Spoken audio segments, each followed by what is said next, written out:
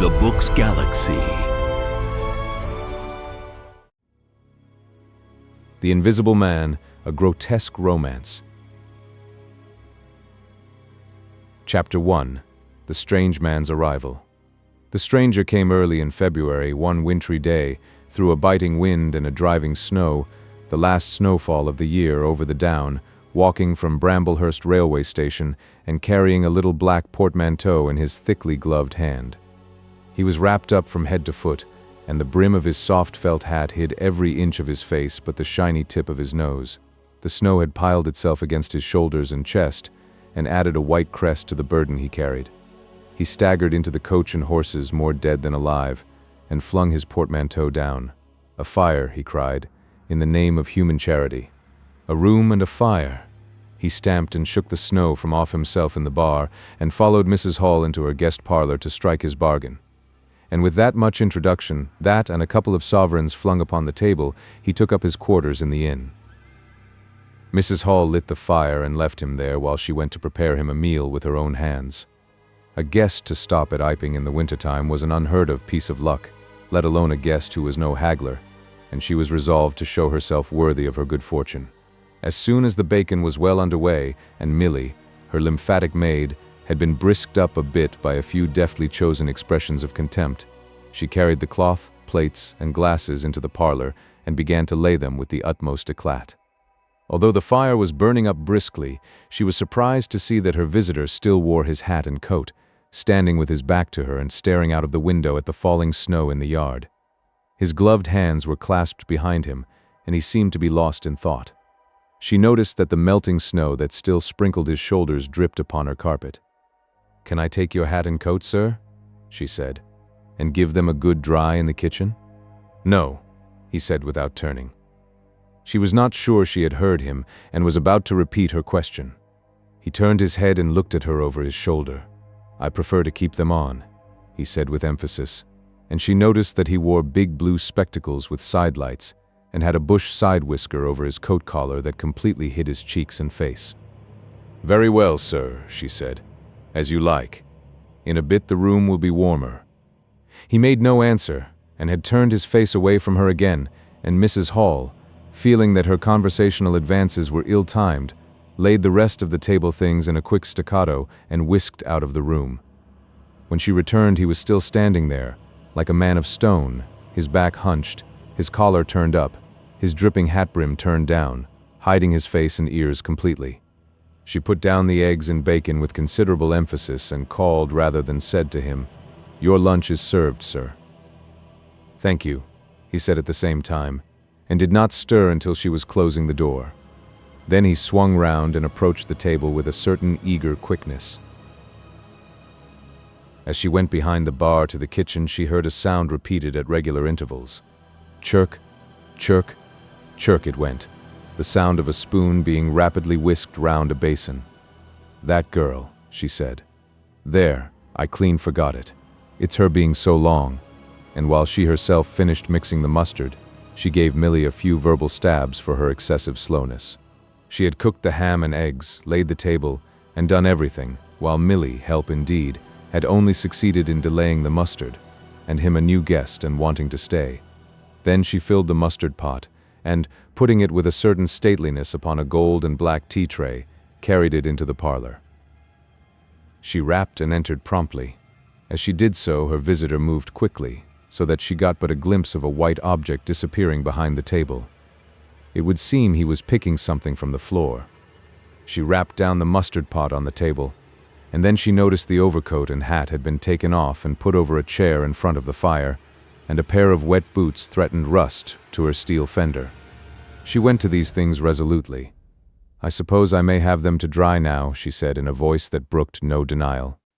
"Leave the hat," said her visitor in a muffled voice, and turning she saw he had raised his head and was sitting and looking at her.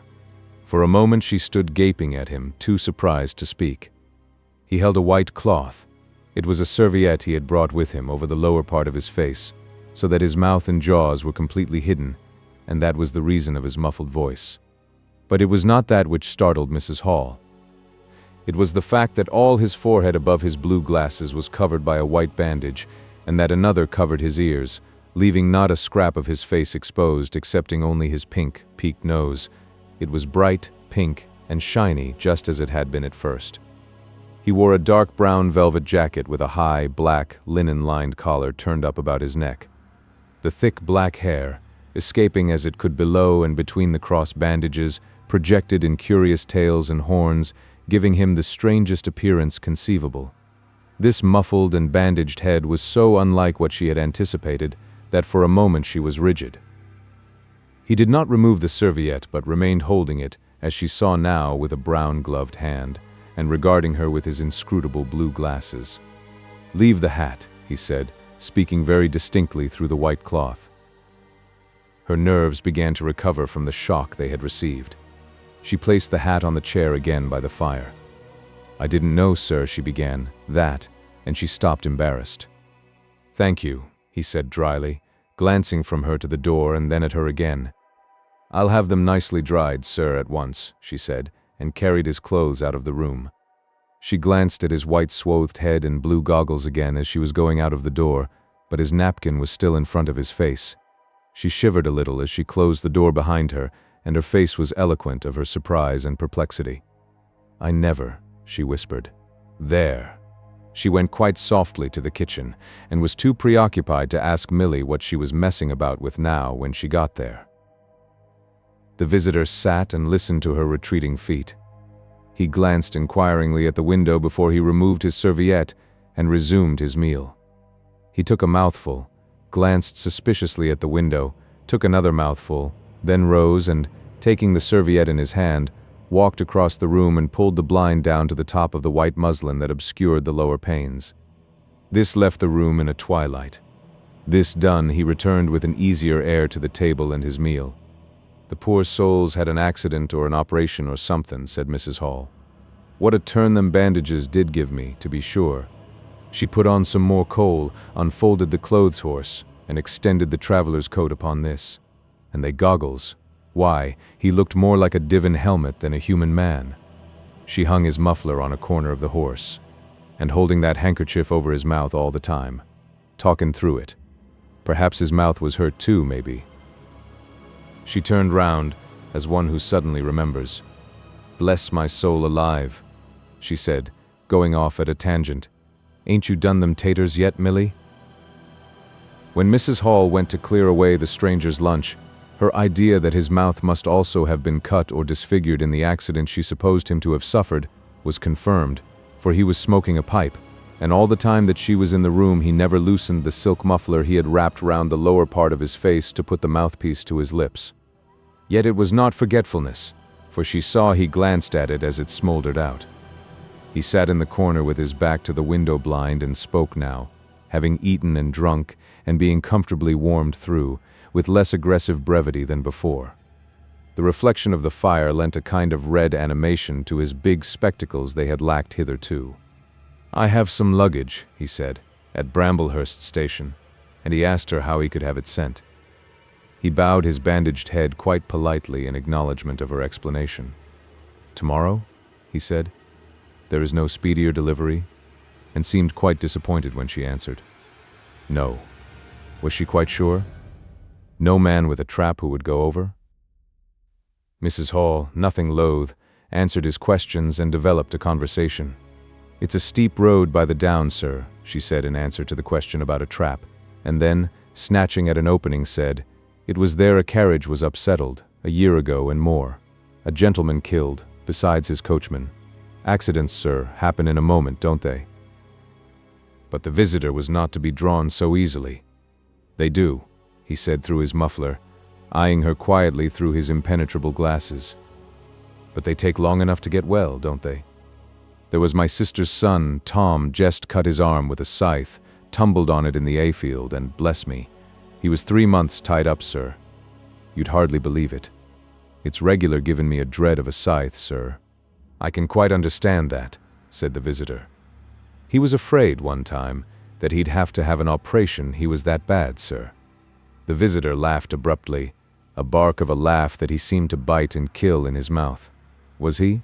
he said. "He was, sir. And no laughing matter to them as had the doing for him.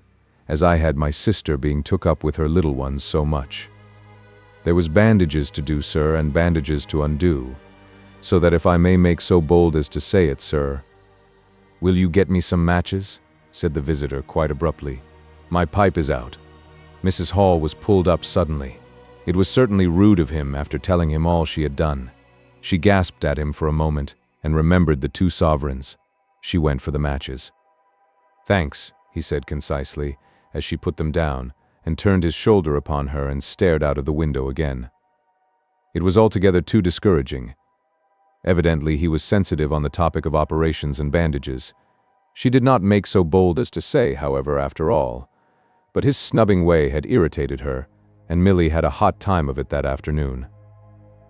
The visitor remained in the parlor until 4 o'clock, without giving the ghost of an excuse for an intrusion. For the most part he was quite still during that time. It would seem he sat in the growing darkness smoking in the firelight, perhaps dozing. Once or twice a curious listener might have heard him at the coals, and for the space of 5 minutes he was audible pacing the room. He seemed to be talking to himself. Then the armchair creaked as he sat down again. Chapter 2. Mr. Teddy Henfrey's First Impressions. At 4 o'clock, when it was fairly dark and Mrs. Hall was screwing up her courage to go in and ask her visitor if he would take some tea, Teddy Henfrey, the clock jobber, came into the bar. "My sakes, Mrs. Hall," said he, "but this is terrible weather for thin boots." The snow outside was falling faster. Mrs. Hall agreed and then noticed he had his bag with him. "Now you're here, Mr. Teddy," said she, "I'd be glad if you'd give the old clock in the parlor a bit of a look. 'Tis going, and it strikes well and hearty, but the hour hand won't do nothing but point at 6. And leading the way, she went across to the parlor door and rapped and entered. Her visitor, she saw as she opened the door, was seated in the armchair before the fire, dozing it would seem, with his bandaged head drooping on one side. The only light in the room was the red glow from the fire, which lit his eyes like adverse railway signals, but left his downcast face in darkness and the scanty vestiges of the day that came in through the open door. Everything was ruddy, shadowy, and indistinct to her, the more so since she had just been lighting the bar lamp, and her eyes were dazzled. But for a second it seemed to her that the man she looked at had an enormous mouth wide open, a vast and incredible mouth that swallowed the whole of the lower portion of his face. It was the sensation of a moment, the white bound head, the monstrous goggle eyes, and this huge yawn below it. Then he stirred, started up in his chair, put up his hand. She opened the door wide, so that the room was lighter, and she saw him more clearly, with the muffler held up to his face, just as she had seen him hold the serviette before. The shadows, she fancied, had tricked her. "Would you mind, sir, this man a-coming to look at the clock, sir?" she said, recovering from the momentary shock. "Look at the clock?"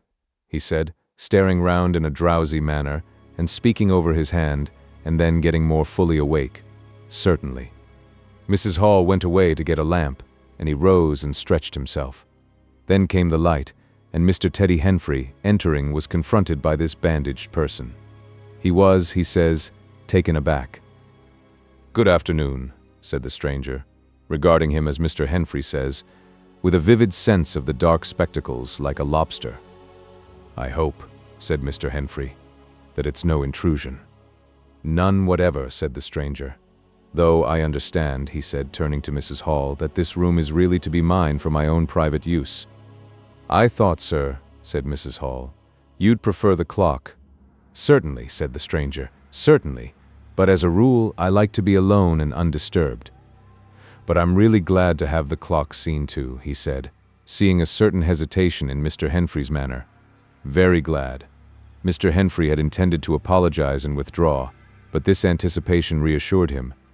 The stranger turned round with his back to the fireplace and put his hands behind his back. "And presently," he said, "when the clock mending is over, I think I should like to have some tea, but not till the clock mending is over." Mrs. Hall was about to leave the room. She made no conversational advances this time, because she did not want to be snubbed in front of Mr. Henfrey when her visitor asked her if she had made any arrangements about his boxes at Bramblehurst. She told him she had mentioned the matter to the postman, and that the carrier could bring them over on the morrow. "You are certain that is the earliest?" he said. She was certain, with a marked coldness. "I should explain," he added, "what I was really too cold and fatigued to do before, that I am an experimental investigator." "Indeed, sir," said Mrs. Hall, much impressed. "And my baggage contains apparatus and appliances." "Very useful things indeed they are, sir," said Mrs. Hall. "And I'm very naturally anxious to get on with my inquiries." "Of course, sir." "My reason for coming to Iping," he proceeded, with a certain deliberation of manner, "was a desire for solitude. I do not wish to be disturbed in my work. In addition to my work, an accident." "I thought as much," said Mrs. Hall to herself. "Necessitates a certain retirement. My eyes are sometimes so weak and painful that I have to shut myself up in the dark for hours together. Lock myself up sometimes now and then. Not at present, certainly. At such times the slightest disturbance, the entry of a stranger into the room, is a source of excruciating annoyance to me. It is well these things should be understood." "Certainly, sir," said Mrs. Hall. "And if I might make so bold as to ask—" "That, I think, is all," said the stranger, with that quietly irresistible air of finality he could assume at will. Mrs. Hall reserved her question and sympathy for a better occasion. After Mrs. Hall had left the room, he remained standing in front of the fire, glaring, so Mr. Henfrey puts it, at the clock mending. Mr. Henfrey not only took off the hands of the clock and the face, but extracted the works, and he tried to work in as slow and quiet and unassuming a manner as possible. He worked with the lamp close to him, and the green shade threw a brilliant light upon his hands and upon the frame and wheels, and left the rest of the room shadowy. When he looked up, colored patches swam in his eyes. Being constitutionally of a curious nature, he had removed the works, a quite unnecessary proceeding, with the idea of delaying his departure and perhaps falling into conversation with the stranger. But the stranger stood there, perfectly silent and still. So still, it got on Henfrey's nerves. He felt alone in the room and looked up, and there, gray and dim, was the bandaged head and huge blue lenses staring fixedly, with a mist of green spots drifting in front of them. It was so uncanny to Henfrey that for a minute they remained staring blankly at one another. Then Henfrey looked down again. Very uncomfortable position. One would like to say something. Should he remark that the weather was very cold for the time of year? He looked up as if to take aim with that introductory shot. "The weather," he began. "Why don't you finish and go?" said the rigid figure, evidently in a state of painfully suppressed rage. "All you've got to do is to fix the hour hand on its axle. You're simply humbugging." "Certainly, sir, 1 minute more." I overlooked, and Mr. Henfrey finished and went. But he went feeling excessively annoyed. "Damn it," said Mr. Henfrey to himself, trudging down the village through the thawing snow. "A man must do a clock at times, surely." And again, can't a man look at you? Ugly. And yet again, seemingly not. If the police was wanting you, you couldn't be more wropped and bandaged. At Gleason's Corner he saw Hall, who had recently married the stranger's hostess at the Coach and Horses, and who now drove the Iping conveyance, when occasional people required it, to Sidderbridge Junction, coming towards him on his return from that place. Hall had evidently been stopping a bit at Sidderbridge, to judge by his driving. "'Ow do, Teddy," he said, passing. "You got a rum on up home," said Teddy. Hall very sociably pulled up. "What's that?" he asked. "Rum-looking customer stopping at the Coach and Horses," said Teddy. "My sakes." And he proceeded to give Hall a vivid description of his grotesque guest. "Looks a bit like a disguise, don't it? I'd like to see a man's face if I had him stopping in my place," said Henfrey. "But women are that trustful where strangers are concerned. He's took your rooms and he ain't even given a name, Hall." "You don't say so," said Hall, who was a man of sluggish apprehension. "Yes," said Teddy, "by the week. Whatever he is, you can't get rid of him under the week. And he's got a lot of luggage coming tomorrow, so he says, let's hope it won't be stones in boxes, Hall." He told Hall how his aunt at Hastings had been swindled by a stranger with empty portmanteau. Altogether, he left Hall vaguely suspicious. "Get up, old girl," said Hall. "I suppose I must see about this." Teddy trudged on his way with his mind considerably relieved. Instead of seeing about it, however, Hall, on his return, was severely rated by his wife on the length of time he had spent in Sidderbridge, and his mild inquiries were answered snappishly and in a manner not to the point. But the seed of suspicion Teddy had sown germinated in the mind of Mr. Hall in spite of these discouragements. "You Wim don't know everything," said Mr. Hall, resolved to ascertain more about the personality of his guest at the earliest possible opportunity. And after the stranger had gone to bed, which he did about 9:30, Mr. Hall went very aggressively into the parlor and looked very hard at his wife's furniture, just to show that the stranger wasn't master there, and scrutinized closely and a little contemptuously a sheet of mathematical computations the stranger had left. When retiring for the night, he instructed Mrs. Hall to look very closely at the stranger's luggage when it came next day. "You mind your own business, Hall," said Mrs. Hall, "and I'll mind mine." She was all the more inclined to snap at Hall because the stranger was undoubtedly an unusually strange sort of stranger, and she was by no means assured about him in her own mind. In the middle of the night she woke up dreaming of huge white heads like turnips that came trailing after her, at the end of interminable necks, and with vast black eyes. But being a sensible woman, she subdued her terrors and turned over and went to sleep again. Chapter 3. The 1001 Bottles. So it was that on the 29th day of February, at the beginning of the thaw, this singular person fell out of infinity into Iping village. Next day his luggage arrived through the slush, and very remarkable luggage it was. There were a couple of trunks indeed, such as a rational man might need, but in addition there were a box of books, big fat books, of which some were just in an incomprehensible handwriting, and a dozen or more crates, boxes and cases, containing objects packed in straw, as it seemed to Hall, tugging with a casual curiosity at the straw glass bottles. The stranger, muffled in hat, coat, gloves and wrapper, came out impatiently to meet Fearenside's cart, while Hall was having a word or so of gossip preparatory to helping bring them in. Out he came, not noticing Fearenside's dog, who was sniffing in a dilettante spirit at Hall's legs. "Come along with those boxes," he said. "I've been waiting long enough." And he came down the steps towards the tail of the cart as if to lay hands on the smaller crate. No sooner had Fearenside's dog caught sight of him, however, than it began to bristle and growl savagely, and when he rushed down the steps it gave an undecided hop, and then sprang straight at his hand. "Whoop!"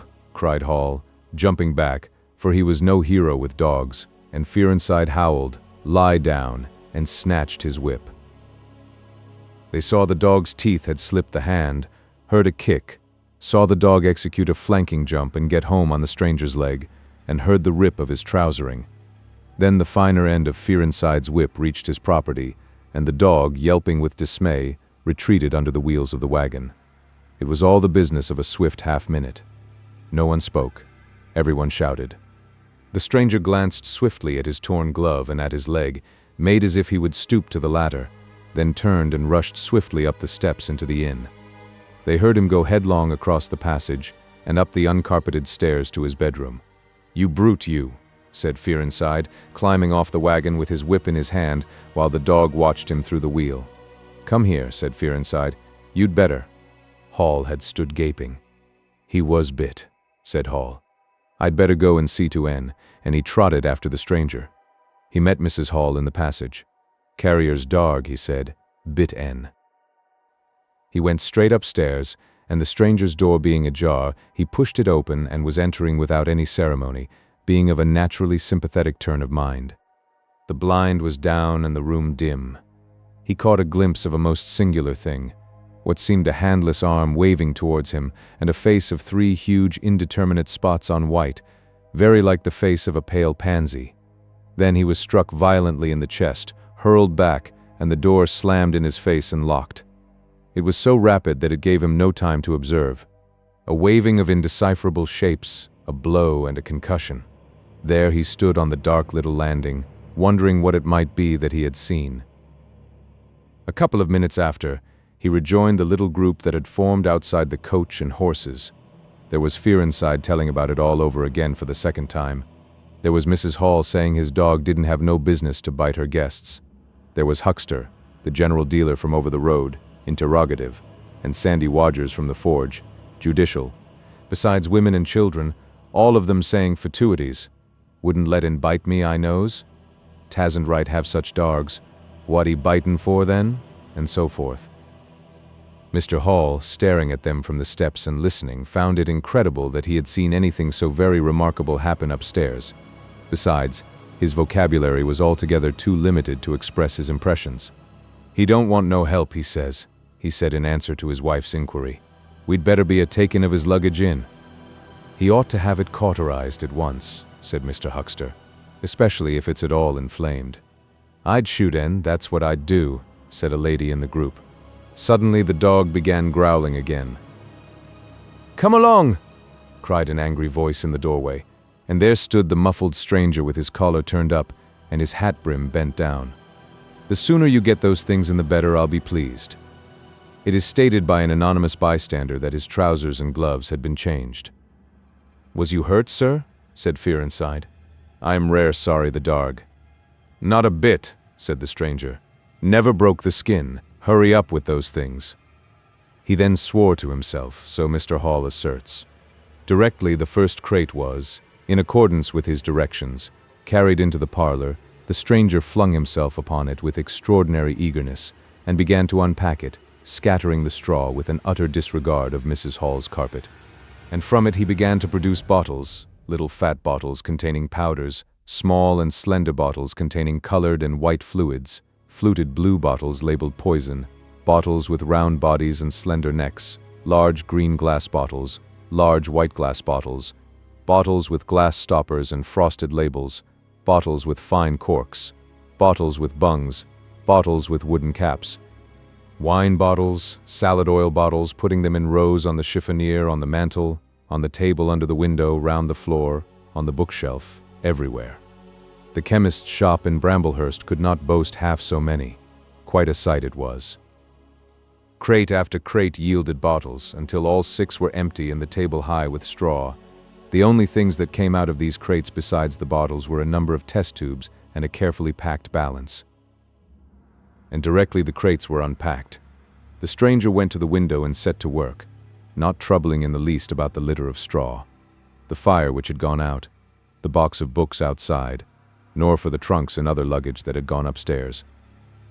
When Mrs. Hall took his dinner in to him, he was already so absorbed in his work, pouring little drops out of the bottles into test tubes, that he did not hear her until she had swept away the bulk of the straw and put the tray on the table, with some little emphasis perhaps, seeing the state that the floor was in.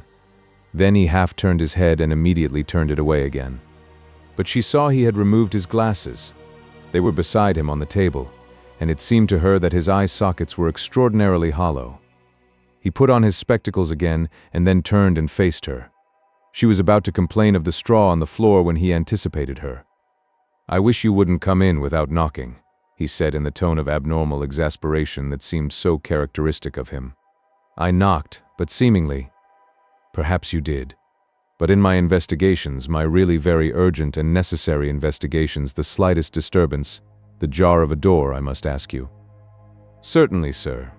You can turn the lock if you're like that, you know. Any time." "A very good idea," said the stranger. "This straw, sir, if I might make so bold as to remark—" "Don't. If the straw makes trouble, put it down in the bill." And he mumbled at her words suspiciously like curses. He was so odd, standing there, so aggressive and explosive, bottle in one hand and test tube in the other, that Mrs. Hall was quite alarmed. But she was a resolute woman. "In which case, I should like to know, sir, what you consider. A shilling, put down a shilling. Surely a shilling's enough?"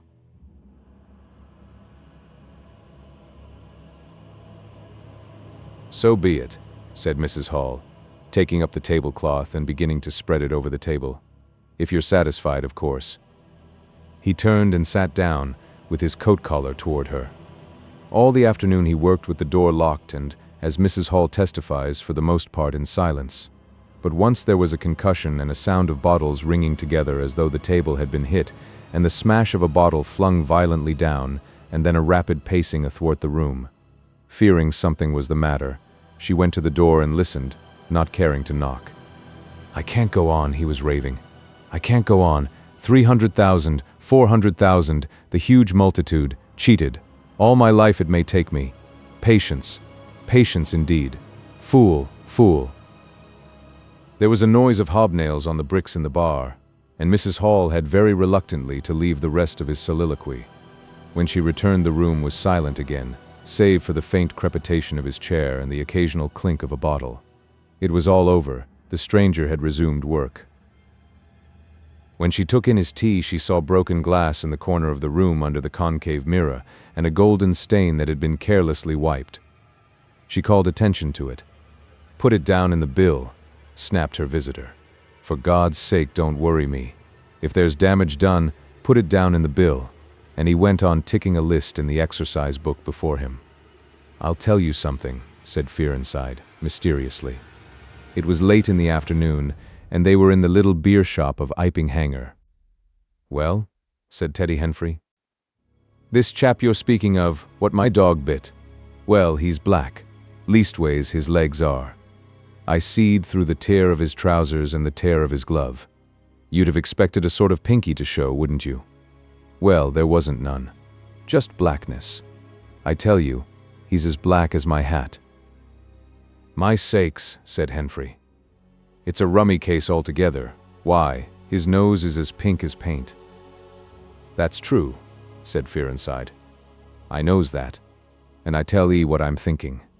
That marn's a piebald, Teddy, black here and white there in patches, and he's ashamed of it. He's a kind of half-breed, and the colors come off patchy instead of mixing. I've heard of such things before, and it's the common way with horses, as anyone can see." Chapter 4. Mr. Cuss interviews the stranger. I have told the circumstances of the stranger's arrival in Iping with a certain fullness of detail, in order that the curious impression he created may be understood by the reader. But excepting two odd incidents, the circumstances of his stay until the extraordinary day of the club festival may be passed over very cursorily.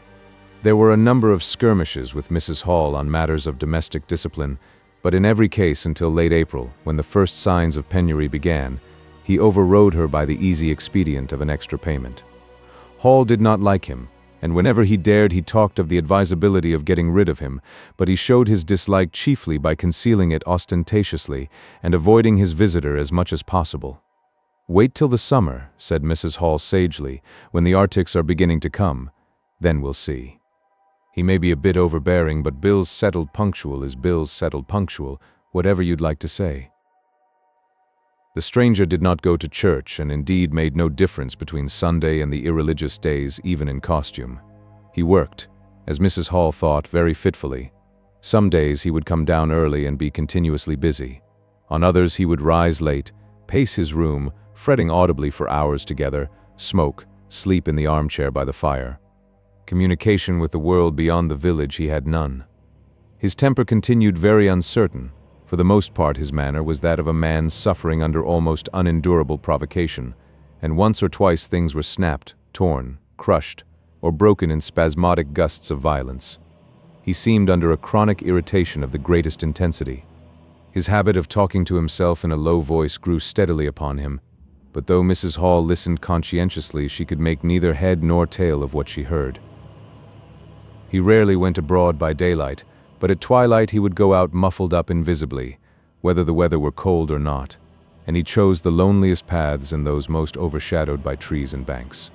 His goggling spectacles and ghastly bandaged face under the penthouse of his hat came with a disagreeable suddenness out of the darkness upon one or two home-going laborers, and Teddy Henfrey, tumbling out of the scarlet coat one night, at 9:30, was scared shamefully by the stranger's skull-like head. He was walking hat in hand, lit by the sudden light of the opened-in door. Such children as saw him at nightfall dreamt of bogies, and it seemed doubtful whether he disliked boys more than they disliked him, or the reverse, but there was certainly a vivid enough dislike on either side. It was inevitable that a person of so remarkable an appearance and bearing should form a frequent topic in such a village as Iping.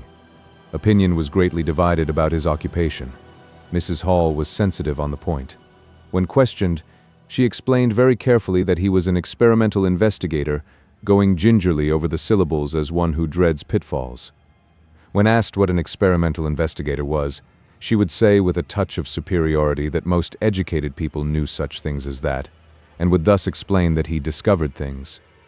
Her visitor had had an accident, she said, which temporarily discolored his face and hands, and being of a sensitive disposition, he was averse to any public notice of the fact. Out of her hearing there was a view largely entertained that he was a criminal trying to escape from justice by wrapping himself up so as to conceal himself altogether from the eye of the police. This idea sprang from the brain of Mr. Teddy Henfrey. No crime of any magnitude dating from the middle or end of February was known to have occurred. Elaborated in the imagination of Mr. Gould, the probationary assistant in the National School. This theory took the form that the stranger was an anarchist in disguise, preparing explosives, and he resolved to undertake such detective operations as his time permitted. These consisted for the most part in looking very hard at the stranger whenever they met, or in asking people who had never seen the stranger, leading questions about him. But he detected nothing. Another school of opinion followed Mr. Fearendside, and either accepted the piebald view or some modification of it, as, for instance, Silas Durgan, who was heard to assert that if he chooses to show himself at fairs he'd make his fortune in no time, and being a bit of a theologian, compared the stranger to the man with the one talent. Yet another view explained the entire matter by regarding the stranger as a harmless lunatic, that had the advantage of accounting for everything straight away. Between these main groups there were waverers and compromisers. Sussex folk have few superstitions, and it was only after the events of early April that the thought of the supernatural was first whispered in the village. Even then it was only credited among the womenfolk. But whatever they thought of him, people in Iping, on the whole, agreed in disliking him. His irritability, though it might have been comprehensible to an urban brain worker, was an amazing thing to these quiet Sussex villagers. The frantic gesticulations they surprised now and then, the headlong pace after nightfall that swept him upon them round quiet corners, the inhuman bludgeoning of all tentative advances of curiosity, the taste for twilight that led to the closing of doors, the pulling down of blinds, the extinction of candles and lamps. Who could agree with such goings-on? They drew aside as he passed down the village, and when he had gone by, young humorists would up with coat collars and down with hat brims, and go pacing nervously after him in imitation of his occult bearing. There was a song popular at that time called The Bogey Man. Miss Stachel sang it at the schoolroom concert in aid of the church lamps, and thereafter whenever one or two of the villagers were gathered together and the stranger appeared, a bar or so of this tune, more or less sharp or flat, was whistled in the midst of them. Also belated little children would call Bogey Man after him and make off tremulously elated. Cuss, the general practitioner, was devoured by curiosity. The bandages excited his professional interest. The report of the 1,001 bottles aroused his jealous regard. All through April and May he coveted an opportunity of talking to the stranger, and at last, towards Whitsuntide, he could stand it no longer, but hit upon the subscription list for a village nurse as an excuse. He was surprised to find that Mr. Hall did not know his guest's name. "He give a name," said Mrs. Hall, an assertion which was quite unfounded, but I didn't rightly hear it. She thought it seemed so silly not to know the man's name. Cuss rapped at the parlor door and entered. There was a fairly audible imprecation from within. "Pardon my intrusion," said Cuss, and then the door closed and cut Mrs. Hall off from the rest of the conversation.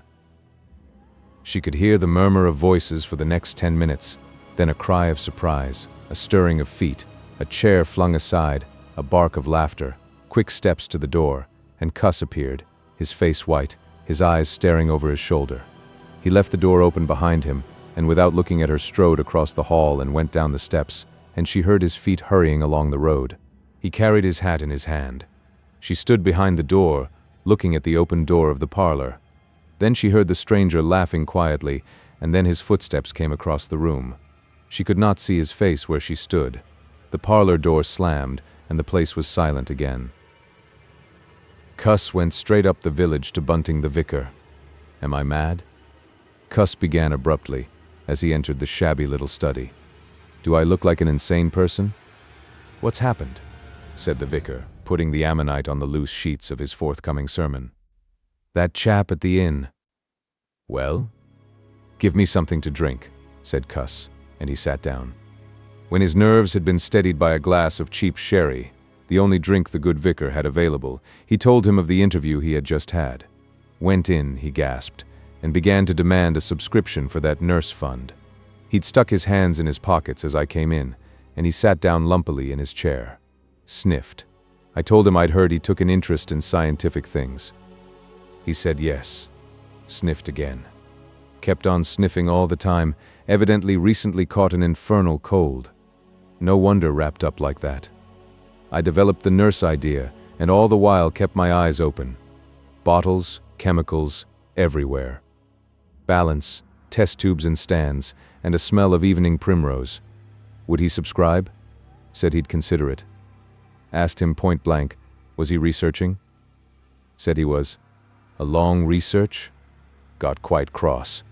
A damnable long research, said he, blowing the cork out, so to speak. Oh, said I, and out came the grievance. The man was just on the boil, and my question boiled him over. He had been given a prescription, most valuable prescription, what for he wouldn't say. Was it medical?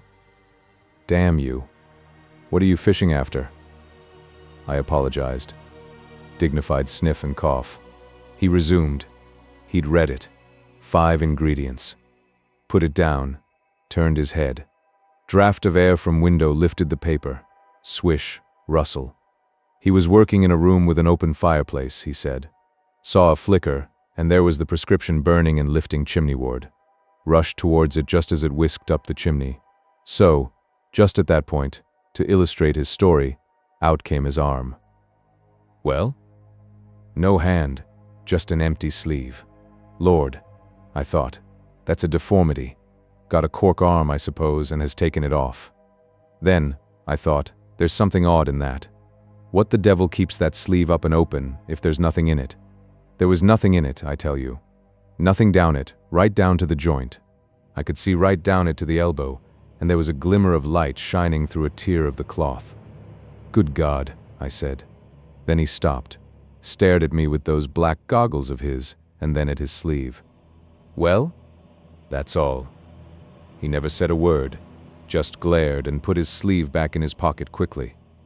I was saying, said he, that there was the prescription burning, wasn't I? Interrogative cough. How the devil, said I. Can you move an empty sleeve like that? Empty sleeve? Yes, said I, an empty sleeve. It's an empty sleeve, is it? You saw it was an empty sleeve? He stood up right away. I stood up too. He came towards me in 3 very slow steps, and stood quite close. Sniffed venomously. I didn't flinch, though I'm hanged if that bandaged knob of his, and those blinkers aren't enough to unnerve anyone, coming quietly up to you. You said it was an empty sleeve? He said. Certainly, I said. At staring and saying nothing, a barefaced man, unspectacled, starts scratch. Then very quietly he pulled his sleeve out of his pocket again, and raised his arm towards me as though he would show it to me again. He did it very, very slowly. I looked at it. Seemed an age. Well, said I, clearing my throat, there's nothing in it. Had to say something. I was beginning to feel frightened. I could see right down it. He extended it straight towards me, slowly, slowly, just like that, until the cuff was 6 inches from my face. Queer thing to see an empty sleeve come at you like that. And then, well, something exactly like a finger and thumb, it felt, nipped my nose. Bunting began to laugh. There wasn't anything there, said Cuss, his voice running up into a shriek at the there. It's all very well for you to laugh, but I tell you I was so startled, I hit his cuff hard and turned around and cut out of the room. I left him. Cuss stopped.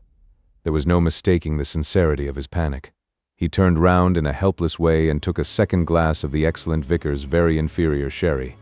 When I hit his cuff, said Cuss, I tell you, it felt exactly like hitting an arm, and there wasn't an arm. There wasn't the ghost of an arm. Mr. Bunting thought it over. He looked suspiciously at Cuss. It's a most remarkable story, he said. He looked very wise and grave indeed. It's really, said Mr. Bunting with judicial emphasis, a most remarkable story. Chapter 5. The Burglary at the Vicarage. The facts of the burglary at the Vicarage came to us chiefly through the medium of the vicar and his wife. It occurred in the small hours of Whit Monday, the day devoted in Iping to the club festivities.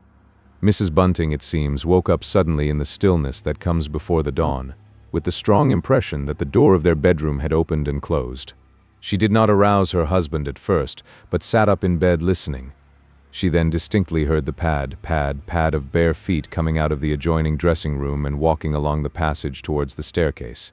As soon as she felt assured of this, she aroused the Reverend Mr. Bunting as quietly as possible. He did not strike a light, but putting on his spectacles, her dressing gown and his bath slippers, he went out on the landing to listen. He heard quite distinctly a fumbling going on at his study desk downstairs, and then a violent sneeze. At that he returned to his bedroom, armed himself with the most obvious weapon, the poker, and descended the staircase as noiselessly as possible. Mrs. Bunting came out on the landing. The hour was about 4, and the ultimate darkness of the night was past.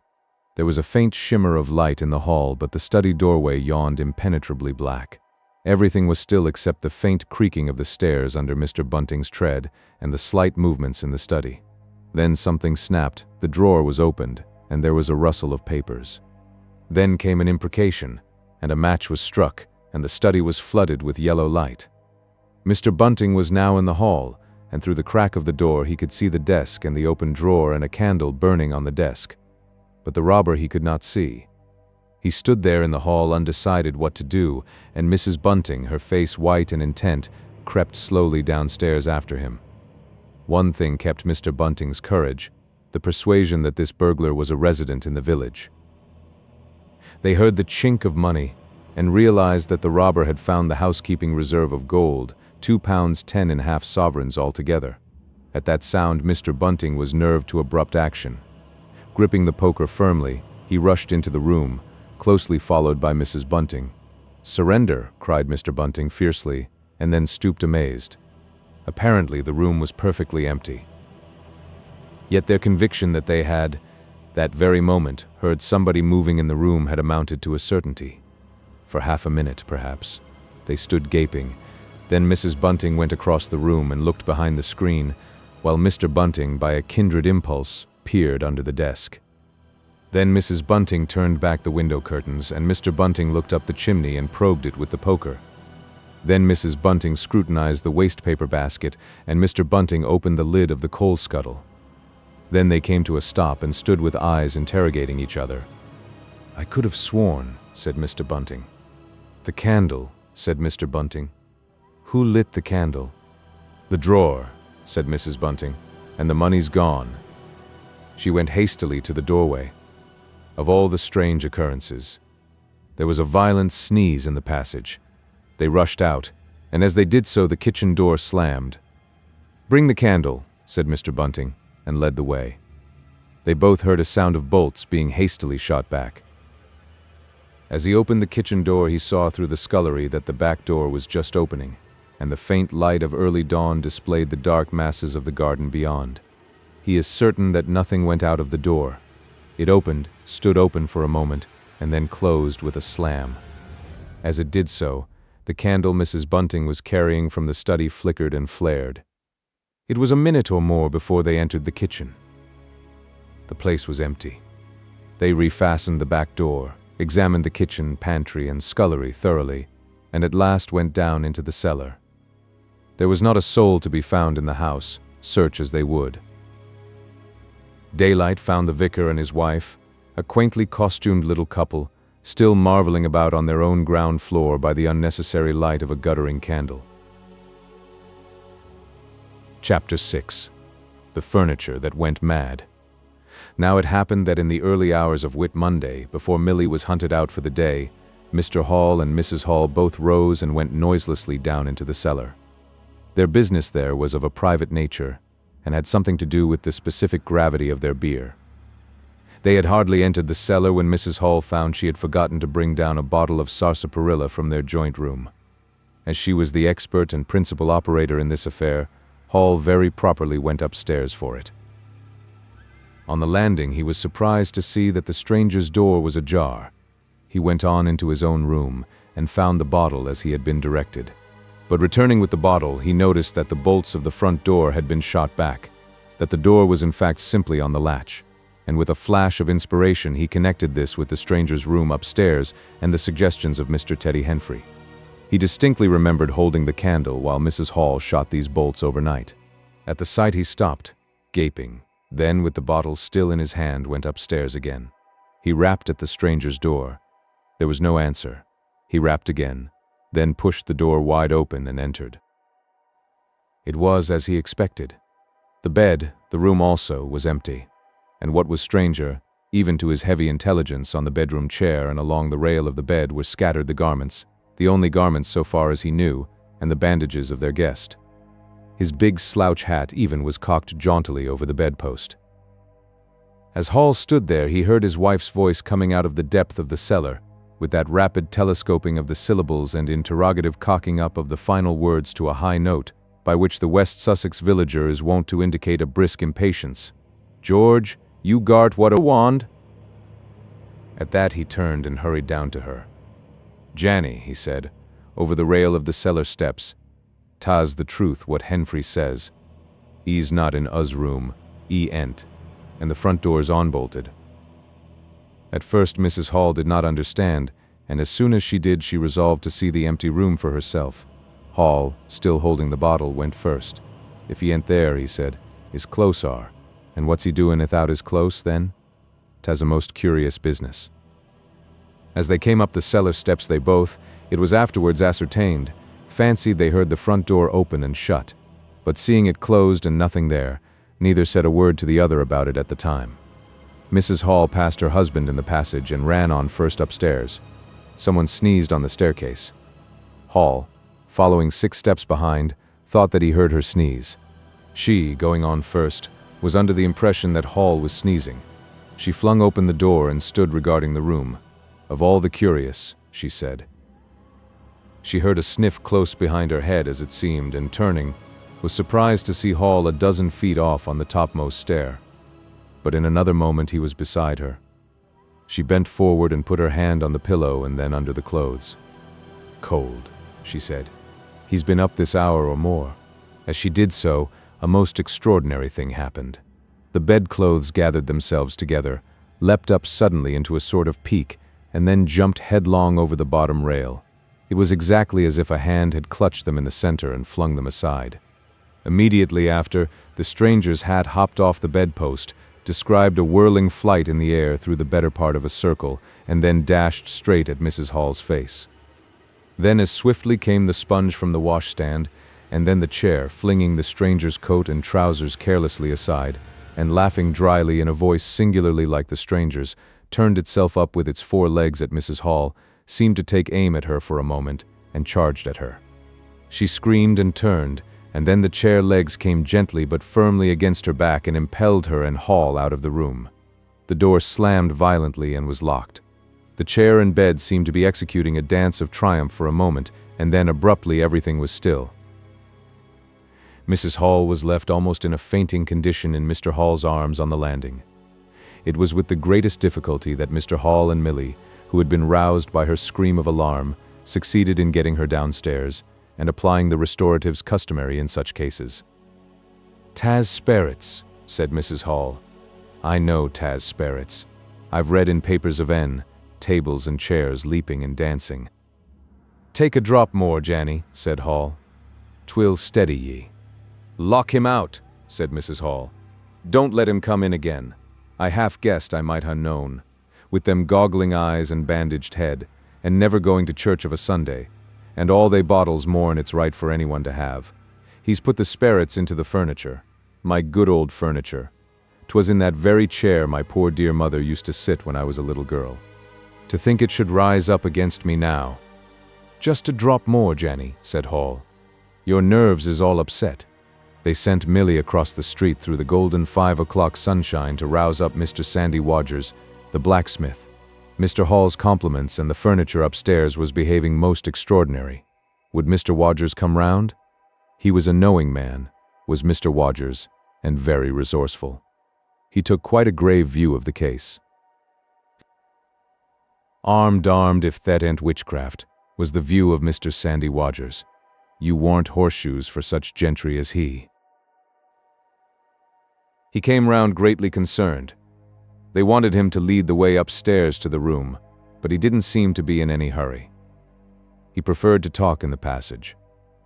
Over the way, Huckster's apprentice came out and began taking down the shutters of the tobacco window. He was called over to join the discussion. Mr. Huckster naturally followed over in the course of a few minutes. The Anglo-Saxon genius for parliamentary government asserted itself. There was a great deal of talk and no decisive action. "Let's have the facts first," insisted Mr. Sandy Wodgers. "Let's be sure we'd be acting perfectly right in bustin' that there door open.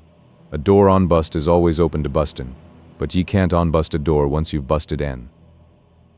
And suddenly and most wonderfully the door of the room upstairs opened of its own accord, and as they looked up in amazement, they saw descending the stairs the muffled figure of the stranger staring more blackly and blankly than ever with those unreasonably large blue-glass eyes of his. He came down stiffly and slowly, staring all the time. He walked across the passage staring, then stopped. "Look there," he said, and their eyes followed the direction of his gloved finger and saw a bottle of sarsaparilla hard by the cellar door. Then he entered the parlor, and suddenly, swiftly, viciously, slammed the door in their faces. Not a word was spoken until the last echoes of the slam had died away. They stared at one another. "Well, if that don't lick everything," said Mr. Wodgers, and left the alternative unsaid. "I'd go in and ask him about it," said Wodgers to Mr. Hall. "I demand an explanation." It took some time to bring the landlady's husband up to that pitch. At last he rapped, opened the door, and got as far as, "Excuse me." "Go to the devil," said the stranger in a tremendous voice, "and shut that door after you." So that brief interview terminated. Chapter 7. The Unveiling of the Stranger. The stranger went into the little parlor of the Coach and Horses about 5:30 in the morning, and there he remained until near midday, the blinds down, the door shut, and none, after Hall's repulse, venturing near him. All that time he must have fasted. Thrice he rang his bell, the third time furiously and continuously, but no one answered him. Him and his "go to the devil" indeed, said Mrs. Hall. Presently came an imperfect rumor of the burglary at the Vicarage, and two were put together. Hall, assisted by Wodgers, went off to find Mr. Shuckleforth, the magistrate, and take his advice. No one ventured upstairs. How the stranger occupied himself is unknown. Now and then he would stride violently up and down, and twice came an outburst of curses, a tearing of paper, and a violent smashing of bottles. The little group of scared but curious people increased. Mrs. Huckster came over, some gay young fellows resplendent in black ready-made jackets and piqué paper ties, for it was Whit Monday, joined the group with confused interrogations. Young Archie Harker distinguished himself by going up the yard and trying to peep under the window blinds. He could see nothing, but gave reason for supposing that he did, and others of the Iping youth presently joined him. It was the finest of all possible Whit Mondays, and down the village street stood a row of nearly a dozen booths, a shooting gallery, and on the grass by the forge were 3 yellow and chocolate wagons and some picturesque strangers of both sexes putting up a coconut shy. The gentlemen wore blue jerseys, the ladies white aprons, and quite fashionable hats with heavy plumes. Wodger of the Purple Fawn and Mr. Jaggers, the cobbler, who also sold old second-hand ordinary bicycles, were stretching a string of Union Jacks and Royal Ensigns, which had originally celebrated the first Victorian Jubilee, across the road.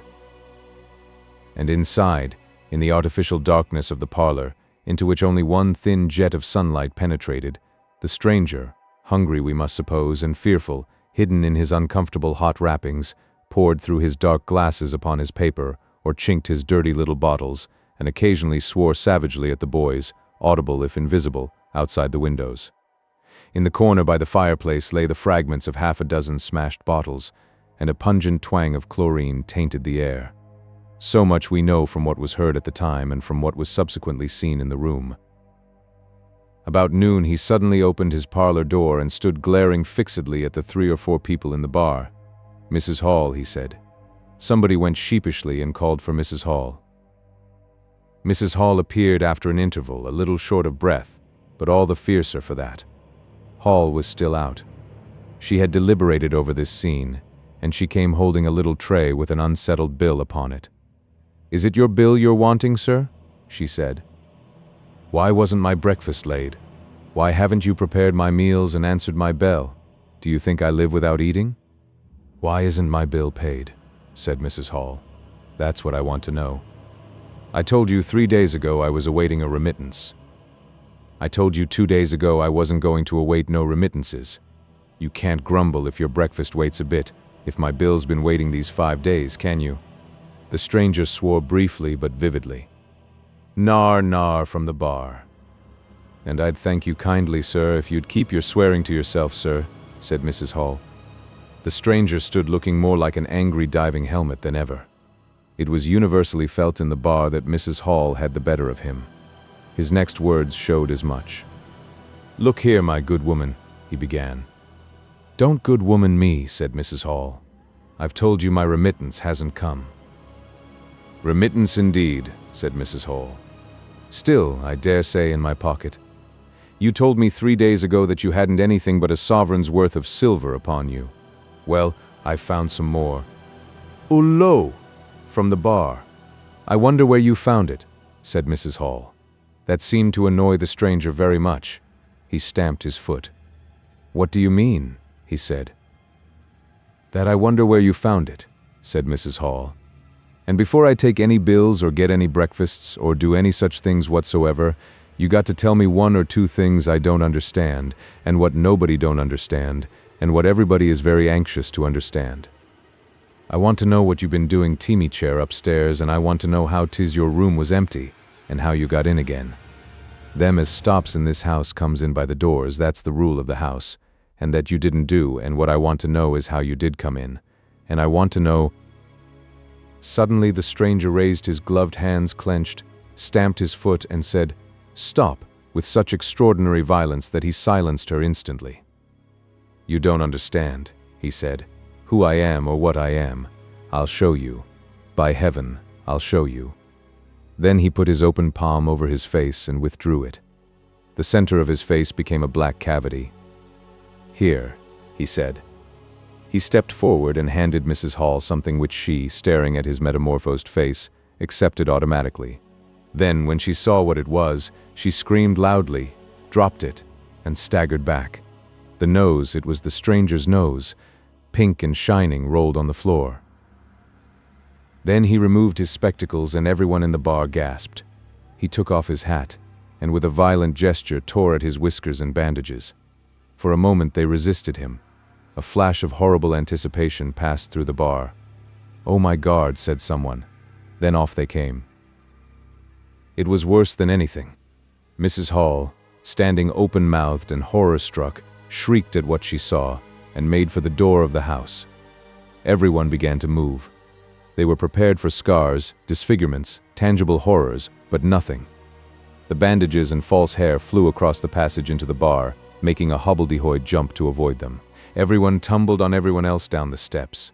For the man who stood there shouting some incoherent explanation was a solid gesticulating figure up to the coat collar of him, and then nothingness, no visible thing at all. People down the village heard shouts and shrieks, and looking up the street saw the coach and horses violently firing out its humanity. They saw Mrs. Hall fall down and Mr. Teddy Henfrey jump to avoid tumbling over her, and then they heard the frightful screams of Millie, who, emerging suddenly from the kitchen at the noise of the tumult, had come upon the headless stranger from behind. These increased suddenly. Forthwith everyone all down the street, the sweetstuff seller, coconut-shy proprietor and his assistant, the swingman, little boys and girls, rustic dandies, smart wenches, smocked elders and aproned gypsies began running towards the inn, and in a miraculously short space of time a crowd of perhaps 40 people, and rapidly increasing, swayed and hooted and inquired and exclaimed and suggested. In front of Mrs. Hall's establishment. Everyone seemed eager to talk at once, and the result was babble. A small group supported Mrs. Hall, who was picked up in a state of collapse. There was a conference, and the incredible evidence of a vociferous eyewitness. Oh, bogey, what's he been doin' then? Ain't hurt the girl, as he? Run it in with a knife, I believe. No et, I tell ye. I don't mean no manner of speaking. I mean marneth out a ed. Nonsense. 'Tis some conjuring trick. Fetched off his wrapping, I did. In its struggles to see in through the open door, The crowd formed itself into a straggling wedge, with the more adventurous apex nearest the inn. He stood for a moment. I heard the gal scream, and he turned. I saw her skirts whisk, and he went after her. Didn't take 10 seconds. Back he comes with a knife in his hand and a loaf, stood just as if he was staring. Not a moment ago. Went in that there door, I tell 'ee. He ain't got no head at all. You just missed N. There was a disturbance behind, and the speaker stopped to step aside for a little procession that was marching very resolutely towards the house. First Mr. Hall, very red and determined, then Mr. Bobby Jaffers, the village constable, and then the wary Mr. Wodgers. They had come now armed with a warrant. People shouted conflicting information of the recent circumstances. "Ed or no Ed," said Jaffers, "I got to rest N, and rest N I will." Mr. Hall marched up the steps, marched straight to the door of the parlor and flung it open. "Constable," he said, "do your duty." Jaffers marched in, Hall next, Wodgers last.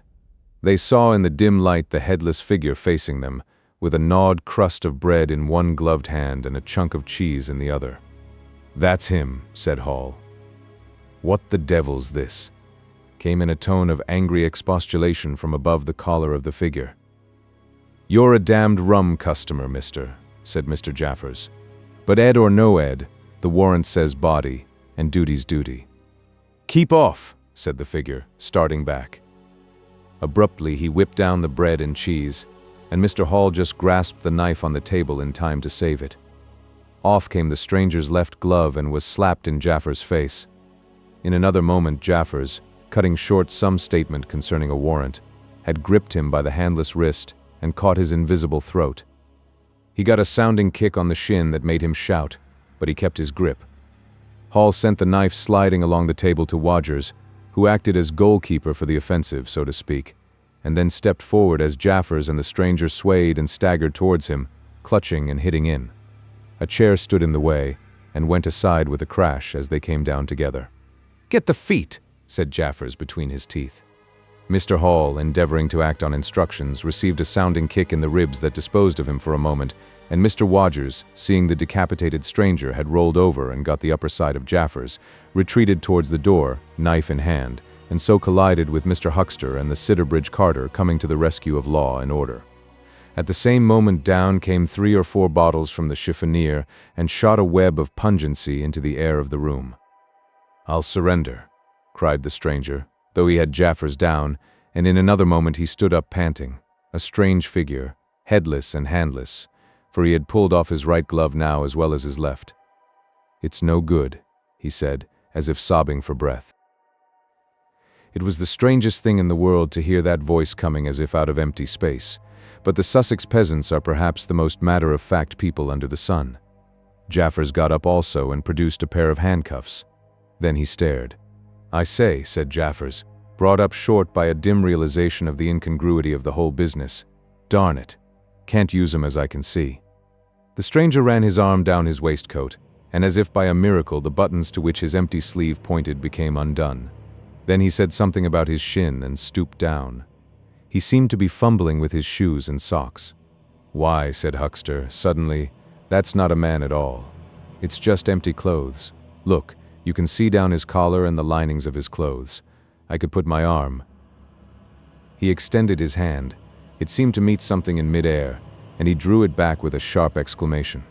"I wish you'd keep your fingers out of my eye," said the aerial voice, in a tone of savage expostulation. "The fact is, I'm all here, head, hands, legs, and all the rest of it. But it happens I'm invisible. It's a confounded nuisance, but I am.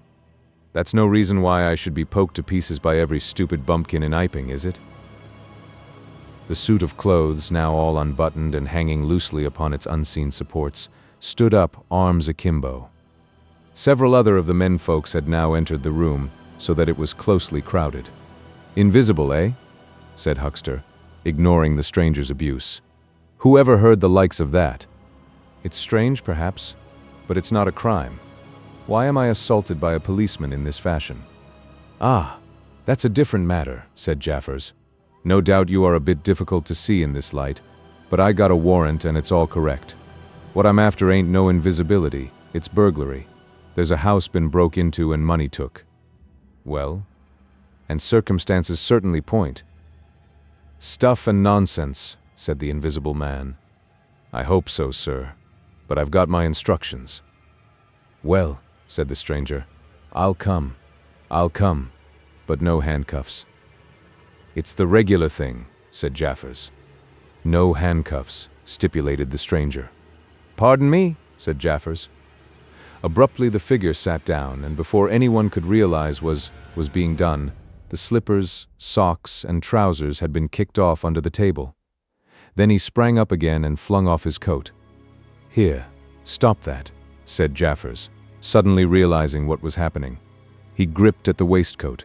It struggled, and the shirt slipped out of it and left it limp and empty in his hand. "Hold him," said Jaffers loudly. "Once he gets the things off."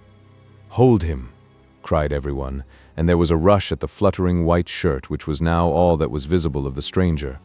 The shirt sleeve planted a shrewd blow in Hall's face that stopped his open-armed advance and sent him backward into old Toothsome the sexton, and in another moment the garment was lifted up and became convulsed and vacantly flapping about the arms, even as a shirt that is being thrust over a man's head. Jaffers clutched at it and only helped to pull it off.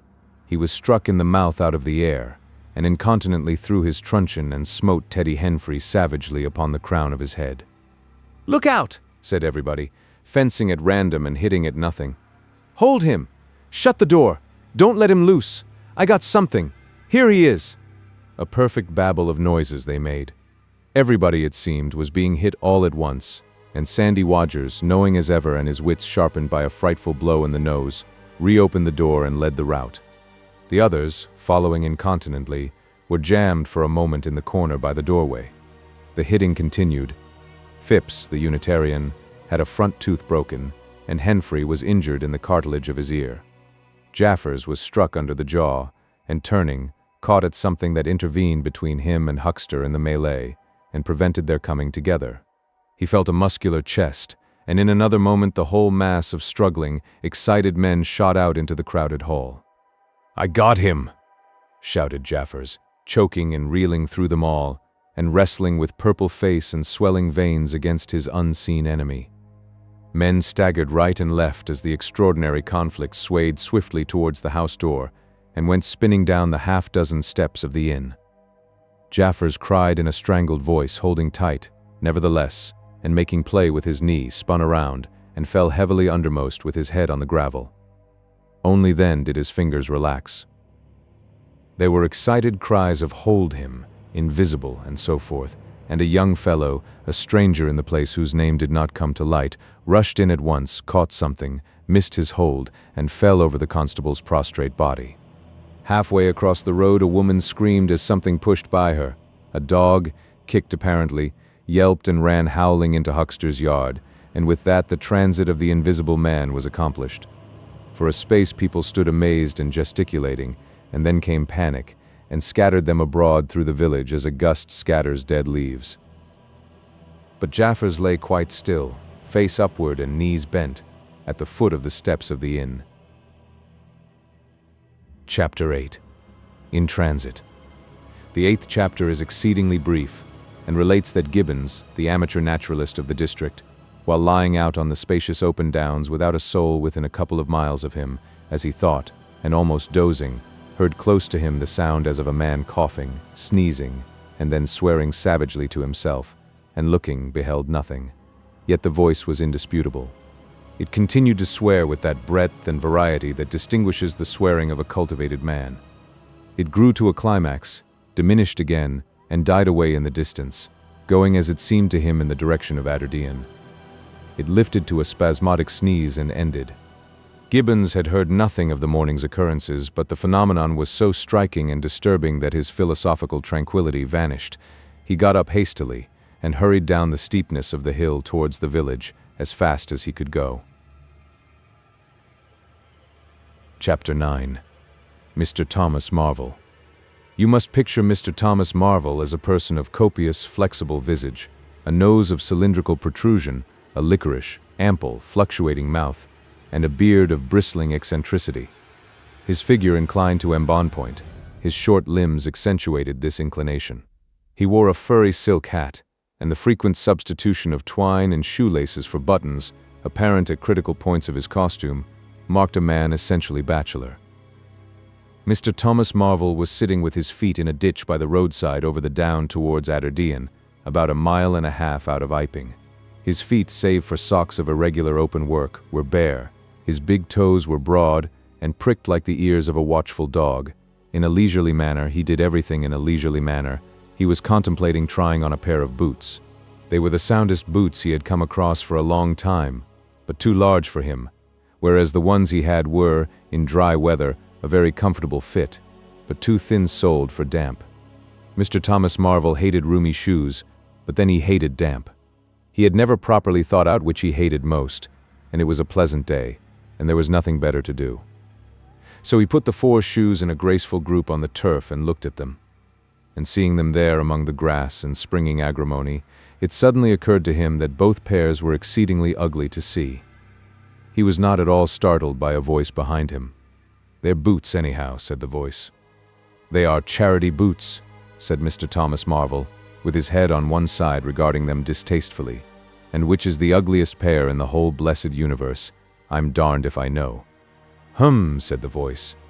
"I've worn worse, in fact. I've worn none. But none so audacious ugly, if you'll allow the expression. I've been cadging boots in particular for days, because I was sick of them. They're sound enough, of course, but a gentleman on tramp sees such a thundering lot of his boots. And if you'll believe me, I've raised nothing in the whole blessed country, try as I would, but them. Look at 'em. And a good country for boots, too, in a general way. But it's just my promiscuous luck. I've got my boots in this country 10 years or more, and then they treat you like this." "It's a beast of a country," said the voice, "and pigs for people." "Ain't it?" said Mr. Thomas Marvel.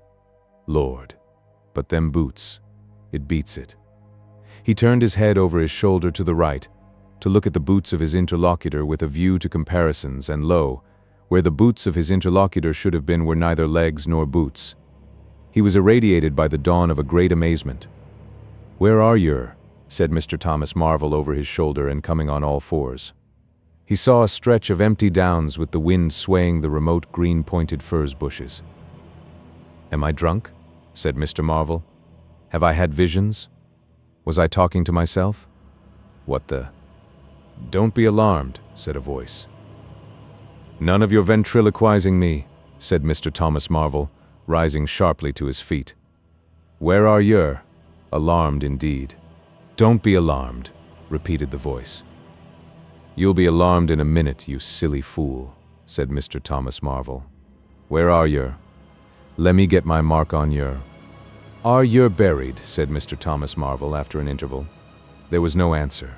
Mr. Thomas Marvel stood bootless and amazed, his jacket nearly thrown off. "Peewit," said a peewit, very remote. "Peewit, indeed," said Mr. Thomas Marvel. "This ain't no time for foolery." The down was desolate east and west, north and south. The road with its shallow ditches and white bordering stakes ran smooth and empty north and south, and save for that peewit, the blue sky was empty too. "So help me," said Mr. Thomas Marvel, shuffling his coat onto his shoulders again. "It's the drink. I might ha' known." "It's not the drink," said the voice. "You keep your nerves steady." "Ow," said Mr. Marvel, and his face grew white amidst its patches. "It's the drink," his lips repeated noiselessly. He remained staring about him, rotating slowly backwards. "I could have swore I heard a voice," he whispered. "Of course you did." "It's there again," said Mr. Marvel, closing his eyes and clasping his hand on his brow with a tragic gesture. He was suddenly taken by the collar and shaken violently, and left more dazed than ever. "Don't be a fool," said the voice. "I'm off my blooming chump," said Mr. Marvel. "It's no good. It's fretting about them blarsted boots. I'm off my blessed blooming chump, or its spirits." "Neither one thing nor the other," said the voice. "Listen." "Chump," said Mr. Marvel. "1 minute," said the voice, penetratingly, tremulous with self-control. "Well?" said Mr. Thomas Marvel, with a strange feeling of having been dug in the chest by a finger.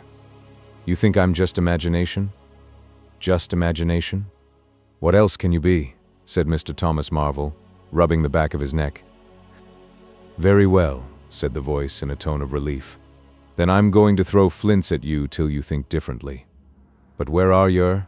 The voice made no answer. Whiz came a flint apparently out of the air, and missed Mr. Marvel's shoulder by a hair's breadth. Mr. Marvel, turning, saw a flint jerk up into the air, trace a complicated path, hang for a moment, and then fling at his feet with almost invisible rapidity. He was too amazed to dodge. Whiz it came, and ricocheted from a bare toe into the ditch. Mr. Thomas Marvel jumped a foot and howled aloud. Then he started to run, tripped over an unseen obstacle, and came head over heels into a sitting position. Now, said the voice, as a third stone curved upward and hung in the air above the tramp. Am I imagination? Mr. Marvel, by way of reply, struggled to his feet and was immediately rolled over again. He lay quiet for a moment. If you struggle any more, said the voice, I shall throw the flint at your head. It's a fair do, said Mr. Thomas Marvel, sitting up, taking his wounded toe in hand and fixing his eye on the third missile. I don't understand it. Stones flinging themselves. Stones talking. Put yourself down. Rot away. I'm done.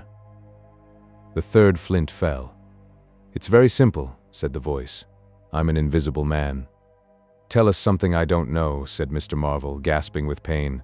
Where you've hid, how you do it, I don't know. I'm beat. That's all, said the voice. I'm invisible. That's what I want you to understand. Anyone could see that. There is no need for you to be so confounded impatient, mister. Now then, give us a notion. How are you hid? I'm invisible. That's the great point. And what I want you to understand is this. But whereabouts? Interrupted Mr. Marvel. Here, 6 yards in front of you. Oh, come. I ain't blind. You'll be telling me next you're just thin air. I'm not one of your ignorant tramps. Yes, I am thin air. You're looking through me. What? Ain't there any stuff to you? Voxet, what is it, jabber? Is it that? I am just a human being solid, needing food and drink, needing covering too, but I'm invisible, you see? Invisible. Simple idea. Invisible. What? Real-like? Yes, real. Let's have a hand of you, said Marvel, if you are real. It won't be so darn out of the way like, then, Lord, he said. How you made me jump, gripping me like that. He felt the hand that had closed round his wrist with his disengaged fingers, and his fingers went timorously up the arm, patted a muscular chest, and explored a bearded face. Marvel's face was astonishment. I'm dashed, he said. If this don't beat cockfighting, most remarkable. And there I can see a rabbit clean through you, 'arf a mile away. Not a bit of you visible except... He scrutinized the apparently empty space keenly. You haven't been eating bread and cheese? He asked, holding the invisible arm. You're quite right, and it's not quite assimilated into the system. Ah, said Mr. Marvel. Sort of ghostly, though. Of course, all this isn't half so wonderful as you think. It's quite wonderful enough for my modest wants, said Mr. Thomas Marvel. How'd yer manage it? How the deuce is it done? It's too long a story, and besides, I tell you, the whole business fairly beats me, said Mr. Marvel. What I want to say at present is this, I need help. I have come to that, I came upon you suddenly. I was wandering mad with rage, naked, impotent. I could have murdered, and I saw you. Lord, said Mr. Marvel. I came up behind you, hesitated, went on. Mr. Marvel's expression was eloquent, then stopped. Here, I said, is an outcast like myself. This is the man for me, so I turned back and came to you. You, and... Lord, said Mr. Marvel, but I'm all in a tizzy, may I ask? How is it? And what you may be requiring in the way of help? Invisible. I want you to help me get clothes and shelter and then with other things. I've left them long enough. If you won't, well, but you will, must. Look here, said Mr. Marvel. I am too flabbergasted. Don't knock me about any more, and leave me go.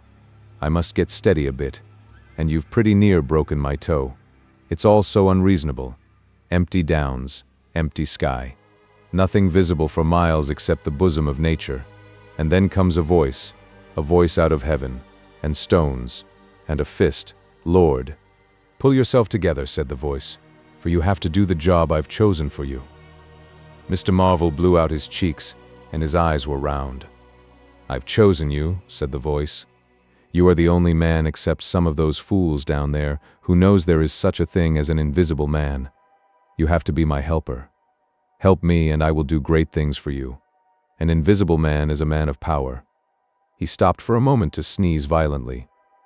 "But if you betray me," he said, "if you fail to do as I direct you." He paused and tapped Mr. Marvel's shoulder smartly. Mr. Marvel gave a yelp of terror at the touch.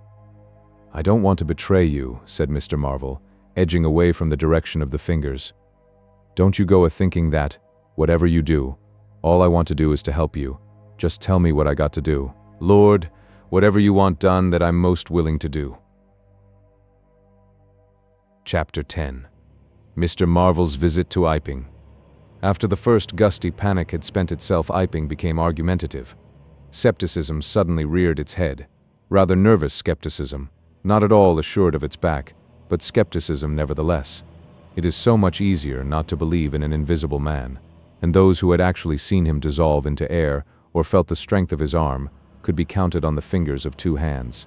And of these witnesses Mr. Wodgers was presently missing, having retired impregnably behind the bolts and bars of his own house, and Jaffers was lying stunned in the parlor of the Coach and Horses. Great and strange ideas transcending experience often have less effect upon men and women than smaller, more tangible considerations. Iping was gay with bunting, and everybody was in gala dress. Whit Monday had been looked forward to for a month or more. By the afternoon, even those who believed in the unseen were beginning to resume their little amusements in a tentative fashion, on the supposition that he had quite gone away, and with the skeptics he was already a jest. But people, skeptics and believers alike, were remarkably sociable all that day. Hazeman's meadow was gay with a tent, in which Mrs. Bunting and other ladies were preparing tea, while without, the Sunday school children ran races and played games under the noisy guidance of the curate and the Misses Cuss and Sackbut. No doubt there was a slight uneasiness in the air, but people for the most part had the sense to conceal whatever imaginative qualms they experienced. On the village green an inclined strong, down which, clinging the while to a pulley-swung handle, one could be hurled violently against a sack at the other end, came in for considerable favor among the adolescents, as also did the swings and the coconut shies. There was also promenading, and the steam organ attached to a small roundabout filled the air with a pungent flavor of oil and with equally pungent music. Members of the club who had attended church in the morning were splendid in badges of pink and green, and some of the gayer-minded had also adorned their bowler hats with brilliant-colored favors of ribbon. Old Fletcher, whose conceptions of holiday-making were severe, was visible through the jasmine about his window or through the open door, whichever way you chose to look, poised delicately on a plank supported on two chairs, and whitewashing the ceiling of his front room. About 4 o'clock a stranger entered the village from the direction of the Downs. He was a short, stout person in an extraordinarily shabby top hat, and he appeared to be very much out of breath. His cheeks were alternately limp and tightly puffed. His mottled face was apprehensive, and he moved with a sort of reluctant alacrity. He turned the corner of the church and directed his way to the Coach and Horses. Among others, old Fletcher remembers seeing him, and indeed the old gentleman was so struck by his peculiar agitation that he inadvertently allowed a quantity of whitewash to run down the brush into the sleeve of his coat while regarding him. This stranger, to the perceptions of the proprietor of the Coconut Shy, appeared to be talking to himself, and Mr. Huckster remarked the same thing. He stopped at the foot of the Coach and Horses steps, and according to Mr. Huckster, appeared to undergo a severe internal struggle before he could induce himself to enter the house. Finally, he marched up the steps and was seen by Mr. Huckster to turn to the left and open the door of the parlor. Mr. Huckster heard voices from within the room and from the bar apprising the man of his error. "That room's private," said Hall, and the stranger shut the door clumsily and went into the bar. In the course of a few minutes he reappeared, wiping his lips with the back of his hand with an air of quiet satisfaction that somehow impressed Mr. Huckster as assumed. He stood looking about him for some moments, and then Mr. Huckster saw him walk in an oddly furtive manner towards the gates of the yard, upon which the parlor window opened. The stranger, after some hesitation, leant against one of the gate-posts, produced a short clay pipe, and prepared to fill it. His fingers trembled while doing so. He lit it clumsily, and folding his arms began to smoke in a languid attitude, an attitude which his occasional glances up the yard altogether belied.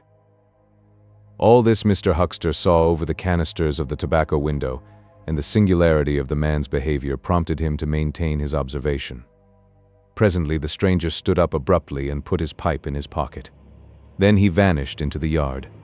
Forthwith Mr. Huckster, conceiving he was witness of some petty larceny, leapt round his counter and ran out into the road to intercept the thief. As he did so, Mr. Marvel reappeared, his hat askew, a big bundle in a blue tablecloth in one hand, and 3 books tied together as it proved afterwards with the vicar's braces in the other. Directly he saw Huckster he gave a sort of gasp, and turning sharply to the left began to run. "Stop, thief!" cried Huckster, and set off after him. Mr. Huckster's sensations were vivid but brief. He saw the man just before him and spurting briskly for the church corner and the hill road. He saw the village flags and festivities beyond, and a face or so turned towards him. He bawled, "Stop," again. He had hardly gone 10 strides before his shin was caught in some mysterious fashion, and he was no longer running, but flying with inconceivable rapidity through the air. He saw the ground suddenly close to his face. The world seemed to splash into a million whirling specks of light, and subsequent proceedings interested him no more. Chapter 11. In the Coach and Horses. Now, in order clearly to understand what had happened in the inn, it is necessary to go back to the moment when Mr. Marvel first came into view of Mr. Huckster's window. At that precise moment, Mr. Cuss and Mr. Bunting were in the parlor. They were seriously investigating the strange occurrences of the morning, and were, with Mr. Hall's permission, making a thorough examination of the invisible man's belongings. Jaffers had partially recovered from his fall and had gone home in the charge of his sympathetic friends. The stranger's scattered garments had been removed by Mrs. Hall and the room tidied up, and on the table under the window where the stranger had been wont to work, Cuss had hit almost at once on 3 big books in manuscript labeled Diary. "Diary," said Cuss, putting the 3 books on the table. "Now, at any rate, we shall learn something." The vicar stood with his hands on the table. "Diary," repeated Cuss, sitting down, putting 2 volumes to support the 3rd and opening it. No name on the flyleaf. Bother, cipher, and figures. The vicar came round to look over his shoulder. Cuss turned the pages over with a face suddenly disappointed. Dear me, it's all cipher, Bunting." "There are no diagrams?" asked Mr. Bunting. "No illustrations throwing light?"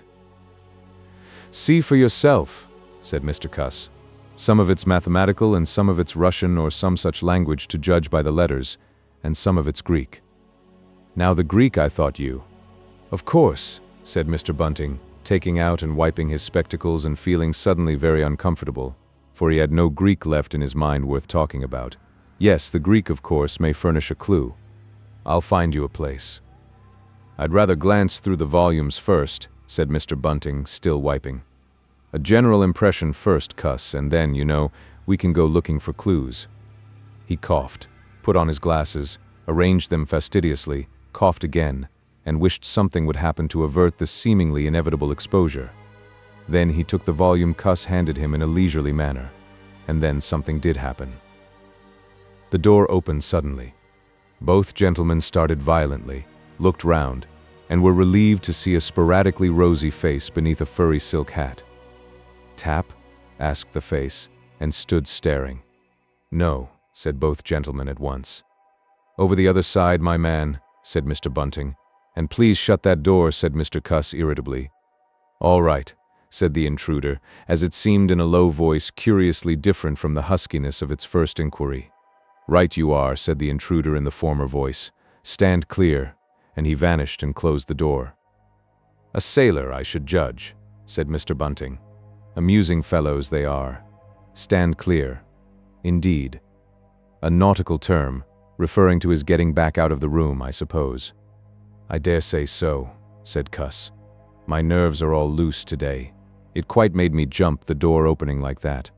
Mr. Bunting smiled as if he had not jumped. "And now," he said with a sigh, "these books." Someone sniffed as he did so. "One thing is indisputable," said Bunting, drawing up a chair next to that of Cuss. "There certainly have been very strange things happen in Iping during the last few days. Very strange. I cannot, of course, believe in this absurd invisibility story." "It's incredible," said Cuss. "Incredible. But the fact remains that I certainly saw right down his sleeve." "But did you? Are you sure? Suppose a mirror, for instance. Hallucinations are so easily produced. I don't know if you have ever seen a really good conjurer."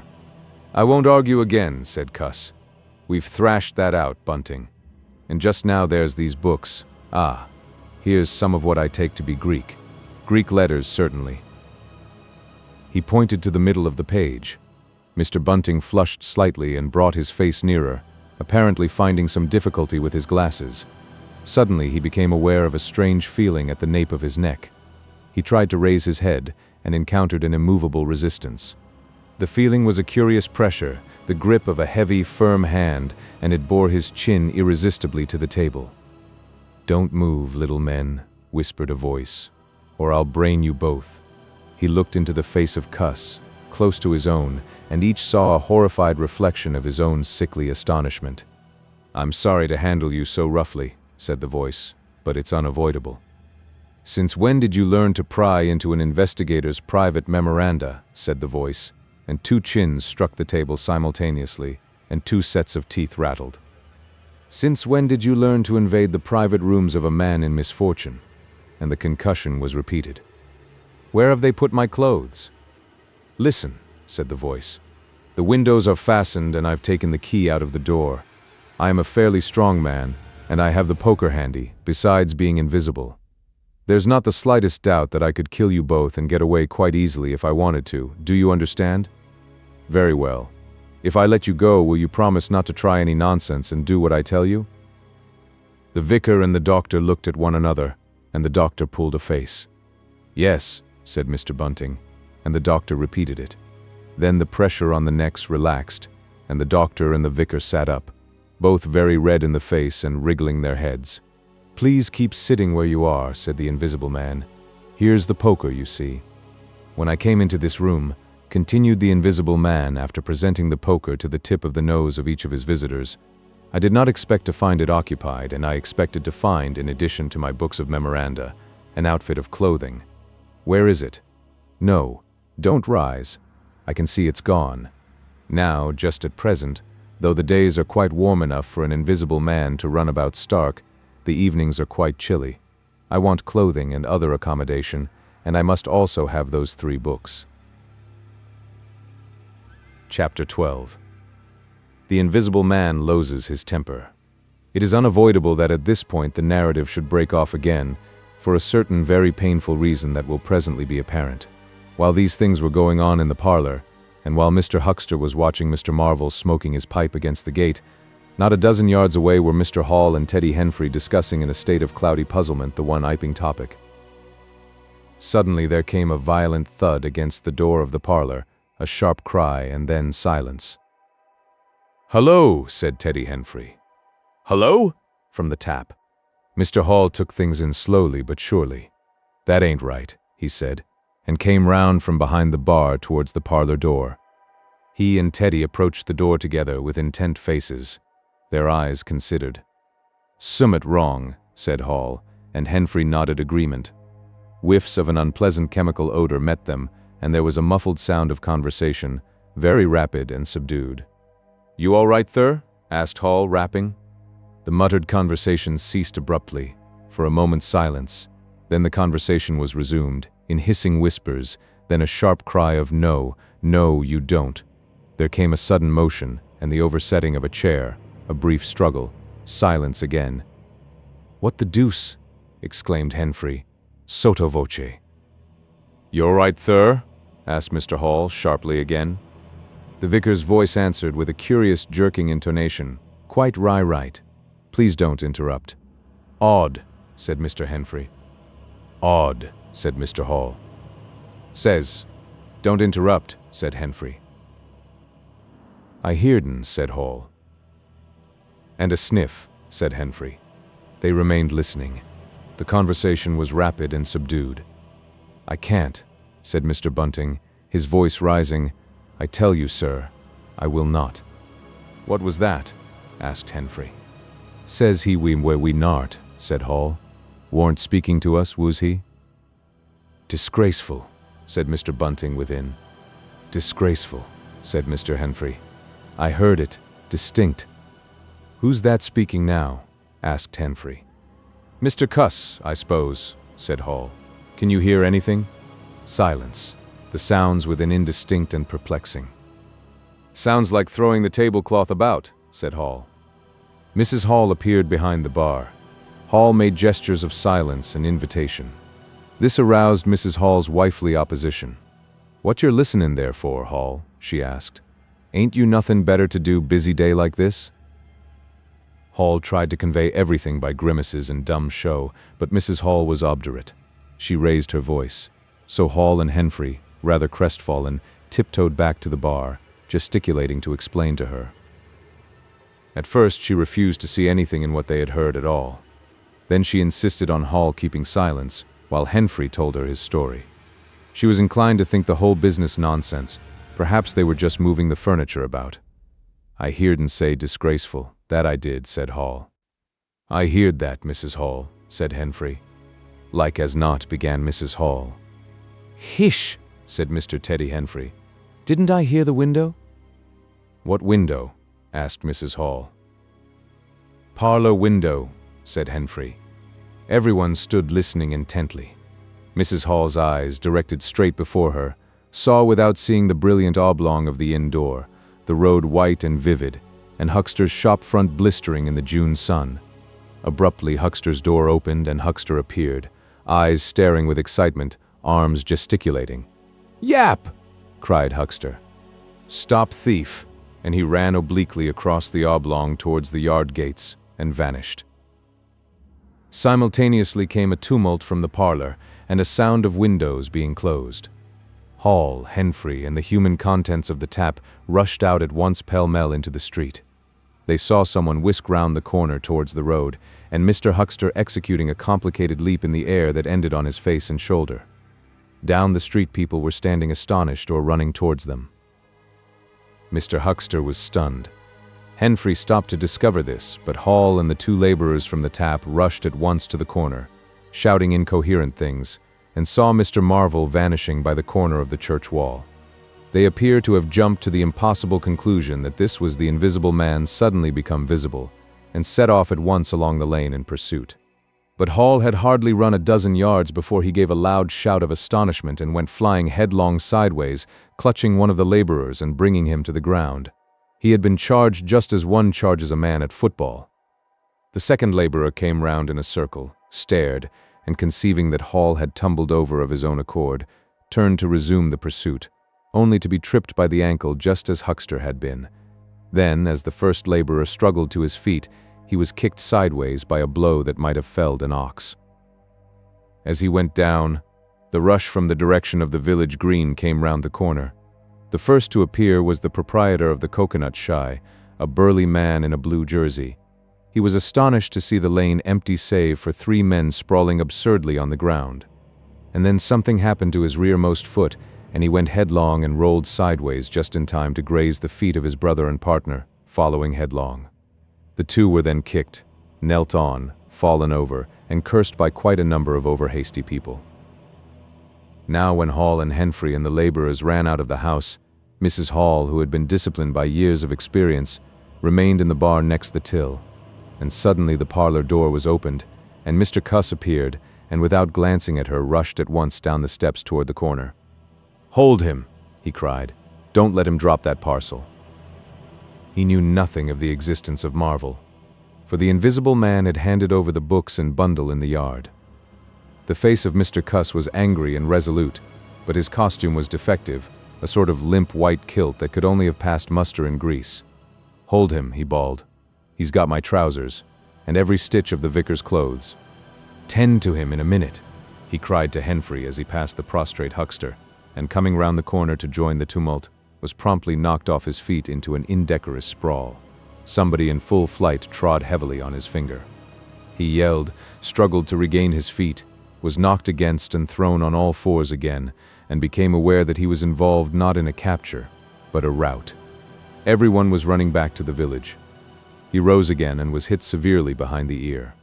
He staggered and set off back to the coach and horses forthwith, leaping over the deserted huckster, who was now sitting up, on his way. Behind him, as he was halfway up the inn steps, he heard a sudden yell of rage, rising sharply out of the confusion of cries, and a sounding smack in someone's face. He recognized the voice as that of the Invisible Man, and the note was that of a man suddenly infuriated by a painful blow. In another moment, Mr. Cuss was back in the parlor. "He's coming back, Bunting," he said, rushing in. "Save yourself." Mr. Bunting was standing in the window, engaged in an attempt to clothe himself in the hearth rug and a West Surrey Gazette. "Who's coming?" he said, so startled that his costume narrowly escaped disintegration. "Invisible Man," said Cuss, and rushed on to the window. "We'd better clear out from here.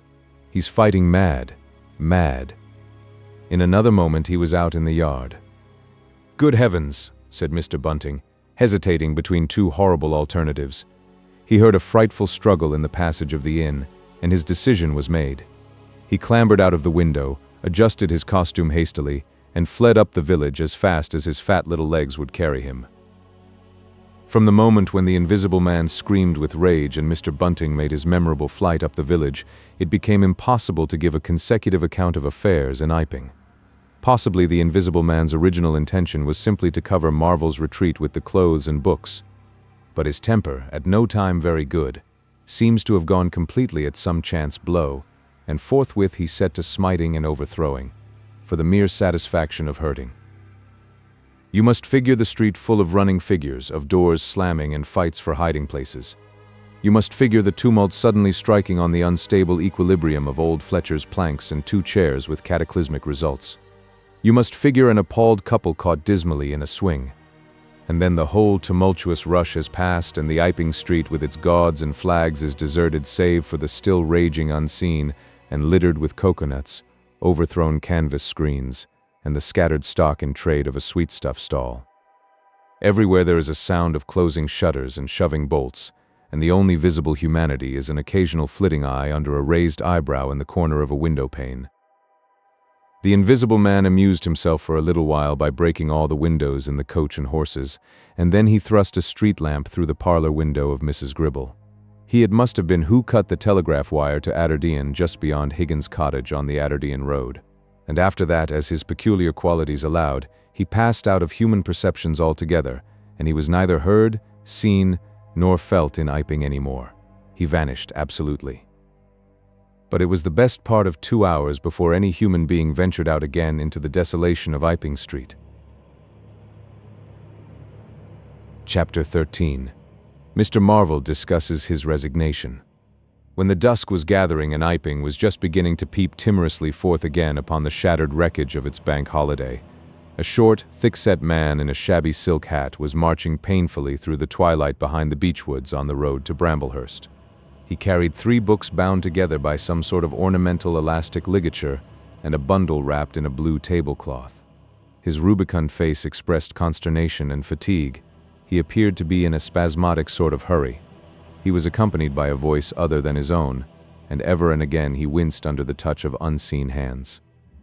"If you give me the slip again," said the voice, "if you attempt to give me the slip again—" "Lord," said Mr. Marvel, "that shoulder's a mass of bruises as it is." "On my honor," said the voice, "I will kill you." "I didn't try to give you the slip," said Marvel, in a voice that was not far remote from tears. "I swear I didn't. I didn't know the blessed turning, that was all. How the devil was I to know the blessed turning? As it is, I've been knocked about." "You'll get knocked about a great deal more if you don't mind," said the voice, and Mr. Marvel abruptly became silent. He blew out his cheeks, and his eyes were eloquent of despair. "It's bad enough to let these floundering yokels explode my little secret without your cutting off with my books.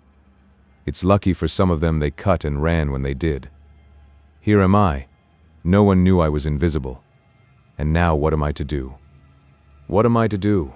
asked Marvel, sotto voce. "It's all about. It will be in the papers. Everybody will be looking for me. Everyone on their guard, the voice broke off into vivid curses and ceased. The despair of Mr. Marvel's face deepened and his pace slackened. "Go on," said the voice. Mr. Marvel's face assumed a grayish tint between the ruddier patches. "Don't drop those books, stupid," said the voice sharply, overtaking him. "The fact is," said the voice, "I shall have to make use of you. You're a poor tool, but I must." "I'm a miserable tool," said Marvel. "You are," said the voice. "I'm the worst possible tool you could have," said Marvel. "I'm not strong," he said after a discouraging silence. "I'm not overstrong," he repeated. "No? And my heart's weak. That little business I pulled it through, of course, but bless you, I could have dropped. Well, I haven't the nerve and strength for the sort of thing you want. I'll stimulate you. I wish you wouldn't. I wouldn't like to mess up your plans, you know, but I might out of sheer funk and misery." "You'd better not," said the voice with quiet emphasis. "I wish I was dead," said Marvel. "It ain't justice," he said. "You must admit, it seems to me I've a perfect right."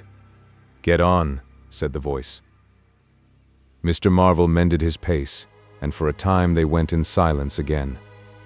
"It's devilish hard," said Mr. Marvel. This was quite ineffectual. He tried another tack. "What do I make by it?" he began again in a tone of unendurable wrong. "Oh, shut up," said the voice with sudden amazing vigor. "I'll see to you all right. You do what you're told. You'll do it all right. You're a fool and all that, but you'll do. I tell you, sir, I am not the man for it. Respectfully, but it is so." "If you don't shut up, I shall twist your wrist again," said the invisible man. "I want to think."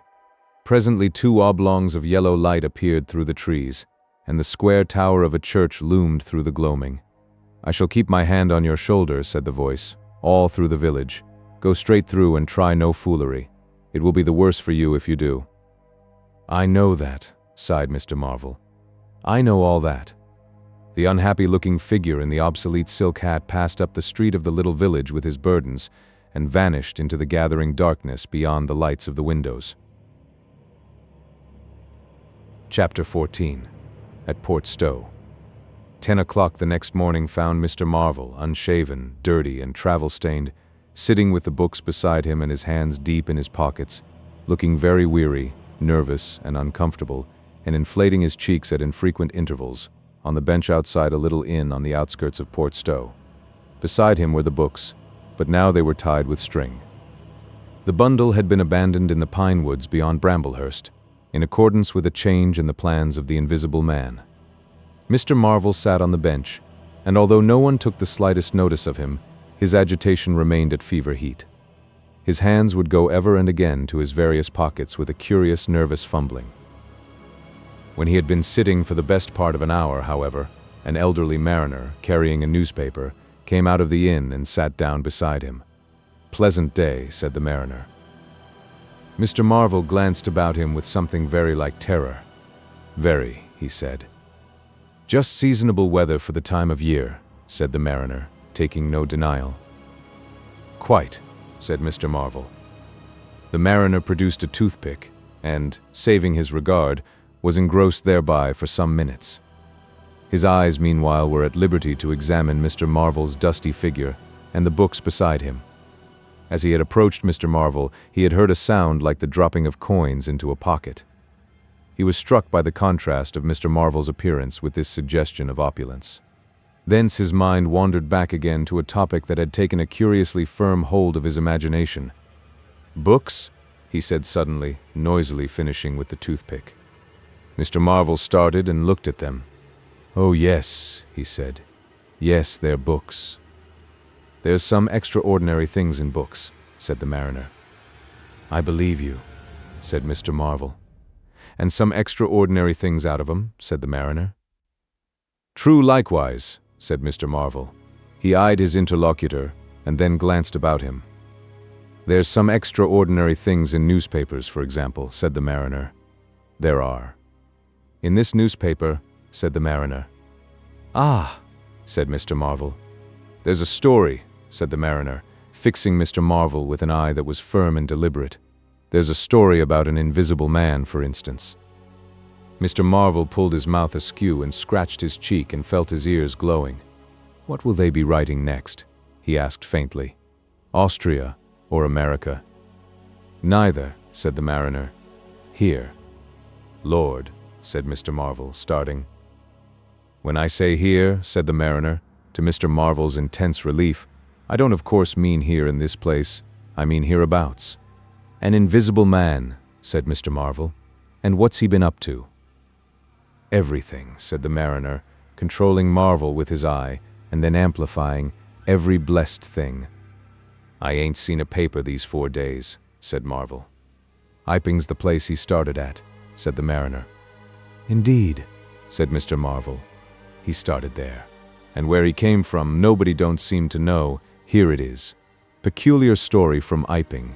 And it says in this paper that the evidence is extraordinary strong, extraordinary." "Lord," said Mr. Marvel. "But then, it's an extraordinary story. There is a clergyman and a medical gent witnesses saw him all right and proper, or leastways didn't see him. He was staying, it says, at the Coach and Horses, and no one don't seem to have been aware of his misfortune, it says, aware of his misfortune, until in an altercation in the inn, it says, his bandages on his head was torn off. It was then observed that his head was invisible. Attempts were at once made to secure him, but casting off his garments, it says, he succeeded in escaping, but not until after a desperate struggle, in which he had inflicted serious injuries, it says, on our worthy and able constable, Mr. J. A. Jaffers. Pretty straight story, eh? Names and everything." "Lord," said Mr. Marvel, looking nervously about him, trying to count the money in his pockets by his unaided sense of touch, and full of a strange and novel idea. "It sounds most astonishing. Don't it? Extraordinary, I call it. Never heard tell of invisible men before, I haven't. But nowadays one hears such a lot of extraordinary things that—" "That all he did?" asked Marvel, trying to seem at his ease. "It's enough, ain't it?" said the mariner. "Didn't go back by any chance?" asked Marvel. "Just escaped, and that's all, eh?" "All," said the mariner. "Why? Ain't it enough?"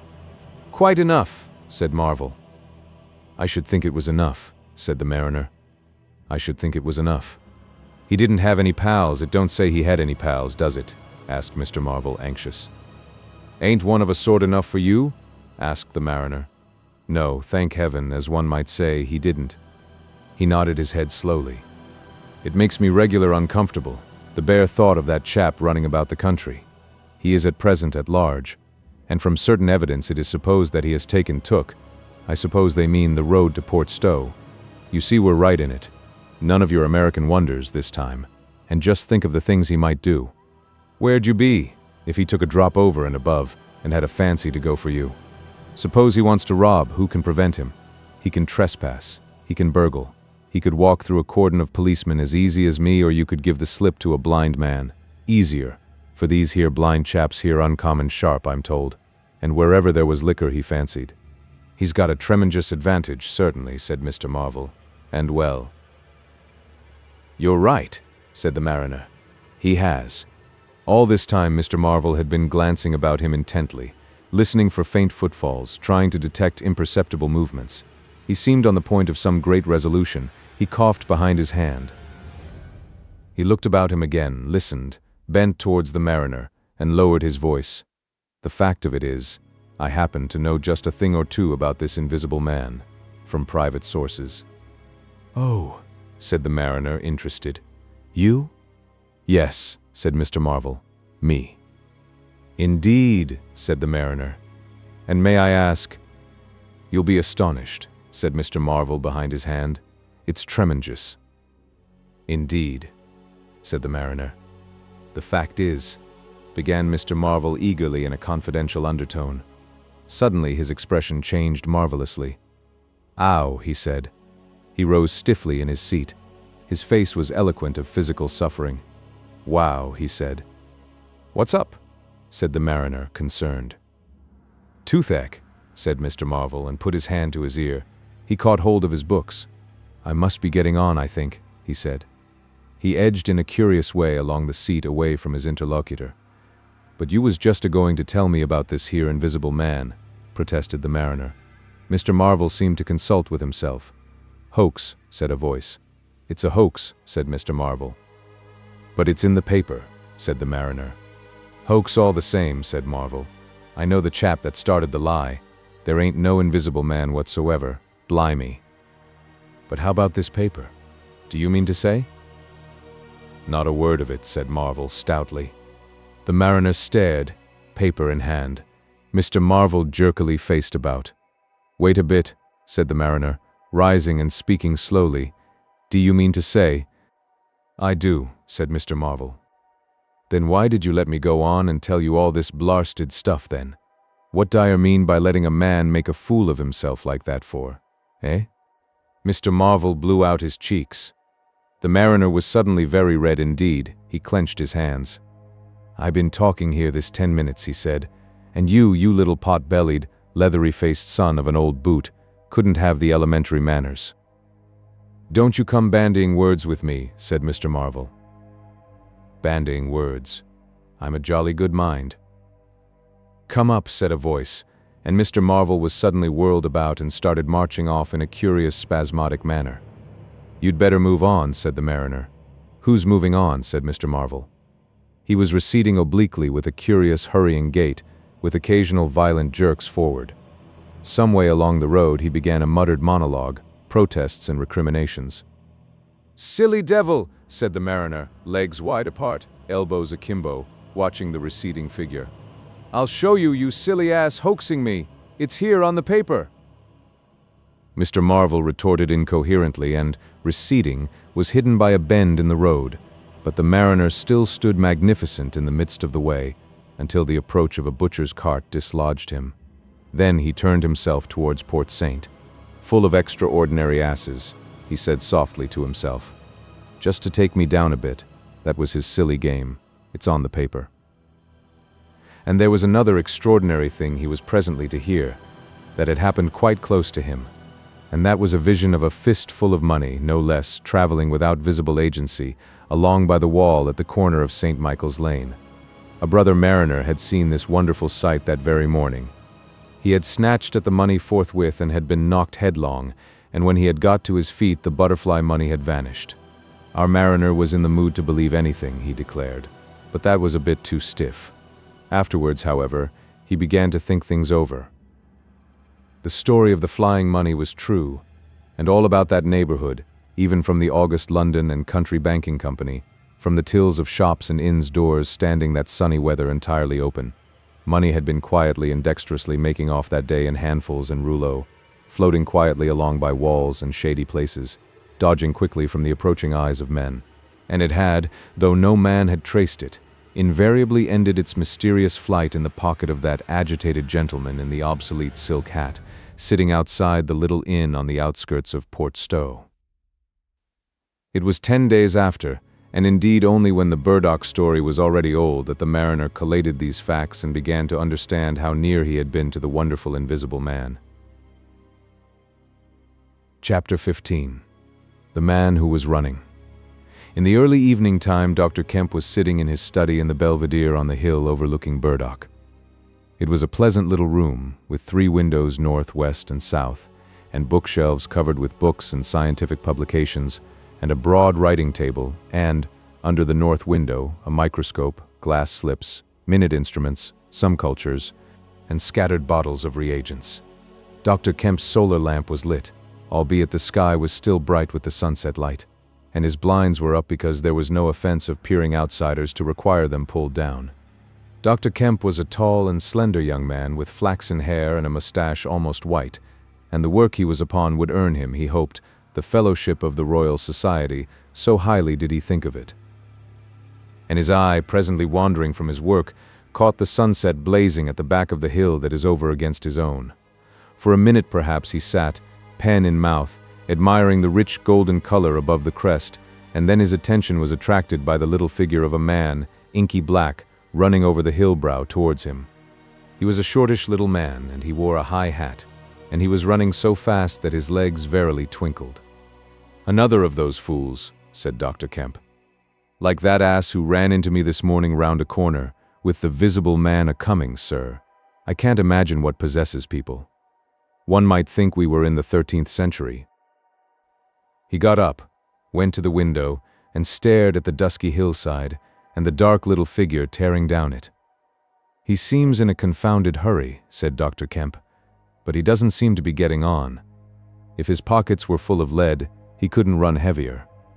Spurted, sir, said Dr. Kemp. In another moment, the higher of the villas that had clambered up the hill from Burdock had occulted the running figure.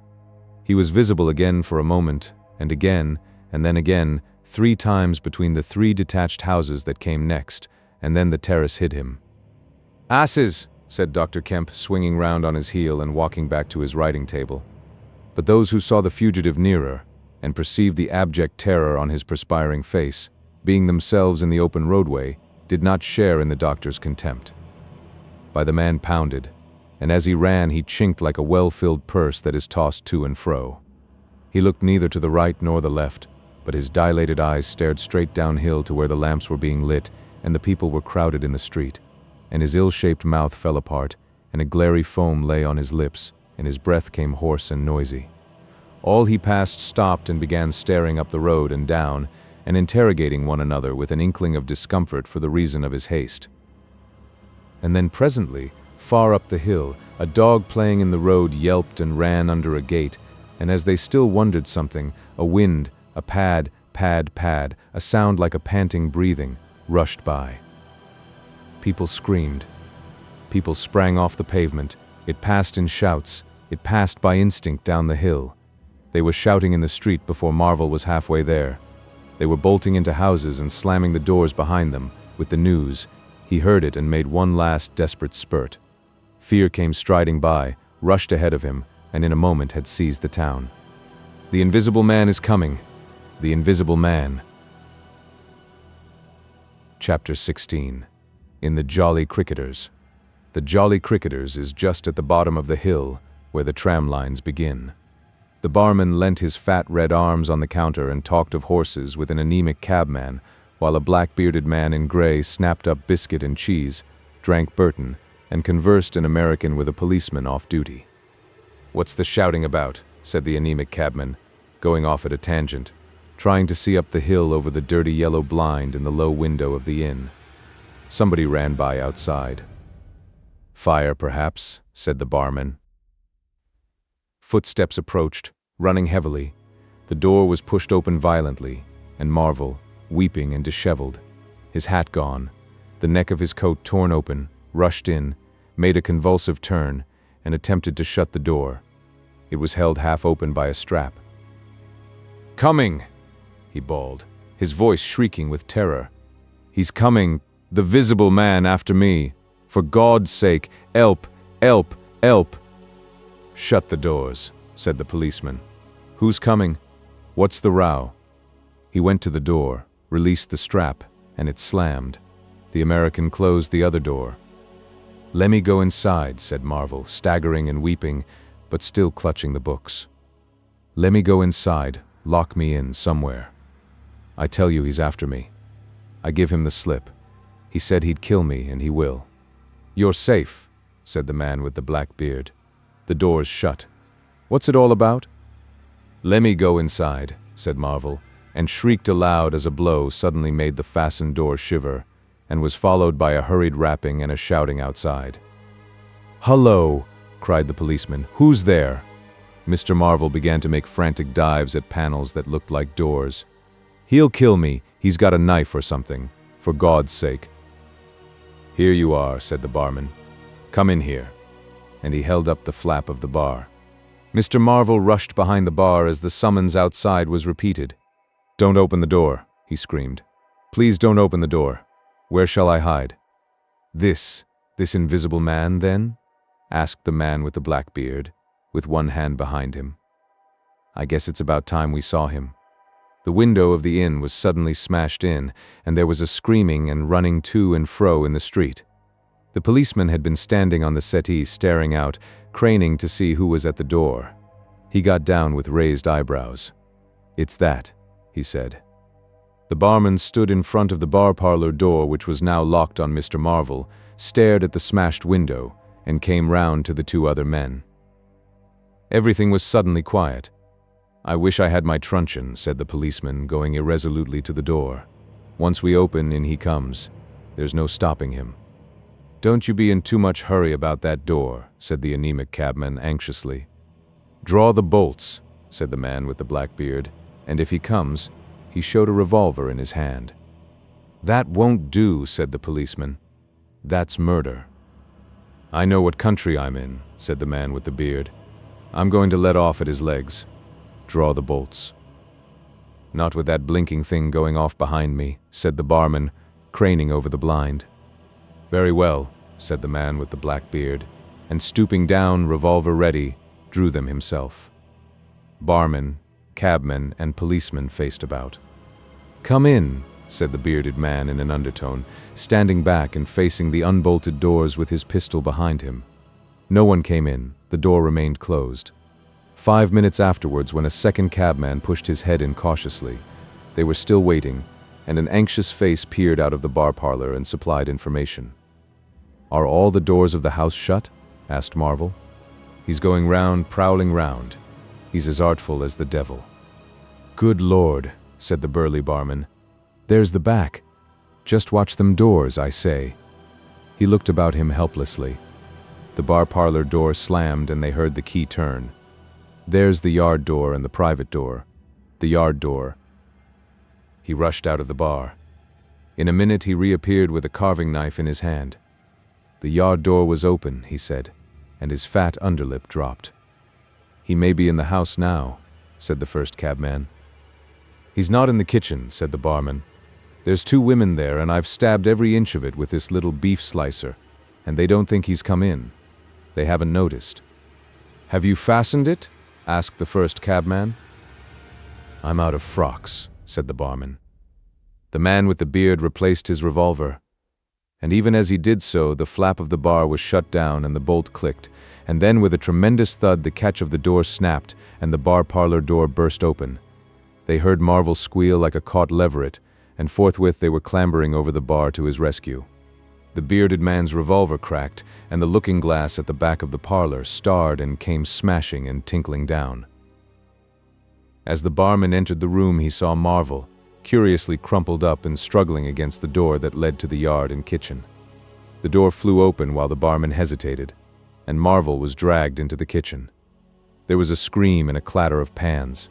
Marvel, head down and lugging back obstinately, was forced to the kitchen door, and the bolts were drawn. Then the policeman, who had been trying to pass the barman, rushed in, followed by one of the cabmen, gripped the wrist of the invisible hand that collared Marvel, was hit in the face and went reeling back. The door opened, and Marvel made a frantic effort to obtain a lodgment behind it. Then the cabman collared something. "I got him," said the cabman. The barman's red hands came clawing at the unseen. "Here he is," said the barman. Mr. Marvel, released, suddenly dropped to the ground and made an attempt to crawl behind the legs of the fighting men. The struggle blundered round the edge of the door. The voice of the invisible man was heard for the first time, yelling out sharply as the policeman trod on his foot. Then he cried out passionately and his fists flew round like flails. The cabman suddenly whooped and doubled up, kicked under the diaphragm. The door into the bar parlor from the kitchen slammed and covered Mr. Marvel's retreat. The men in the kitchen found themselves clutching at and struggling with empty air. "Where's he gone?" cried the man with the beard. "Out?" "This way," said the policeman, stepping into the yard and stopping. A piece of tile whizzed by his head and smashed among the crockery on the kitchen table. "I'll show him!" shouted the man with the black beard, and suddenly a steel barrel shone over the policeman's shoulder, and 5 bullets had followed one another into the twilight whence the missile had come. As he fired, the man with the beard moved his hand in a horizontal curve, so that his shots radiated out into the narrow yard like spokes from a wheel. A silence followed. "5 cartridges," said the man with the black beard. "That's the best of all. 4 aces and a joker. Get a lantern, someone, and come and feel about for his body."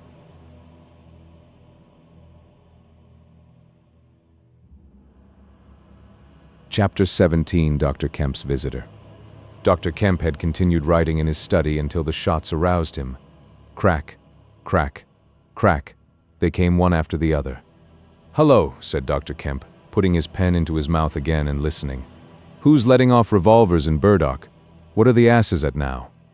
He went to the south window, threw it up, and leaning out stared down on the network of windows, beaded gas lamps and shops, with its black interstices of roof and yard that made up the town at night. "Looks like a crowd down the hill," he said, by the cricketers, and remained watching. Thence his eyes wandered over the town to far away where the ship's lights shone, and the pier glowed, a little illuminated, faceted pavilion like a gem of yellow light. The moon in its first quarter hung over the westward hill, and the stars were clear and almost tropically bright. After 5 minutes, during which his mind had traveled into a remote speculation of social conditions of the future, and lost itself at last over the time dimension, Dr. Kemp roused himself with a sigh, pulled down the window again, and returned to his writing desk. It must have been about an hour after this that the front door bell rang. He had been writing slackly, and with intervals of abstraction, since the shots. He sat listening.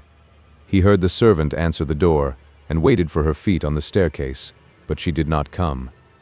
"Wonder what that was," said Dr. Kemp. He tried to resume his work, failed, got up, went downstairs from his study to the landing, rang, and called over the balustrade to the housemaid as she appeared in the hall below. "Was that a letter?" he asked. "Only a runaway ring, sir," she answered. "I'm restless tonight," he said to himself. He went back to his study, and this time attacked his work resolutely. In a little while he was hard at work again, and the only sounds in the room were the ticking of the clock and the subdued shrillness of his quill, hurrying in the very center of the circle of light his lampshade threw on his table. It was 2 o'clock before Dr. Kemp had finished his work for the night. He rose, yawned, and went downstairs to bed. He had already removed his coat and vest when he noticed that he was thirsty. He took a candle and went down to the dining room in search of a siphon and whiskey. Dr. Kemp's scientific pursuits have made him a very observant man, and as he recrossed the hall, he noticed a dark spot on the linoleum near the mat at the foot of the stairs. He went on upstairs, and then it suddenly occurred to him to ask himself what the spot on the linoleum might be.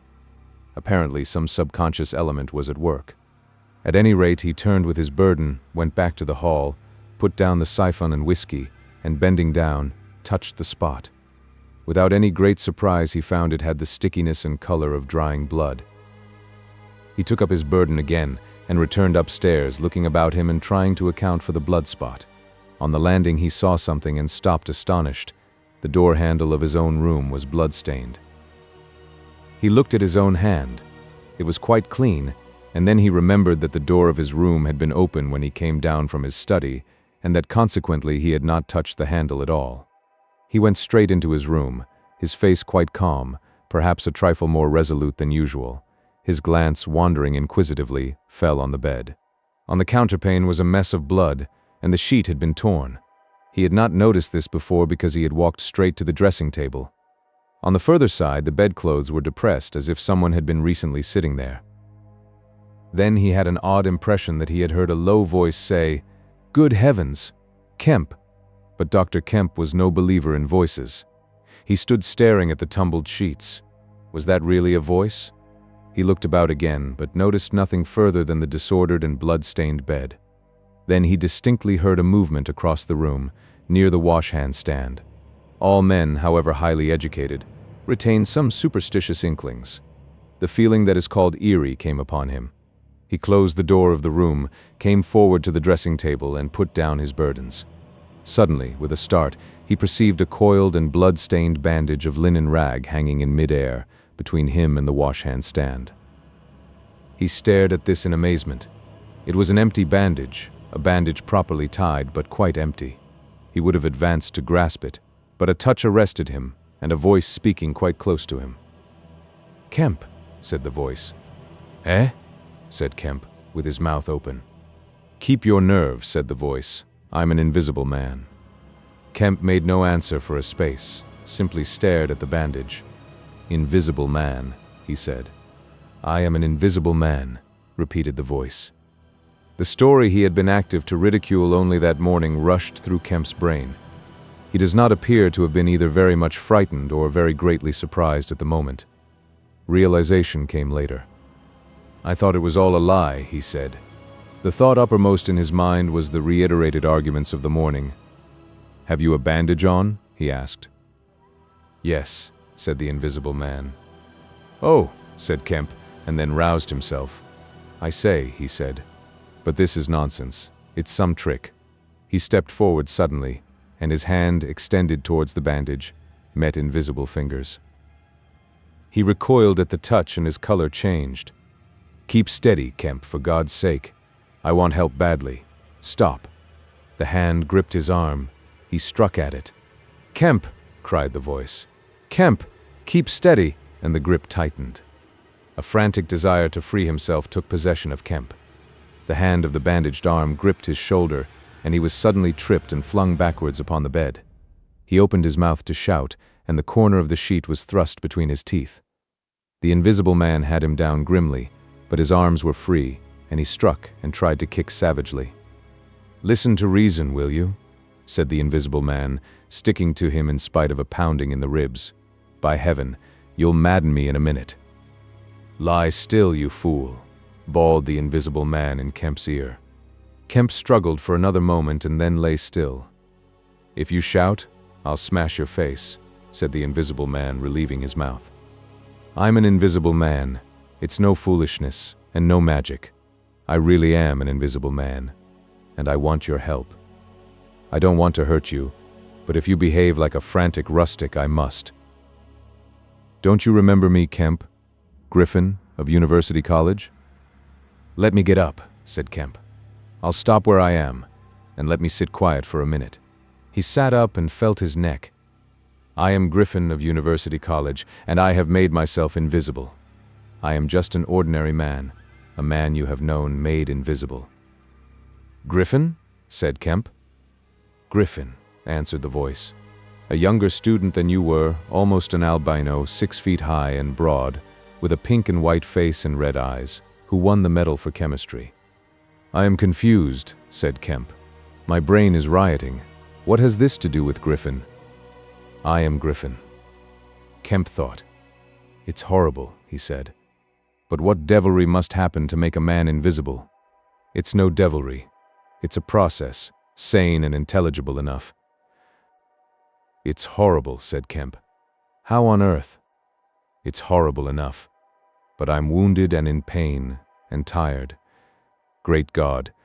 Kemp, you are a man. Take it steady. Give me some food and drink, and let me sit down here." Kemp stared at the bandage as it moved across the room, then saw a basket chair dragged across the floor and come to rest near the bed. It creaked, and the seat was depressed the 1/4 of an inch or so. He rubbed his eyes and felt his neck again. "This beats ghosts," he said, and laughed stupidly. "That's better. Thank heaven you're getting sensible." "Or silly," said Kemp, and knuckled his eyes. "Give me some whiskey. I'm near dead." It didn't feel so. "Where are you? If I get up, shall I run into you?" "There. All right. Whiskey. Here. Where shall I give it to you?" The chair creaked and Kemp felt the glass drawn away from him. He let go by an effort. His instinct was all against it. It came to rest poised 20 inches above the front edge of the seat of the chair. He stared at it in infinite perplexity. This must be hypnotism. You have suggested you are invisible." "Nonsense," said the voice. "It's frantic. Listen to me. I demonstrated conclusively this morning," began Kemp, "that invisibility—" "Never mind what you've demonstrated. I'm starving," said the voice, "and the night is chilly to a man without clothes." "Food," said Kemp. The tumbler of whiskey tilted itself. "Yes," said the invisible man, wrapping it down. "Have you a dressing gown?" Kemp made some exclamation in an undertone. He walked to a wardrobe and produced a robe of dingy scarlet. "This do?" he asked. It was taken from him. It hung limp for a moment in mid-air, fluttered weirdly, stood full and decorous buttoning itself, and sat down in his chair. Drawers, socks, slippers would be a comfort, said the unseen, curtly, and food. Anything. But this is the insanest thing I ever was in my life. He turned out his drawers for the articles and then went downstairs to ransack his larder. He came back with some cold cutlets and bread, pulled up a light table, and placed them before his guest. "Never mind knives," said his visitor, and a cutlet hung in mid-air with a sound of gnawing. "Invisible," said Kemp, and sat down on a bedroom chair. "I always like to get something about me before I eat," said the Invisible Man, with a full mouth, eating greedily. "Queer fancy." "I suppose that wrist is all right," said Kemp. "Trust me," said the Invisible Man. "Of all the strange and wonderful." "Exactly. But it's odd I should blunder into your house to get my bandaging. My first stroke of luck. Anyhow, I meant to sleep in this house tonight. You must stand that. It's a filthy nuisance, my blood showing, isn't it? Quite a clot over there. Gets visible as it coagulates, I see. It's only the living tissue I've changed, and only for as long as I'm alive. I've been in the house 3 hours. "But how's it done?" began Kemp, in a tone of exasperation. "Confound it! The whole business, it's unreasonable from beginning to end." "Quite reasonable," said the Invisible Man. "Perfectly reasonable." He reached over and secured the whiskey bottle. Kemp stared at the devouring dressing gown. A ray of candlelight penetrating a torn patch in the right shoulder made a triangle of light under the left ribs. "What were the shots?" he asked. "How did the shooting begin?" "There was a real fool of a man, a sort of confederate of mine, curse him, who tried to steal my money. Has done so." "Is he invisible too?" "No." "Well? Can't I have some more to eat before I tell you all that? I'm hungry in pain, and you want me to tell stories." Kemp got up. "You didn't do any shooting?" he asked. "Not me," said his visitor. "Some fool I'd never seen fired at random. A lot of them got scared. They all got scared at me. Curse them. I say I want more to eat than this, Kemp." "I'll see what there is to eat downstairs," said Kemp. "Not much, I'm afraid." After he had done eating, and he made a heavy meal, the Invisible Man demanded a cigar. He bit the end savagely before Kemp could find a knife, and cursed when the outer leaf loosened. It was strange to see him smoking. His mouth and throat, pharynx and nares, became visible as a sort of whirling smoke cast. "This blessed gift of smoking," he said, and puffed vigorously. "I am lucky to have fallen upon you, Kemp. You must help me. Fancy tumbling on you just now. I am in a devilish scrape. I've been mad, I think. The things I have been through. But we will do things yet. Let me tell you." He helped himself to more whiskey and soda. Kemp got up, looked about him, and fetched a glass from his spare room. "It's wild, but I suppose I may drink. You haven't changed much, Kemp, these dozen years. You fair men don't. Cool and methodical after the first collapse. I must tell you, we will work together." "But how was it all done?" said Kemp. "And how did you get like this?" "For God's sake, let me smoke in peace for a little while, and then I will begin to tell you." But the story was not told that night. The Invisible Man's wrist was growing painful. He was feverish, exhausted, and his mind came round to brood upon his chase down the hill and the struggle about the inn. He spoke in fragments of marvel. He smoked faster. His voice grew angry. Kemp tried to gather what he could. "He was afraid of me. I could see that he was afraid of me," said the Invisible Man many times over. "He meant to give me the slip he was always casting about. What a fool I was. The cur. I should have killed him." "Where did you get the money?" asked Kemp, abruptly. The Invisible Man was silent for a space. "I can't tell you tonight," he said. He groaned suddenly and leant forward, supporting his invisible head on invisible hands. "Kemp," he said, "I've had no sleep for near 3 days, except a couple of dozes of an hour or so. I must sleep soon." "Well, have my room, have this room." "But how can I sleep? If I sleep, he will get away." "Ugh. What does it matter?" "What's the shot wound?" asked Kemp abruptly. "Nothing. Scratch and blood. Oh God, how I want sleep." "Why not?" The Invisible Man appeared to be regarding Kemp. "Because I've a particular objection to being caught by my fellow men," he said slowly. Kemp started. "Fool that I am," said the Invisible Man, striking the table smartly. "I've put the idea into your head." Chapter 18. The Invisible Man sleeps. Exhausted and wounded as the Invisible Man was, he refused to accept Kemp's word that his freedom should be respected. He examined the 2 windows of the bedroom, drew up the blinds and opened the sashes, to confirm Kemp's statement that a retreat by them would be possible. Outside, the night was very quiet and still, and the new moon was setting over the down. Then he examined the keys of the bedroom and the 2 dressing-room doors, to satisfy himself that these also could be made an assurance of freedom. Finally, he expressed himself satisfied. He stood on the hearth rug, and Kemp heard the sound of a yawn. "I'm sorry," said the Invisible Man, "if I cannot tell you all that I have done tonight. But I am worn out. It's grotesque, no doubt. It's horrible. But believe me, Kemp, in spite of your arguments of this morning, it is quite a possible thing. I have made a discovery. I meant to keep it to myself. I can't. I must have a partner. And you. We can do such things. But tomorrow. Now, Kemp, I feel as though I must sleep or perish." Kemp stood in the middle of the room staring at the headless garment. "I suppose I must leave you," he said. "It's incredible. 3 things happening like this, overturning all my preconceptions, would make me insane. But it's real. Is there anything more that I can get you?" "Only bid me good night," said Griffin. "Good night," said Kemp, and shook an invisible hand. He walked sideways to the door. Suddenly the dressing gown walked quickly towards him. "Understand me," said the dressing gown. "No attempts to hamper me or capture me or—" Kemp's face changed a little. "I thought I gave you my word," he said. Kemp closed the door softly behind him, and the key was turned upon him forthwith.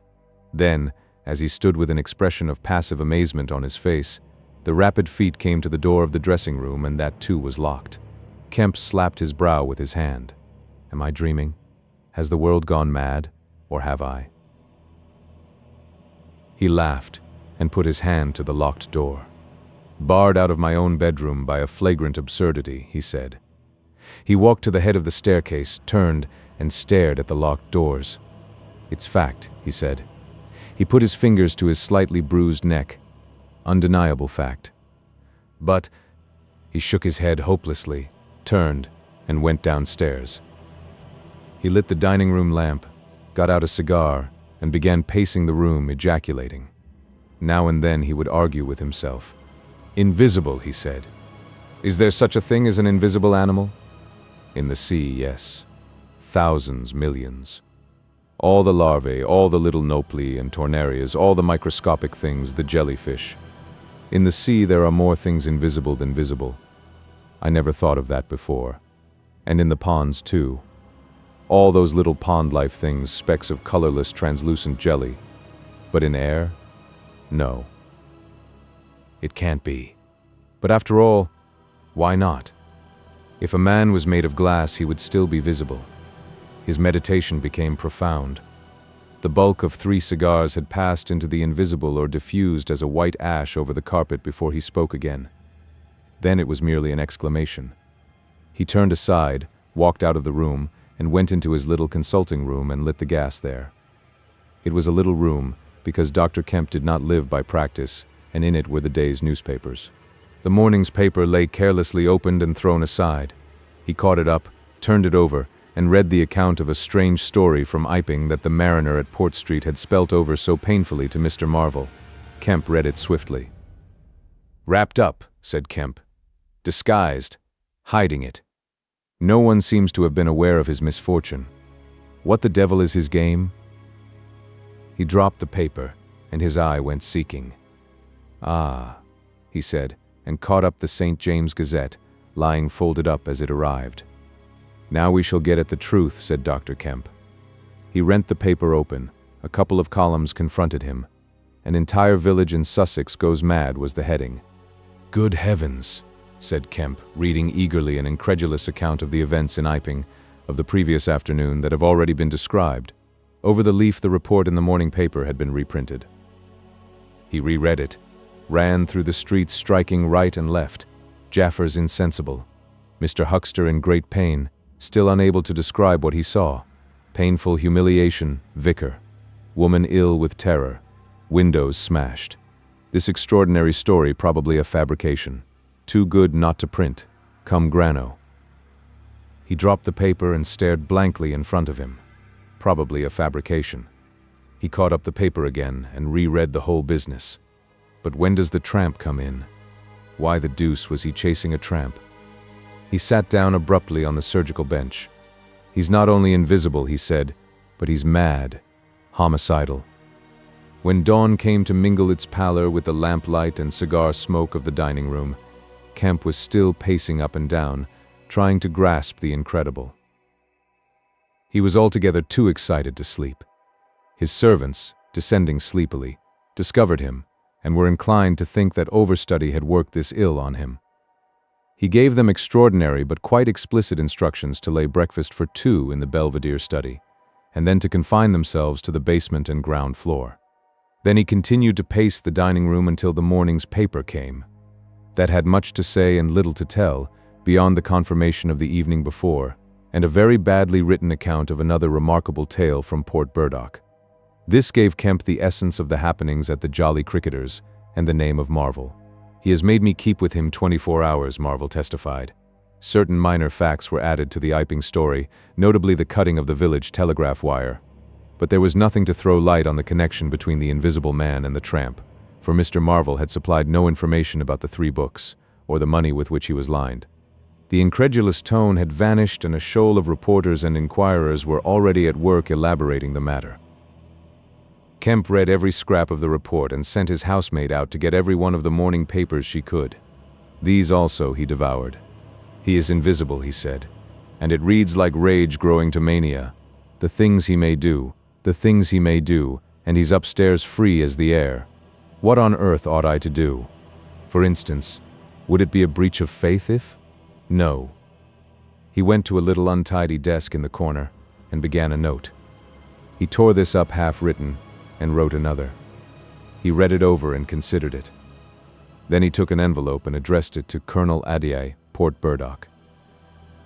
The Invisible Man awoke even as Kemp was doing this. He awoke in an evil temper, and Kemp, alert for every sound, heard his pattering feet rush suddenly across the bedroom overhead. Then a chair was flung over and the wash-hand stand tumbler smashed. Kemp hurried upstairs and rapped eagerly. Chapter 19. Certain First Principles. "What's the matter?" asked Kemp, when the Invisible Man admitted him. Nothing was the answer. But confound it. The smash? "Fit of temper," said the Invisible Man. "Forgot this arm and it's sore." "You're rather liable to that sort of thing." "I am." Kemp walked across the room and picked up the fragments of broken glass. "All the facts are out about you," said Kemp, standing up with the glass in his hand. "All that happened in Iping and down the hill. The world has become aware of its invisible citizen, but no one knows you are here." The Invisible Man swore. "The secret's out. I gather it was a secret. I don't know what your plans are, but of course I'm anxious to help you." The Invisible Man sat down on the bed. "There's breakfast upstairs," said Kemp, speaking as easily as possible, and he was delighted to find his strange guest rose willingly. Kemp led the way up the narrow staircase to the Belvedere. "Before we can do anything else," said Kemp, "I must understand a little more about this invisibility of yours." He had sat down, after one nervous glance out of the window, with the air of a man who has talking to do. His doubts of the sanity of the entire business flashed and vanished again as he looked across to where Griffin sat at the breakfast table, a headless, handless dressing gown, wiping unseen lips on a miraculously held serviette. "It's simple enough and credible enough," said Griffin, putting the serviette aside and leaning the invisible head on an invisible hand. "No doubt to you, but—" Kemp laughed. "Well, yes. To me it seemed wonderful at first, no doubt. But now, great God. But we will do great things yet. I came on the stuff first at Stowe." "Stowe?" "I went there after I left London. You know I dropped medicine and took up physics?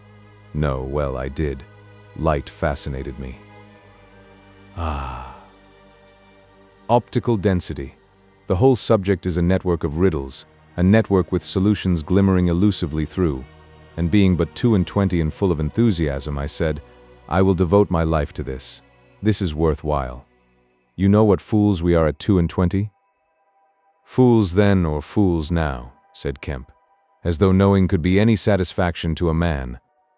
But I went to work, like a slave. And I had hardly worked and thought about the matter 6 months before light came through one of the meshes suddenly blindingly. I found a general principle of pigments and refraction, a formula, a geometrical expression involving 4 dimensions. Fools, common men, even common mathematicians, do not know anything of what some general expression may mean to the student of molecular physics. In the books that Tramp has hidden, there are marvels, miracles. But this was not a method, it was an idea that might lead to a method by which it would be possible, without changing any other property of matter, except, in some instances colors, to lower the refractive index of a substance, solid or liquid, to that of air, so far as all practical purposes are concerned. Phew, said Kemp.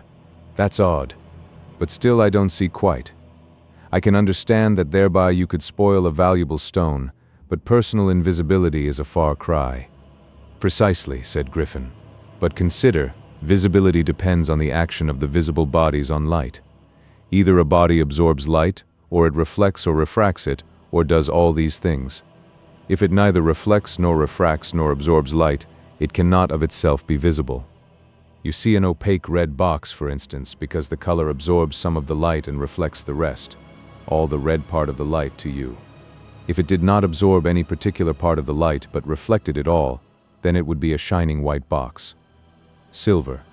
A diamond box would neither absorb much of the light nor reflect much from the general surface, but just here and there where the surfaces were favorable the light would be reflected and refracted, so that you would get a brilliant appearance of flashing reflections and translucencies, a sort of skeleton of light.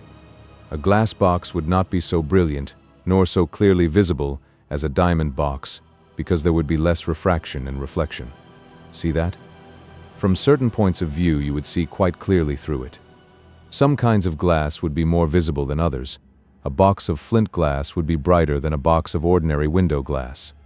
A box of very thin common glass would be hard to see in a bad light, because it would absorb hardly any light and reflect very little. And if you put a sheet of common white glass in water, still more if you put it in some denser liquid than water, it would vanish almost altogether, because light passing from water to glass is only slightly refracted or reflected or indeed affected in any way. It is almost as invisible as a jet of coal gas or hydrogen is in air. And for precisely the same reason. Yes, said Kemp. That is pretty plain sailing. And here is another fact you will know to be true. If a sheet of glass is smashed, Kemp, and beaten into a powder, it becomes much more visible while it is in the air. It becomes at last an opaque white powder. This is because the powdering multiplies the surfaces of the glass at which refraction and reflection occur. In the sheet of glass there are only 2 surfaces. In the powder the light is reflected or refracted by each grain it passes through, and very little gets right through the powder. But if the white powdered glass is put into water, it forthwith vanishes. The powdered glass and water have much the same refractive index. That is, the light undergoes very little refraction or reflection in passing from one to the other. You make the glass invisible by putting it into a liquid of nearly the same refractive index. A transparent thing becomes invisible if it is put in any medium of almost the same refractive index.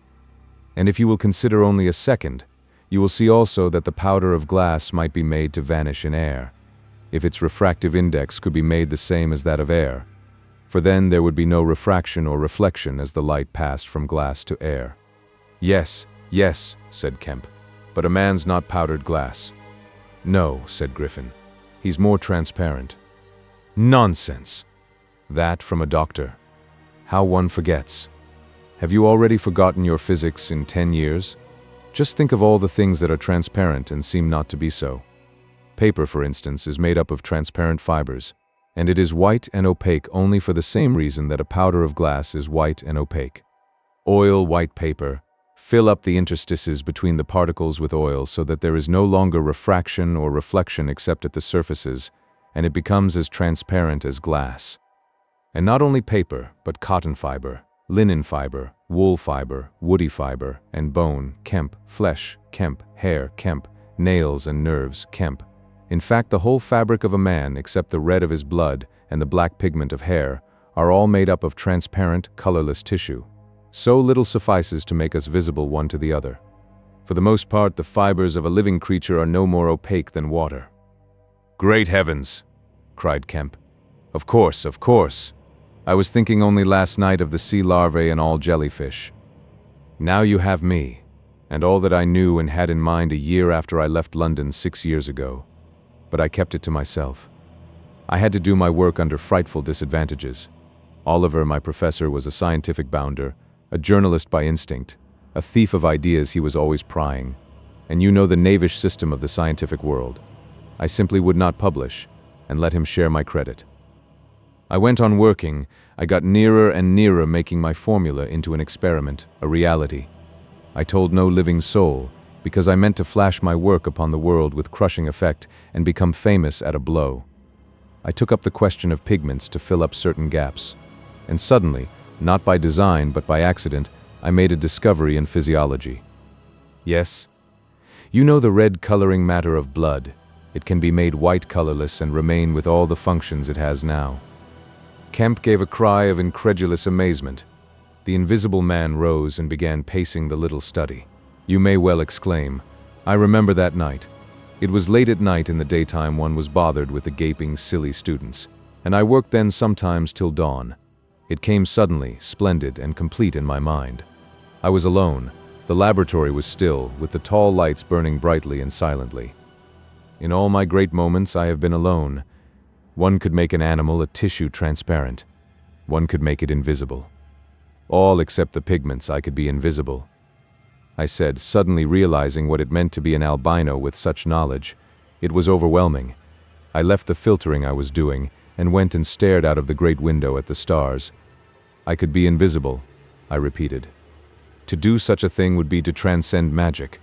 And I beheld, unclouded by doubt, a magnificent vision of all that invisibility might mean to a man, the mystery, the power, the freedom. Drawbacks I saw none. You have only to think. And I, a shabby, poverty-struck, hemmed-in demonstrator, teaching fools in a provincial college, might suddenly become this. I ask you, Kemp, if you, anyone, I tell you, would have flung himself upon that research. And I worked 3 years, and every mountain of difficulty I toiled over showed another from its summit. The infinite details, and the exasperation. A professor, a provincial professor, always prying. When are you going to publish this work of yours? Was his everlasting question. And the students, the cramped means. 3 years I had of it. And after 3 years of secrecy and exasperation, I found that to complete it was impossible. Impossible. How? Asked Kemp. Money, said the invisible man, and went again to stare out of the window. He turned around abruptly. I robbed the old man, robbed my father. The money was not his, and he shot himself. Chapter 20. At the house in Great Portland Street. For a moment Kemp sat in silence, staring at the back of the headless figure at the window. Then he started, struck by a thought, rose, took the invisible man's arm, and turned him away from the outlook. You are tired, he said, and while I sit, you walk about. Have my chair. He placed himself between Griffin and the nearest window. For a space Griffin sat silent, and then he resumed abruptly. I had left the Stowe cottage already, he said, when that happened. It was last December. I had taken a room in London, a large unfurnished room in a big, ill-managed lodging house in a slum near Great Portland Street. The room was soon full of the appliances I had bought with his money. The work was going on steadily, successfully, drawing near an end. I was like a man emerging from a thicket and suddenly coming on some unmeaning tragedy. I went to bury him. My mind was still on this research, and I did not lift a finger to save his character. I remember the funeral, the cheap hearse, the scant ceremony, the windy, frost-bitten hillside, and the old college friend of his who read the service over him, a shabby, black, bent old man with a sniveling cold. I remember walking back to the empty house, through the place that had once been a village and was now patched and tinkered by the jerry builders into the ugly likeness of a town. Every way the roads ran out at last into the desecrated fields and ended in rubble heaps and rank wet weeds. I remember myself as a gaunt black figure, going along the slippery, shiny pavement, and the strange sense of detachment I felt from the squalid respectability, the sordid commercialism of the place. I did not feel a bit sorry for my father. He seemed to me to be the victim of his own foolish sentimentality. The current cant required my attendance at his funeral, but it was really not my affair.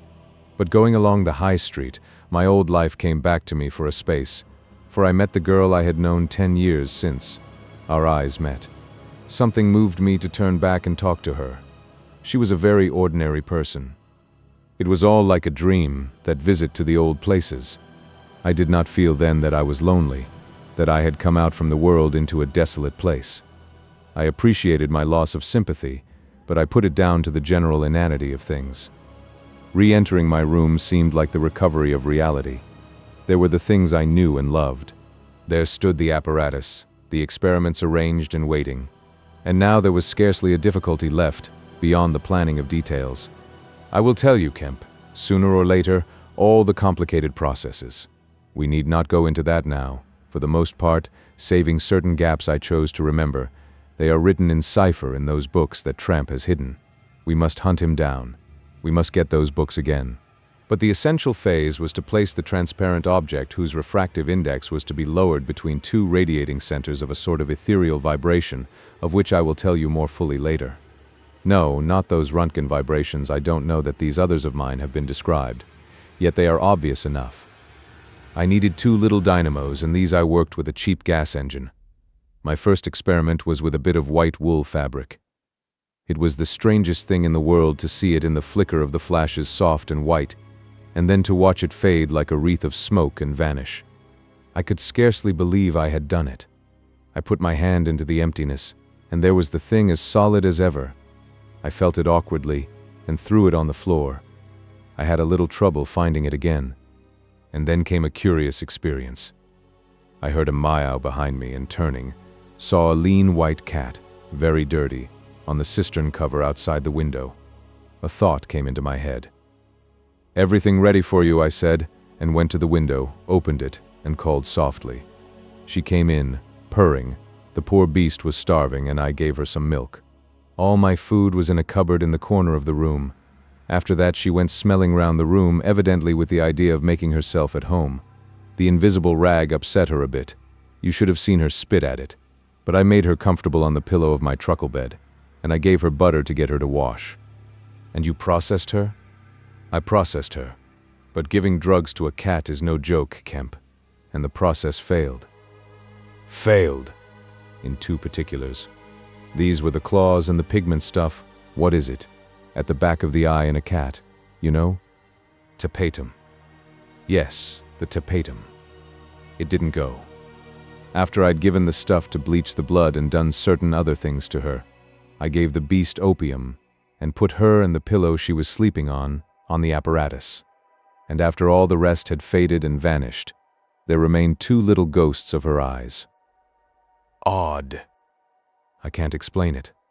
She was bandaged and clamped, of course, so I had her safe. But she woke while she was still misty and meowed dismally, and someone came knocking.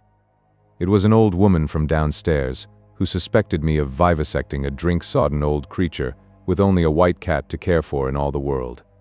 I whipped out some chloroform, applied it, and answered the door. "Did I hear a cat?" she asked. "My cat?" "Not here," said I, very politely. She was a little doubtful and tried to peer past me into the room. Strange enough to her, no doubt. Bare walls, uncurtained windows, truckle bed, with the gas engine vibrating, and the seethe of the radiant points, and that faint, ghastly stinging of chloroform in the air. She had to be satisfied at last and went away again. "How long did it take?" asked Kemp. 3 or 4 hours, the cat. The bones and sinews and the fat were the last to go, and the tips of the colored hairs. And, as I say, the back part of the eye, tough, iridescent stuff it is, wouldn't go at all. It was night outside long before the business was over, and nothing was to be seen but the dim eyes and the claws. I stopped the gas engine, felt for and stroked the beast, which was still insensible, and then, being tired, left it sleeping on the invisible pillow and went to bed. I found it hard to sleep. I lay awake thinking weak, aimless stuff, going over the experiment over and over again, or dreaming feverishly of things growing misty and vanishing about me, until everything, the ground I stood on, vanished, and so I came to that sickly falling nightmare one gets. About 2, the cat began meowing about the room. I tried to hush it by talking to it, and then I decided to turn it out. I remember the shock I had when striking a light. There were just the round eyes shining green and nothing round them. I would have given it milk, but I hadn't any. It wouldn't be quiet. It just sat down and meowed at the door. I tried to catch it, with an idea of putting it out of the window, but it wouldn't be caught. It vanished. Then it began meowing in different parts of the room. At last I opened the window and made a bustle. I suppose it went out at last. I never saw any more of it. Then, heaven knows why, I fell thinking of my father's funeral again, and the dismal, windy hillside until the day had come. I found sleeping was hopeless, and locking my door after me, wandered out into the morning streets. "You don't mean to say there's an invisible cat at large," said Kemp. "If it hasn't been killed," said the invisible man. "Why not?" "Why not?" said Kemp. I didn't mean to interrupt. "It's very probably been killed," said the invisible man. "It was alive 4 days after, I know, and down a grating in Great Titchfield Street, because I saw a crowd round the place, trying to see whence the meowing came." He was silent for the best part of a minute. Then he resumed abruptly. "I remember that morning before the change very vividly. I must have gone up Great Portland Street. I remember the barracks in Albany Street, and the horse soldiers coming out, and at last I found the summit of Primrose Hill. It was a sunny day in January, one of those sunny, frosty days that came before the snow this year. My weary brain tried to formulate the position, to plot out a plan of action. I was surprised to find, now that my prize was within my grasp, how inconclusive its attainment seemed. As a matter of fact, I was worked out. The intense stress of nearly 4 years' continuous work left me incapable of any strength of feeling. I was apathetic, and I tried in vain to recover the enthusiasm of my first inquiries, the passion of discovery that had enabled me to compass even the downfall of my father's gray hairs. Nothing seemed to matter. I saw pretty clearly this was a transient mood, due to overwork and want of sleep, and that either by drugs or rest it would be possible to recover my energies.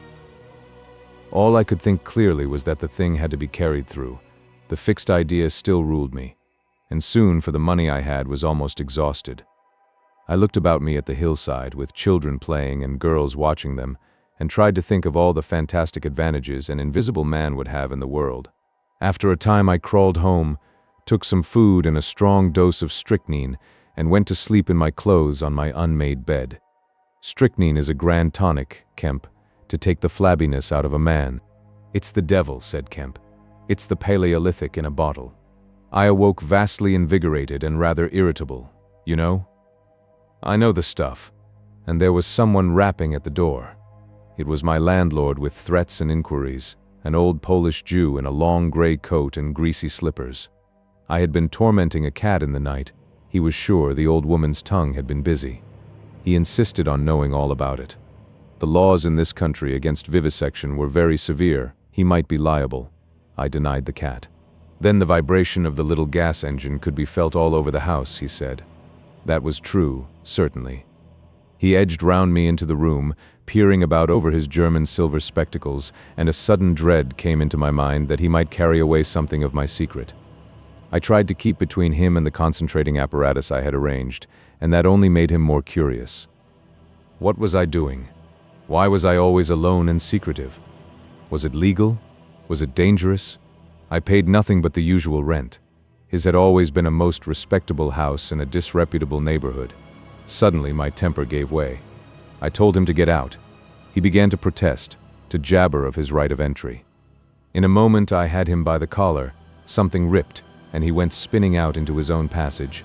I slammed and locked the door and sat down quivering. He made a fuss outside, which I disregarded, and after a time he went away. But this brought matters to a crisis. I did not know what he would do, nor even what he had the power to do. To move to fresh apartments would have meant delay. Altogether, I had barely £20 left in the world, for the most part in a bank, and I could not afford that. Vanish. It was irresistible. Then there would be an inquiry, the sacking of my room. At the thought of the possibility of my work being exposed or interrupted at its very climax, I became very angry and active. I hurried out with my 3 books of notes, my checkbook, the tramp has them now, and directed them from the nearest post office to a house of call for letters and parcels in Great Portland Street. I tried to go out noiselessly. Coming in, I found my landlord going quietly upstairs. He had heard the door close, I suppose. You would have laughed to see him jump aside on the landing as I came tearing after him. He glared at me as I went by him, and I made the house quiver with the slamming of my door. I heard him come shuffling up to my floor, hesitate, and go down. I set to work upon my preparations forthwith. It was all done that evening and night. While I was still sitting under the sickly, drowsy influence of the drugs that decolorize blood, there came a repeated knocking at the door. It ceased. Footsteps went away and returned, and the knocking was resumed. There was an attempt to push something under the door, a blue paper. Then, in a fit of irritation, I rose and went and flung the door wide open. "Now then?" said I. It was my landlord with a notice of ejectment or something. He held it out to me, saw something odd about my hands, I expect, and lifted his eyes to my face. For a moment he gaped. Then he gave a sort of inarticulate cry, dropped candle and writ together, and went blundering down the dark passage to the stairs. I shut the door, locked it, and went to the looking-glass. Then I understood his terror. My face was white, like white stone. But it was all horrible. I had not expected the suffering. A night of racking anguish, sickness and fainting. I set my teeth, though my skin was presently afire, all my body afire. But I lay there like grim death. I understood now how it was the cat had howled until I chloroformed it. Lucky it was I lived alone and untended in my room. There were times when I sobbed and groaned and talked, but I stuck to it. I became insensible and woke languid in the darkness. The pain had passed. I thought I was killing myself and I did not care. I shall never forget that dawn and the strange horror of seeing that my hands had become as clouded glass, and watching them grow clearer and thinner as the day went by, until at last I could see the sickly disorder of my room through them, though I closed my transparent eyelids. My limbs became glassy, the bones and arteries faded, vanished, and the little white nerves went last. I gritted my teeth and stayed there to the end. At last only the dead tips of the fingernails remained, pallid and white, and the brown stain of some acid upon my fingers. I struggled up. At first I was as incapable as a swathed infant, stepping with limbs I could not see. I was weak and very hungry. I went and stared at nothing in my shaving glass, at nothing save where an attenuated pigment still remained behind the retina of my eyes, fainter than mist. I had to hang on to the table and press my forehead against the glass. It was only by a frantic effort of will that I dragged myself back to the apparatus and completed the process. I slept during the forenoon, pulling the sheet over my eyes to shut out the light, and about midday I was awakened again by a knocking. My strength had returned. I sat up and listened and heard a whispering. I sprang to my feet and as noiselessly as possible began to detach the connections of my apparatus and to distribute it about the room so as to destroy the suggestions of its arrangement. Presently the knocking was renewed and voices called, first my landlord's, and then 2 others. To gain time I answered them. The invisible rag and pillow came to hand and I opened the window and pitched them out onto the cistern cover. As the window opened, a heavy crash came at the door. Someone had charged it with the idea of smashing the lock. But the stout bolts I had screwed up some days before stopped him. That startled me, made me angry. I began to tremble and do things hurriedly. I tossed together some loose paper, straw, packing paper, and so forth in the middle of the room and turned on the gas. Heavy blows began to rain upon the door. I could not find the matches. I beat my hands on the wall with rage. I turned down the gas again, stepped out of the window on the cistern cover, very softly lowered the sash, and sat down, secure and invisible, but quivering with anger, to watch events. They split a panel, I saw, and in another moment they had broken away the staples of the bolts and stood in the open doorway. It was the landlord and his 2 stepsons, sturdy young men of 3 or 4 and 20. Behind them fluttered the old hag of a woman from downstairs. You may imagine their astonishment to find the room empty. One of the younger men rushed to the window at once, flung it up and stared out. His staring eyes and thick-lipped, bearded face came a foot from my face. I was half-minded to hit his silly countenance, but I arrested my doubled fist. He stared right through me. So did the others as they joined him. The old man went and peered under the bed, and then they all made a rush for the cupboard. They had to argue about it at length in Yiddish and Cockney English. They concluded I had not answered them, that their imagination had deceived them. A feeling of extraordinary elation took the place of my anger as I sat outside the window and watched these 4 people. For the old lady came in, glancing suspiciously about her like a cat, trying to understand the riddle of my behavior. The old man, so far as I could understand his patois, agreed with the old lady that I was a vivisectionist. The sons protested in garbled English that I was an electrician and appealed to the dynamos and radiators. They were all nervous about my arrival, although I found subsequently that they had bolted the front door. The old lady peered into the cupboard and under the bed, and one of the young men pushed up the register and stared up the chimney. One of my fellow lodgers, a costermonger who shared the opposite room with a butcher, appeared on the landing, and he was called in and told incoherent things. It occurred to me that the radiators, if they fell into the hands of some acute, well-educated person, would give me away too much, and watching my opportunity, I came into the room and tilted one of the little dynamos off its fellow on which it was standing, and smashed both apparatus. Then, while they were trying to explain the smash, I dodged out of the room and went softly downstairs. I went into one of the sitting rooms and waited until they came down, still speculating and argumentative, all a little disappointed at finding no horrors, and all a little puzzled how they stood legally towards me. Then I slipped up again with a box of matches, fired my heap of paper and rubbish, put the chairs and bedding thereby, led the gas to the affair by means of an India rubber tube, and waving a farewell to the room left it for the last time. "You fired the house," exclaimed Kemp. "Fired the house." It was the only way to cover my trail, and no doubt it was insured. I slipped the bolts of the front door quietly and went out into the street. I was invisible, and I was only just beginning to realize the extraordinary advantage my invisibility gave me. My head was already teeming with plans of all the wild and wonderful things I had now impunity to do. Chapter 21. In Oxford Street. In going downstairs, the first time I found an unexpected difficulty because I could not see my feet. Indeed, I stumbled twice, and there was an unaccustomed clumsiness in gripping the bolt. By not looking down, however, I managed to walk on the level passably well. My mood, I say, was one of exaltation. I felt as a seeing man might do, with padded feet and noiseless clothes, in a city of the blind. I experienced a wild impulse to jest, to startle people, to clap men on the back, fling people's hats astray, and generally revel in my extraordinary advantage. But hardly had I emerged upon Great Portland Street, however, my lodging was close to the big draper's shop there, when I heard a clashing concussion and was hit violently behind, and turning saw a man carrying a basket of soda-water siphons, and looking in amazement at his burden.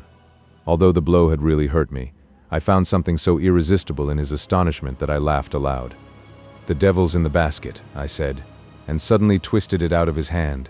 He let go incontinently, and I swung the whole weight into the air. But a fool of a cabman, standing outside a public house, made a sudden rush for this, and his extending fingers took me with excruciating violence under the ear. I let the whole down with a smash on the cabman, and then, with shouts and the clatter of feet about me, people coming out of shops, vehicles pulling up, I realized what I had done for myself, and cursing my folly, backed against a shop window and prepared to dodge out of the confusion. In a moment I should be wedged into a crowd and inevitably discovered.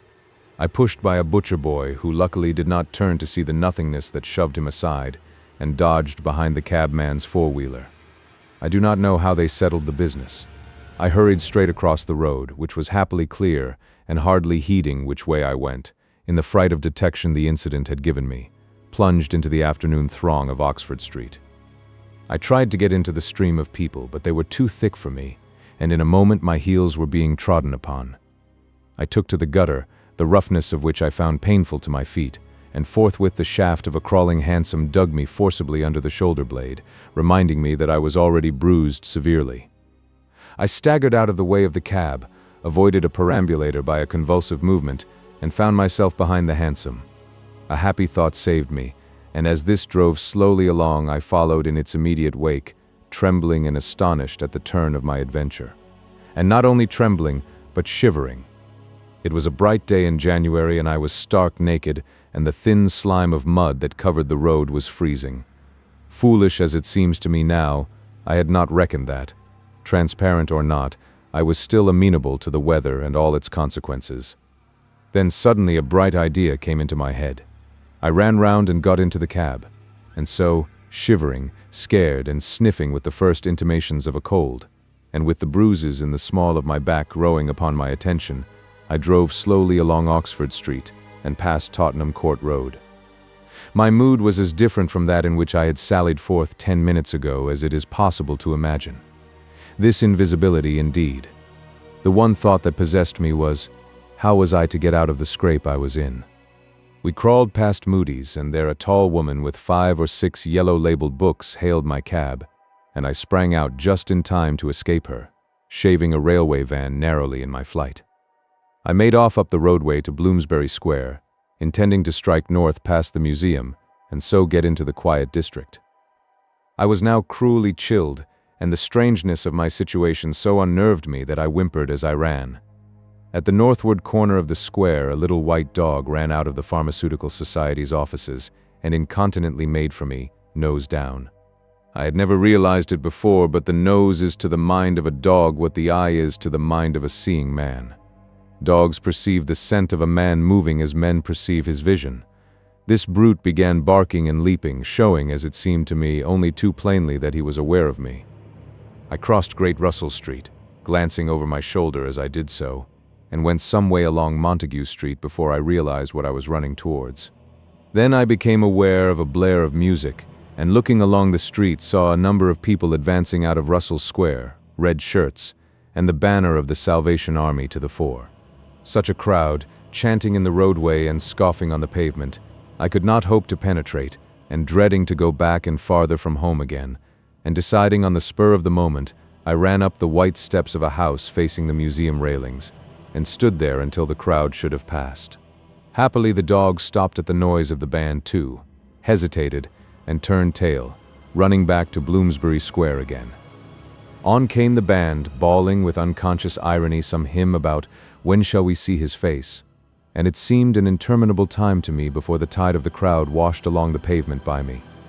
Thud, thud, thud, came the drum with a vibrating resonance, and for the moment I did not notice 2 urchins stopping at the railings by me. "See 'em?" said one.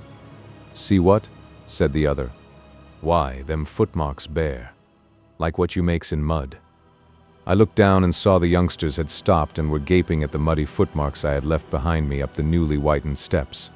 The passing people elbowed and jostled them, but their confounded intelligence was arrested. Thud, thud, thud, when, thud, shall we see, thud, his face, thud, thud. "There's a barefoot man gone up them steps, or I don't know nothing," said one. "And he ain't never come down again, and his foot was a-bleeding." The thick of the crowd had already passed. "Looky there, Ted?" quoth the younger of the detectives, with the sharpness of surprise in his voice, and pointed straight to my feet. I looked down and saw at once the dim suggestion of their outlines sketched in splashes of mud. For a moment I was paralyzed. "Why, that's rum," said the elder. "Dashed rum. It's just like the ghost of a foot, ain't it?" He hesitated and advanced with outstretched hand. A man pulled up short to see what he was catching, and then a girl. In another moment he would have touched me. Then I saw what to do. I made a step. The boy started back with an exclamation, and with a rapid movement I swung myself over into the portico of the next house. But the smaller boy was sharp-eyed enough to follow the movement, and before I was well down the steps and upon the pavement, he had recovered from his momentary astonishment and was shouting out that the feet had gone over the wall. They rushed round and saw my new footmarks flash into being on the lower step and upon the pavement. "What's up?" asked someone. "Feet. Look. Feet running." Everybody in the road, except my 3 pursuers, was pouring along after the Salvation Army, and this blow not only impeded me but them. There was an eddy of surprise and interrogation. At the cost of bowling over one young fellow I got through, and in another moment I was rushing headlong round the circuit of Russell Square, with 6 or 7 astonished people following my footmarks. There was no time for explanation, or else the whole host would have been after me. Twice I doubled round corners, thrice I crossed the road and came back upon my tracks, and then, as my feet grew hot and dry, the damp impressions began to fade. At last I had a breathing space and rubbed my feet clean with my hands, and so got away altogether. The last I saw of the chase was a little group of a dozen people perhaps, studying with infinite perplexity a slowly drying footprint that had resulted from a puddle in Tavistock Square, a footprint as isolated and incomprehensible to them as Crusoe's solitary discovery. This running warmed me to a certain extent, and I went on with a better courage through the maze of less frequented roads that runs hereabouts. My back had now become very stiff and sore, my tonsils were painful from the cabman's fingers, and the skin of my neck had been scratched by his nails. My feet hurt exceedingly, and I was lame from a little cut on one foot. I saw in time a blind man approaching me, and fled limping, for I feared his subtle intuitions. Once or twice accidental collisions occurred, and I left people amazed, with unaccountable curses ringing in their ears. Then came something silent and quiet against my face, and across the square fell a thin veil of slowly falling flakes of snow. I had caught a cold, and do as I would I could not avoid an occasional sneeze, and every dog that came in sight, with its pointing nose and curious sniffing, was a terror to me. Then came men and boys running, first one and then others, and shouting as they ran. It was a fire. They ran in the direction of my lodging, and looking back down a street I saw a mass of black smoke streaming up above the roofs and telephone wires. It was my lodging burning, my clothes, my apparatus, all my resources indeed, except my checkbook, and the 3 volumes of memoranda that awaited me in Great Portland Street were there. Burning. I had burnt my boats if ever a man did. The place was blazing. The Invisible Man paused and thought. Kemp glanced nervously out of the window. "Yes?" he said. "Go on." Chapter 22. In the Emporium. So last January, with the beginning of a snowstorm in the air about me, and if it settled on me it would betray me. Weary, cold, painful, inexpressibly wretched, and still but half convinced of my invisible quality, I began this new life to which I am committed. I had no refuge, no appliances, no human being in the world in whom I could confide. To have told my secret would have given me away, made a mere show and rarity of me. Nevertheless, I was half-minded to accost some passer-by and throw myself upon his mercy. But I knew too clearly the terror and brutal cruelty my advances would evoke. I made no plans in the street. My sole object was to get shelter from the snow, to get myself covered and warm. Then I might hope to plan. But even to me, an invisible man, the rows of London houses stood latched, barred and bolted impregnably. Only one thing could I see clearly before me, the cold exposure and misery of the snowstorm and the night. And then I had a brilliant idea. I turned down one of the roads leading from Gower Street to Tottenham Court Road, and found myself outside Omnium's, the big establishment where everything is to be bought, you know the place. Meat, grocery, linen, furniture, clothing, oil paintings even, a huge meandering collection of shops rather than a shop. I had thought I should find the doors open, but they were closed, and as I stood in the wide entrance a carriage stopped outside, and a man in uniform, you know the kind of personage with Omnium on his cap, flung open the door. I contrived to enter, and walking down the shop, it was a department where they were selling ribbons and gloves and stockings and that kind of thing, came to a more spacious region devoted to picnic baskets and wicker furniture. I did not feel safe there, however. People were going to and fro, and I prowled restlessly about until I came upon a huge section in an upper floor containing multitudes of bedsteads, and over these I clambered, and found a resting place at last among a huge pile of folded flock mattresses. The place was already lit up and agreeably warm, and I decided to remain where I was, keeping a cautious eye on the 2 or 3 sets of shopmen and customers who were meandering through the place until closing time came. Then I should be able, I thought, to rob the place for food and clothing, and disguised, prowl through it and examine its resources, perhaps sleep on some of the bedding, That seemed an acceptable plan. My idea was to procure clothing to make myself a muffled but acceptable figure, to get money, and then to recover my books and parcels where they awaited me, take a lodging somewhere and elaborate plans for the complete realization of the advantages my invisibility gave me, as I still imagined, over my fellow men. Closing time arrived quickly enough. It could not have been more than an hour after I took up my position on the mattresses before I noticed the blinds of the windows being drawn and customers being marched doorward, and then a number of brisk young men began with remarkable alacrity to tidy up the goods that remained disturbed. I left my lair as the crowds diminished and prowled cautiously out into the less desolate parts of the shop. I was really surprised to observe how rapidly the young men and women whipped away the goods displayed for sale during the day. All the boxes of goods, the hanging fabrics, the festoons of lace, the boxes of sweets in the grocery section, the displays of this and that, were being whipped down, folded up, slapped into tidy receptacles, and everything that could not be taken down and put away had sheets of some coarse stuff like sacking flung over them. Finally, all the chairs were turned up onto the counters, leaving the floor clear. Directly each of these young people had done, he or she made promptly for the door with such an expression of animation as I have rarely observed in a shop assistant before. Then came a lot of youngsters scattering sawdust and carrying pails and brooms. I had to dodge to get out of the way, and as it was, my ankle got stung with the sawdust. For some time, wandering through the swathed and darkened departments, I could hear the brooms at work, and at last, a good hour or more after the shop had been closed, came a noise of locking doors. Silence came upon the place, and I found myself wandering through the vast and intricate shops, galleries, showrooms of the place alone. It was very still. In one place I remember passing near one of the Tottenham Court Road entrances and listening to the tapping of boot heels of the passers-by. My first visit was to the place where I had seen stockings and gloves for sale. It was dark and I had the devil of a hunt after matches, which I found at last in the drawer of the little cash desk. Then I had to get a candle. I had to tear down wrappings and ransack a number of boxes and drawers, but at last I managed to turn out what I sought. The box label called them lambswool pants and lambswool vests. Then socks, a thick comforter, and then I went to the clothing place and got trousers, a lounge jacket, an overcoat, and a slouch hat, a clerical sort of hat with the brim turned down. I began to feel a human being again, and my next thought was food. Upstairs was a refreshment department, and there I got cold meat. There was coffee still in the urn, and I lit the gas and warmed it up again, and altogether I did not do badly. Afterwards, prowling through the place in search of blankets, I had to put up at last with a heap of down quilts. I came upon a grocery section with a lot of chocolate and candied fruits, more than was good for me indeed, and some white burgundy. And near that was a toy department, and I had a brilliant idea.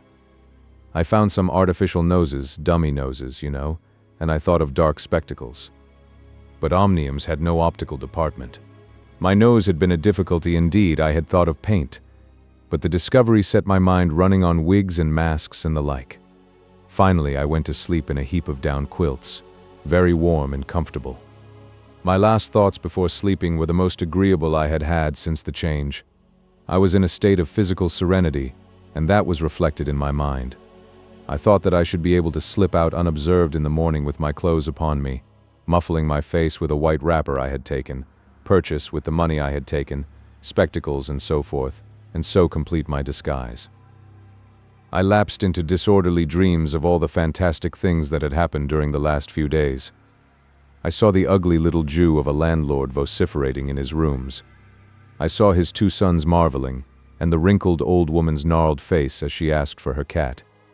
I experienced again the strange sensation of seeing the cloth disappear, and so I came round to the windy hillside and the sniffing old clergyman mumbling earth to earth, ashes to ashes, dust to dust, at my father's open grave. "You also," said a voice, and suddenly I was being forced towards the grave. I struggled, shouted, appealed to the mourners, but they continued stonily following the service. The old clergyman, too, never faltered droning and sniffing through the ritual. I realized I was invisible and inaudible, that overwhelming forces had their grip on me. I struggled in vain. I was forced over the brink. The coffin rang hollow as I fell upon it, and the gravel came flying after me in spadefuls. Nobody heeded me. Nobody was aware of me. I made convulsive struggles and awoke. The pale London dawn had come. The place was full of a chilly gray light that filtered round the edges of the window blinds. I sat up, and for a time I could not think where this ample apartment, with its counters, its piles of rolled stuff, its heap of quilts and cushions, its iron pillars, might be. Then, as recollection came back to me, I heard voices in conversation. Then, far down the place, in the brighter light of some department which had already raised its blinds, I saw two men approaching. I scrambled to my feet, looking about me for some way of escape, and even as I did so, the sound of my movement made them aware of me. I suppose they saw merely a figure moving quietly and quickly away.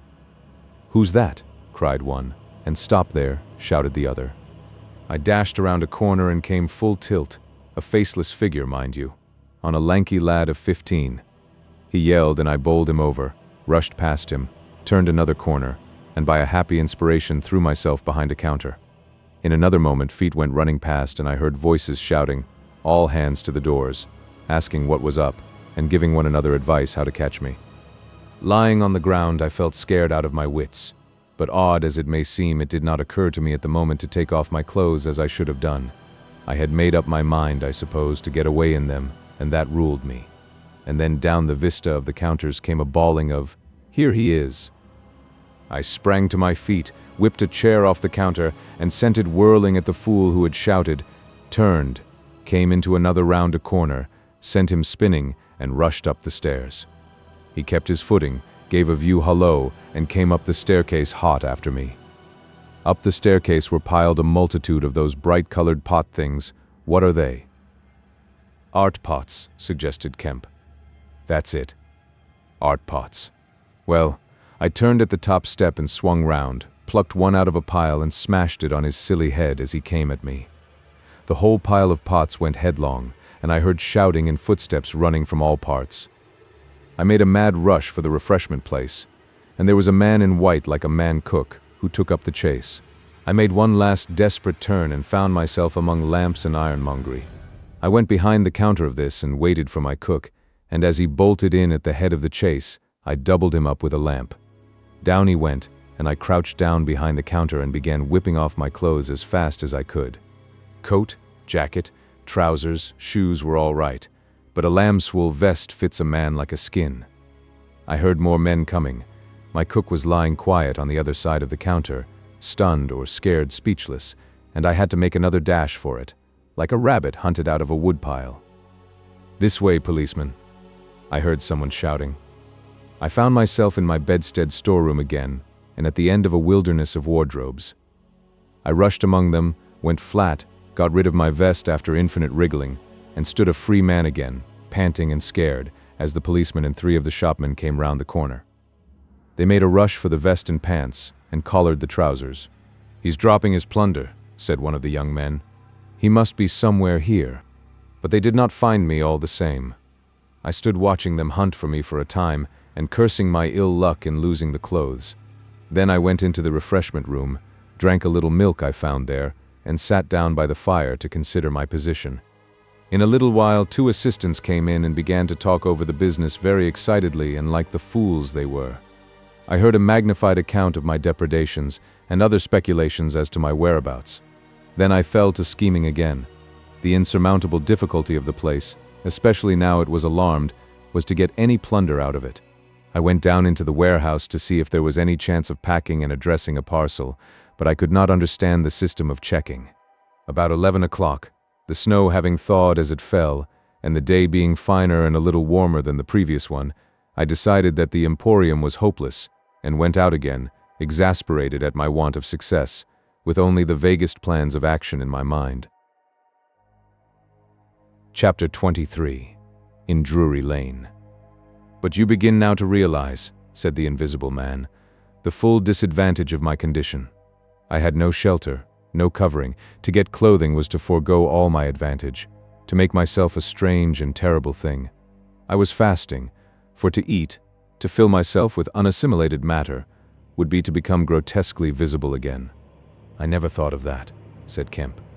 "Nor had I, and the snow had warned me of other dangers. I could not go abroad in snow, it would settle on me and expose me. Rain, too, would make me a watery outline, a glistening surface of a man, a bubble, and fog I should be like a fainter bubble in a fog, a surface, a greasy glimmer of humanity. Moreover, as I went abroad in the London air, I gathered dirt about my ankles, floating smuts and dust upon my skin.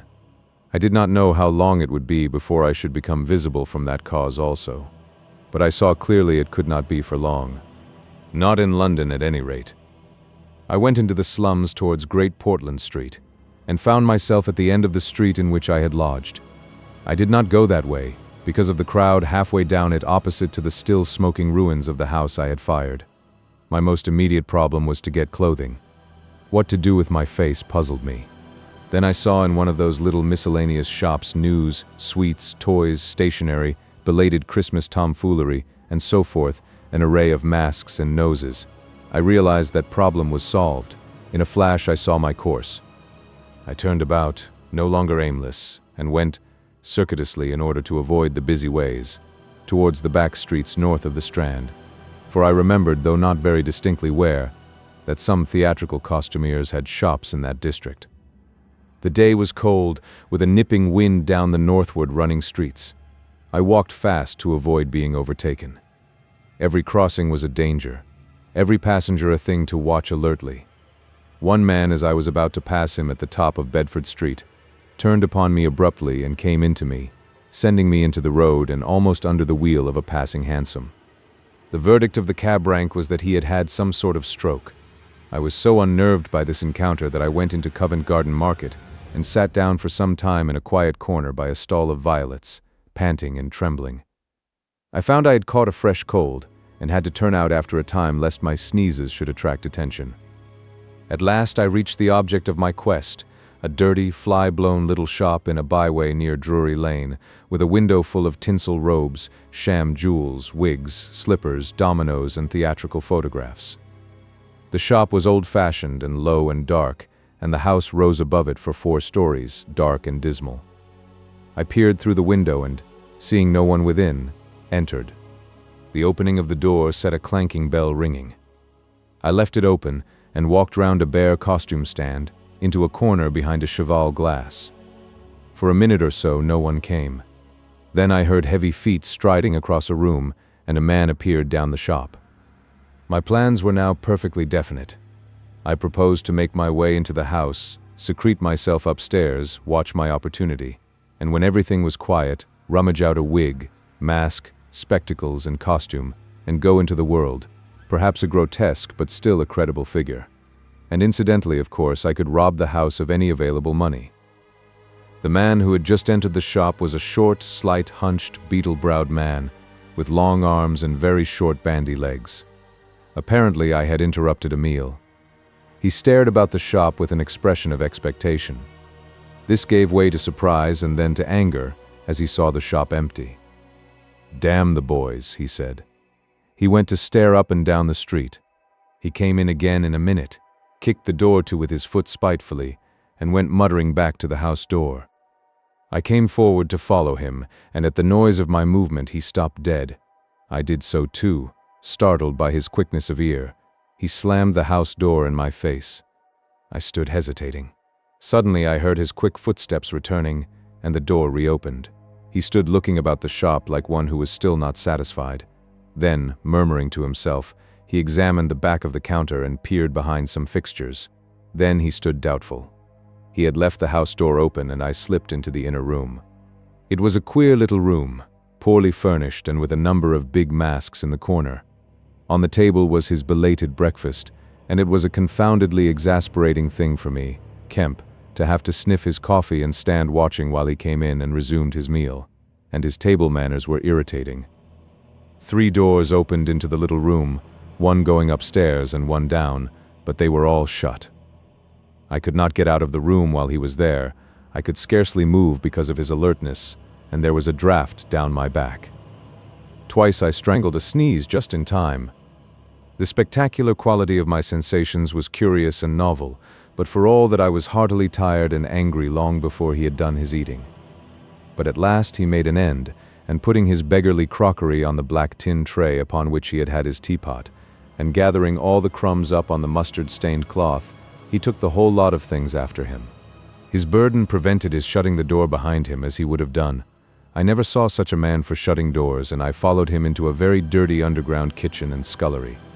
I had the pleasure of seeing him begin to wash up, and then, finding no good in keeping down there, and the brick floor being cold on my feet, I returned upstairs and sat in his chair by the fire.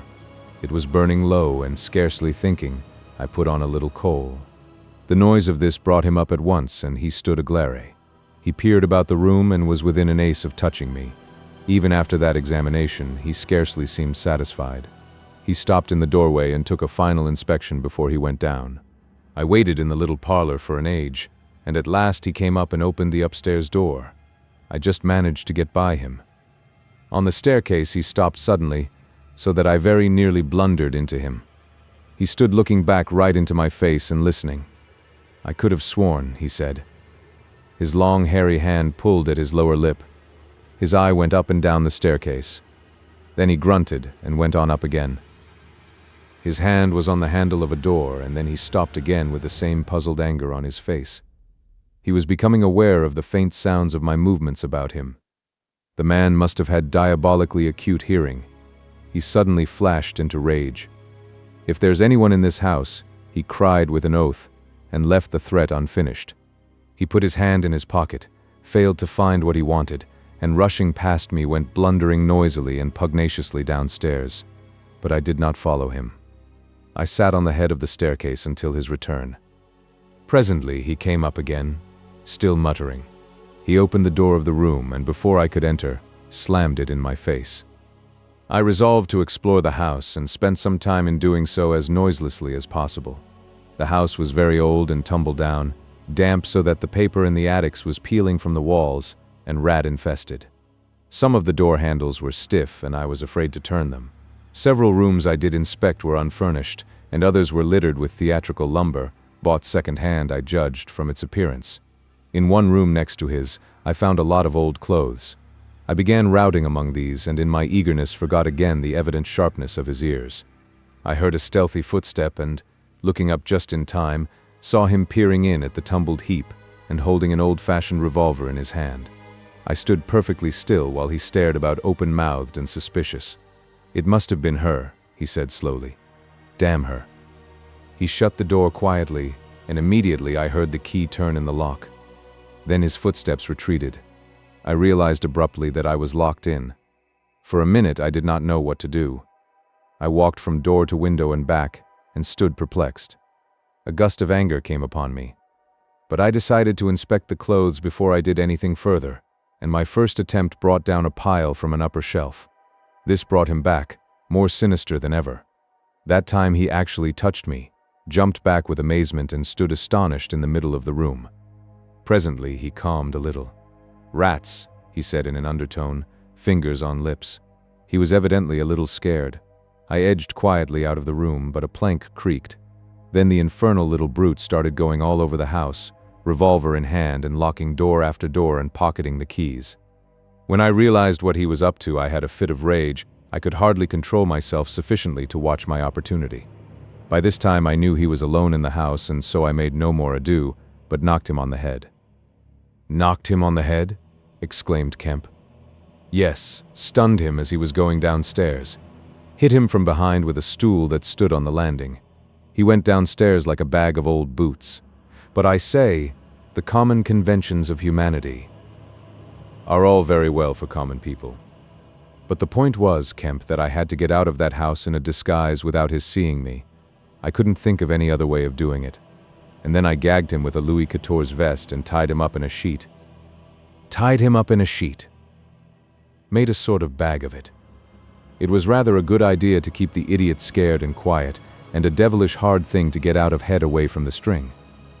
My dear Kemp, it's no good your sitting glaring as though I was a murderer. It had to be done. He had his revolver. If once he saw me, he would be able to describe me. But still, said Kemp, in England today. And the man was in his own house, and you were, well, robbing. Robbing. Confound it. You'll call me a thief next. Surely, Kemp, you're not fool enough to dance on the old strings. Can't you see my position? And his too, said Kemp. The invisible man stood up sharply. What do you mean to say? Kemp's face grew a trifle hard. He was about to speak and checked himself. "I suppose, after all," he said with a sudden change of manner, "the thing had to be done. You were in a fix." But still, of course I was in a fix, an infernal fix, and he made me wild too, hunting me about the house, fooling about with his revolver, locking and unlocking doors. He was simply exasperating. "You don't blame me, do you? You don't blame me?" "I never blame anyone," said Kemp. "It's quite out of fashion. What did you do next?" "I was hungry.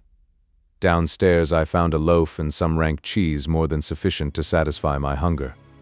I took some brandy and water and then went up past my impromptu bag. He was lying quite still to the room containing the old clothes. This looked out upon the street, 2 lace curtains brown with dirt guarding the window. I went and peered out through their interstices. Outside the day was bright by contrast with the brown shadows of the dismal house in which I found myself, dazzlingly bright. A brisk traffic was going by, fruit carts, a hansom, a four-wheeler with a pile of boxes, a fishmonger's cart. I turned with spots of color swimming before my eyes to the shadowy fixtures behind me. My excitement was giving place to a clear apprehension of my position again. The room was full of a faint scent of benzoline used, I suppose, in cleaning the garments. I began a systematic search of the place. I should judge the hunchback had been alone in the house for some time. He was a curious person. Everything that could possibly be of service to me I collected in the clothes storeroom, and then I made a deliberate selection. I found a handbag I thought a suitable possession, and some powder, rouge, and sticking plaster. I had thought of painting and powdering my face and all that there was to show of me, in order to render myself visible, but the disadvantage of this lay in the fact that I should require turpentine and other appliances, and a considerable amount of time before I could vanish again. Finally, I chose a mask of the better type, slightly grotesque, but not more so than many human beings, dark glasses, grayish whiskers, and a wig. I could find no underclothing, but that I could buy subsequently, and for the time I swathed myself in calico dominoes and some white cashmere scarfs. I could find no socks, but the hunchback's boots were rather a loose fit and sufficed. In a desk in the shop were 3 sovereigns and about 30 shillings worth of silver, and in a locked cupboard I burst in the inner room were 8 pounds in gold. I could go forth into the world again, equipped. Then came a curious hesitation. Was my appearance really credible? I tried myself with a little bedroom looking-glass, inspecting myself from every point of view to discover any forgotten chink, but it all seemed sound. I was grotesque to the theatrical pitch, a stage miser, but I was certainly not a physical impossibility. Gathering confidence, I took my looking-glass down into the shop, pulled down the shop blinds, and surveyed myself from every point of view with the help of the cheval glass in the corner. I spent some minutes screwing up my courage and then unlocked the shop door and marched out into the street, leaving the little man to get out of his sheet again when he liked. In 5 minutes a dozen turnings intervened between me and the costumier's shop. No one appeared to notice me very pointedly. My last difficulty seemed overcome. He stopped again. "And you troubled no more about the hunchback?" said Kemp. "No," said the invisible man, "nor have I heard what became of him. I suppose he untied himself or kicked himself out. The knots were pretty tight." He became silent and went to the window and stared out.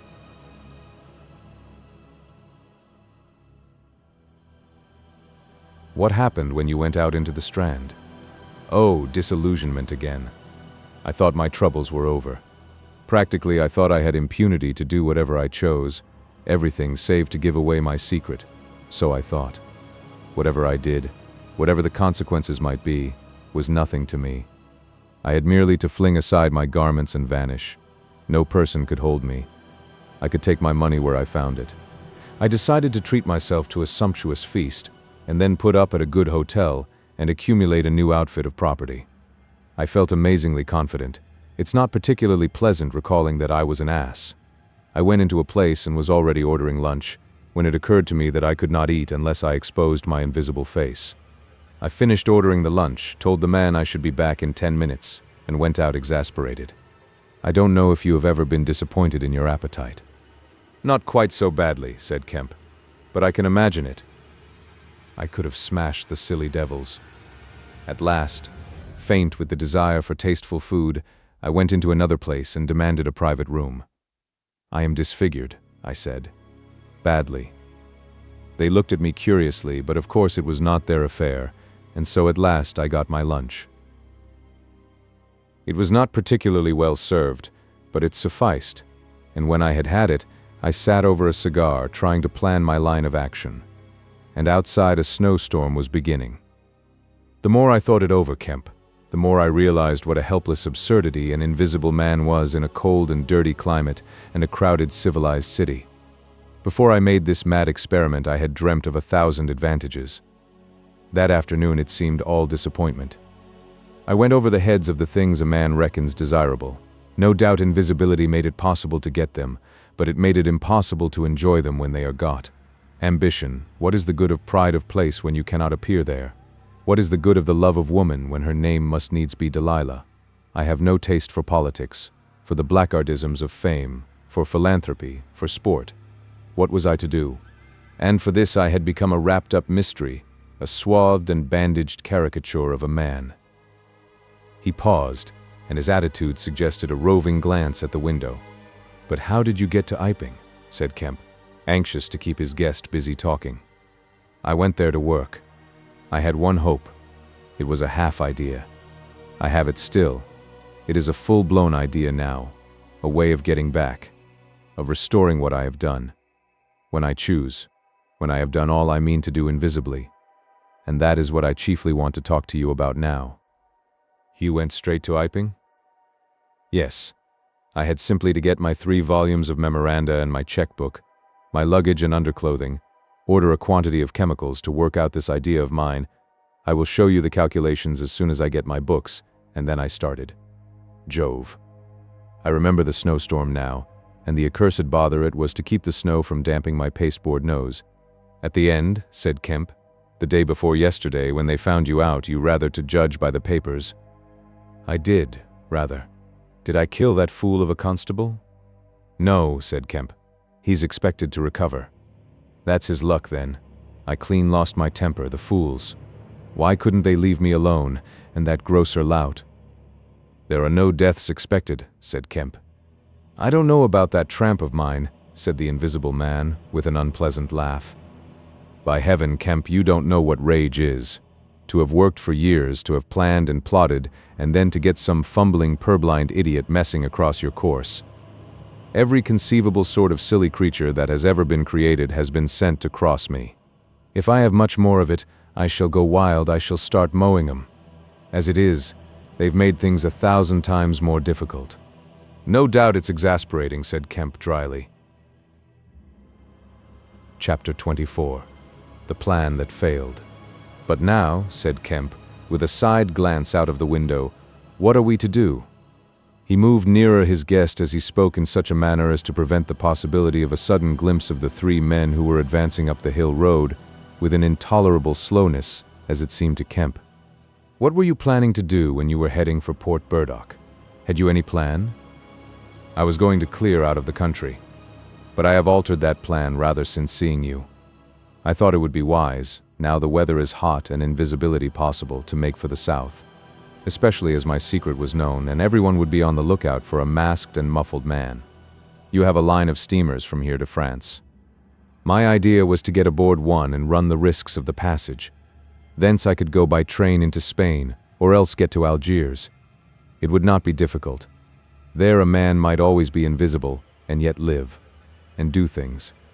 I was using that tramp as a money box and luggage carrier, until I decided how to get my books and things sent over to meet me. That's clear. And then the filthy brute must needs try and rob me. He has hidden my books, Kemp. Hidden my books. If I can lay my hands on him. Best plan to get the books out of him first. But where is he? Do you know? He's in the town police station, locked up, by his own request, in the strongest cell in the place. Cur, said the invisible man. But that hangs up your plans a little. We must get those books. Those books are vital. Certainly, said Kemp, a little nervously, wondering if he heard footsteps outside. Certainly we must get those books, but that won't be difficult, if he doesn't know they're for you. No, said the invisible man, and thought. Kemp tried to think of something to keep the talk going, but the invisible man resumed of his own accord. "Blundering into your house, Kemp," he said, "changes all my plans, for you are a man that can understand. In spite of all that has happened, in spite of this publicity, of the loss of my books, of what I have suffered, there still remain great possibilities, huge possibilities." "You have told no one I am here?" he asked abruptly. Kemp hesitated. "That was implied," he said. "No one?" insisted Griffin. "Not a soul." "Ah." Now, the Invisible Man stood up, and sticking his arms akimbo began to pace the study. "I made a mistake, Kemp, a huge mistake in carrying this thing through alone. I have wasted strength, time, opportunities. Alone it is wonderful how little a man can do alone. To rob a little, to hurt a little, and there is the end. What I want, Kemp, is a goalkeeper, a helper, and a hiding place, an arrangement whereby I can sleep and eat and rest in peace, and unsuspected. I must have a confederate. With a confederate with food and rest, 1,000 things are possible. Hitherto I have gone on vague lines. We have to consider all that invisibility means, all that it does not mean. It means little advantage for eavesdropping and so forth. One makes sounds. It's of little help, a little help perhaps in housebreaking and so forth. Once you've caught me, you could easily imprison me. But on the other hand, I am hard to catch. This invisibility, in fact, is only good in 2 cases. It's useful in getting away. It's useful in approaching. It's particularly useful, therefore, in killing. I can walk round a man, whatever weapon he has, choose my point, strike as I like, dodge as I like, escape as I like." Kemp's hand went to his mustache. "Was that a movement downstairs?" "And it is killing we must do, Kemp." "It is killing we must do," repeated Kemp. "I'm listening to your plan, Griffin, but I'm not agreeing, mind. Why killing? Not wanton killing, but a judicious slaying. The point is, they know there is an invisible man as well as we know there is an invisible man. And that invisible man, Kemp, must now establish a reign of terror. Yes, no doubt it's startling, but I mean it. A reign of terror. He must take some town like your Burdock and terrify and dominate it. He must issue his orders. He can do that in 1,000 ways. Scraps of paper thrust under doors would suffice. And all who disobey his orders he must kill, and kill all who would defend them." "Humph," said Kemp, no longer listening to Griffin but to the sound of his front door opening and closing. "It seems to me, Griffin," he said, to cover his wandering attention, "that your confederate would be in a difficult position." "No one would know he was a confederate," said the Invisible Man, eagerly. And then suddenly, "Hush! What's that downstairs?" "Nothing," said Kemp, and suddenly began to speak loud and fast.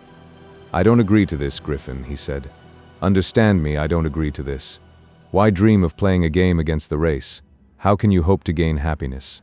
Don't be a lone wolf. Publish your results. Take the world, take the nation at least, into your confidence. Think what you might do with 1,000,000 helpers." The Invisible Man interrupted, arm extended. "There are footsteps coming upstairs," he said in a low voice. "Nonsense," said Kemp. "Let me see," said the Invisible Man, and advanced, arm extended, to the door. And then things happened very swiftly. Kemp hesitated for a second and then moved to intercept him. The Invisible Man started and stood still. "Traitor," cried the voice, and suddenly the dressing gown opened, and sitting down the unseen began to disrobe. Kemp made 3 swift steps to the door, and forthwith the Invisible Man, his legs had vanished, sprang to his feet with a shout. Kemp flung the door open. As it opened, there came a sound of hurrying feet downstairs and voices. With a quick movement, Kemp thrust the Invisible Man back, sprang aside, and slammed the door. The key was outside and ready. In another moment, Griffin would have been alone in the Belvedere study, a prisoner. Save for one little thing. The key had been slipped in hastily that morning. As Kemp slammed the door, it fell noisily upon the carpet. Kemp's face became white. He tried to grip the door handle with both hands. For a moment he stood lugging. Then the door gave 6 inches. But he got it closed again. The second time it was jerked a foot wide, and the dressing gown came wedging itself into the opening. His throat was gripped by invisible fingers, and he left his hold on the handle to defend himself. He was forced back, tripped and pitched heavily into the corner of the landing. The empty dressing gown was flung on the top of him. Halfway up the staircase was Colonel Ade, the recipient of Kemp's letter, the chief of the Burdock police. He was staring aghast at the sudden appearance of Kemp, followed by the extraordinary sight of clothing tossing empty in the air. He saw Kemp felled, and struggling to his feet. He saw him rush forward, and go down again, felled like an ox. Then suddenly he was struck violently. By nothing. A vast weight, it seemed, leapt upon him, and he was hurled headlong down the staircase, with a grip on his throat and a knee in his groin. An invisible foot trod on his back, a ghostly patter passed downstairs. He heard the two police officers in the hall shout and run, and the front door of the house slammed violently. He rolled over and sat up staring. He saw, staggering down the staircase, Kemp, dusty and disheveled, one side of his face white from a blow, his lip bleeding, and a pink dressing gown and some underclothing held in his arms. "My God," cried Kemp, "the game's up. He's gone." Chapter 25. The Hunting of the Invisible Man. For a space Kemp was too inarticulate to make Addie understand the swift things that had just happened. They stood on the landing, Kemp speaking swiftly, the grotesque swathings of griffin still on his arm. But presently Addie began to grasp something of the situation. "He is mad," said Kemp, "inhuman. He is pure selfishness. He thinks of nothing but his own advantage, his own safety. I have listened to such a story this morning of brutal self-seeking. He has wounded men. He will kill them unless we can prevent him. He will create a panic. Nothing can stop him. He is going out now furious." "He must be caught," said Addie. "That is certain." "But how?" cried Kemp, and suddenly became full of ideas. "You must begin at once. You must set every available man to work. You must prevent his leaving this district. Once he gets away, he may go through the countryside as he wills, killing and maiming. He dreams of a reign of terror. A reign of terror, I tell you. You must set a watch on trains and roads and shipping. The garrison must help. You must wire for help. The only thing that may keep him here is the thought of recovering some books of notes he counts of value. I will tell you of that. There is a man in your police station, Marvel." "I know," said Addie. "I know. Those books, yes. But the tramp says he hasn't them. But he thinks the tramp has. And you must prevent him from eating or sleeping. Day and night the country must be astir for him. Food must be locked up and secured, all food, so that he will have to break his way to it. The houses everywhere must be barred against him. Heaven send us cold nights and rain. The whole countryside must begin hunting and keep hunting. I tell you, Addie, he is a danger, a disaster. Unless he is pinned and secured, it is frightful to think of the things that may happen." "What else can we do?" said Addie. "I must go down at once and begin organizing. But why not come?" "Yes, you come too. Come, and we must hold a sort of council of war. Get Hops to help, and the railway managers. By Jove. It's urgent. Come along. Tell me as we go. What else is there we can do? Put that stuff down." In another moment, Addie was leading the way downstairs. They found the front door open and the policeman standing outside staring at empty air. "He's got away, sir," said one. "We must go to the central station at once," said Addie. "One of you go on down and get a cab to come up and meet us quickly. And now, Kemp, what else?" "Dogs," said Kemp. "Get dogs. They don't see him, but they wind him. Get dogs." "Good," said Addie. "It's not generally known, but the prison officials over at Halstead know a man with bloodhounds. Dogs. What else?" "Bear in mind," said Kemp, "his food shows. After eating, his food shows until it is assimilated, so that he has to hide after eating. You must keep on beating, every thicket, every quiet corner, and put all weapons, all implements that might be weapons, away. He can't carry such things for long, and what he can snatch up and strike men with must be hidden away." "Good again," said Addie. "We shall have him yet." "And on the roads," said Kemp, and hesitated. "Yes," said Addie. "Powdered glass," said Kemp. "It's cruel, I know, but think of what he may do." Addie drew the air in sharply between his teeth. "It's unsportsmanlike. I don't know. But I'll have powdered glass got ready. if he goes too far. The man's become inhuman, I tell you, said Kemp. I am as sure he will establish a reign of terror so soon as he has got over the emotions of this escape as I am sure I am talking to you. Our only chance is to be ahead. He has cut himself off from his kind. His blood be upon his own head. Chapter 26. The Wicksteed Murder. The Invisible Man seems to have rushed out of Kemp's house in a state of blind fury. A little child playing near Kemp's gateway was violently caught up and thrown aside, so that its ankle was broken, and thereafter for some hours the Invisible Man passed out of human perceptions. No one knows where he went, nor what he did. But one can imagine him hurrying through the hot June forenoon, up the hill and on to the open downland behind Port Burdock, raging and despairing at his intolerable fate, and sheltering at last, heated and weary, amid the thickets of Hintondean, to piece together again his shattered schemes against his species. That seems the most probable refuge for him, for there it was he reasserted himself in a grimly tragical manner about 2 in the afternoon. One wonders what his state of mind may have been during that time, and what plans he devised. No doubt he was almost ecstatically exasperated by Kemp's treachery, and though we may be able to understand the motives that led to that deceit, we may still imagine and even sympathize a little with the fury the attempted surprise must have occasioned. Perhaps something of the stunned astonishment of his Oxford Street experiences may have returned to him, for he had evidently counted on Kemp's cooperation in his brutal dream of a terrorized world. At any rate, he vanished from human ken about midday, and no living witness can tell what he did until about 2:30. It was a fortunate thing, perhaps, for humanity, but for him it was a fatal inaction. During that time, a growing multitude of men scattered over the countryside were busy. In the morning he had still been simply a legend, a terror. In the afternoon, by virtue chiefly of Kemp's dryly worded proclamation, he was presented as a tangible antagonist, to be wounded, captured, or overcome, and the countryside began organizing itself with inconceivable rapidity. By 2 o'clock even he might still have removed himself out of the district by getting aboard a train, but after 2 that became impossible. Every passenger train along the lines on a great parallelogram between Southampton, Manchester, Brighton and Horsham traveled with locked doors, and the goods traffic was almost entirely suspended. And in a great circle of 20 miles round Port Burdock, men armed with guns and bludgeons were presently setting out in groups of 3 and 4, with dogs, to beat the roads and fields.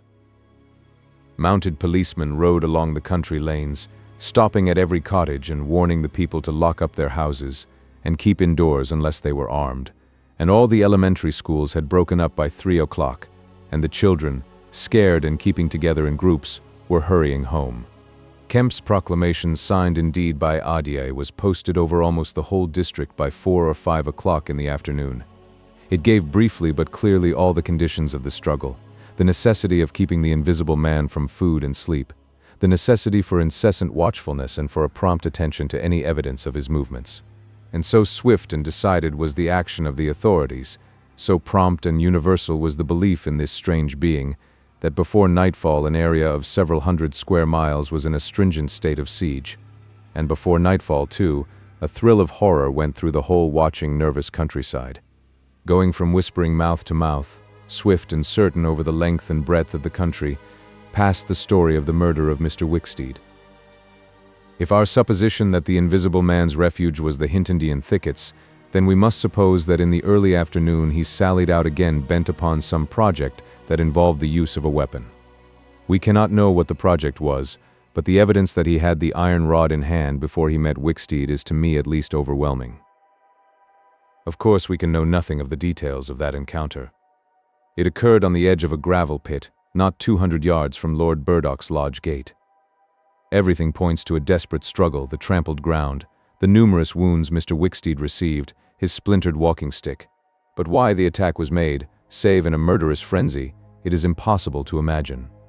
Indeed, the theory of madness is almost unavoidable.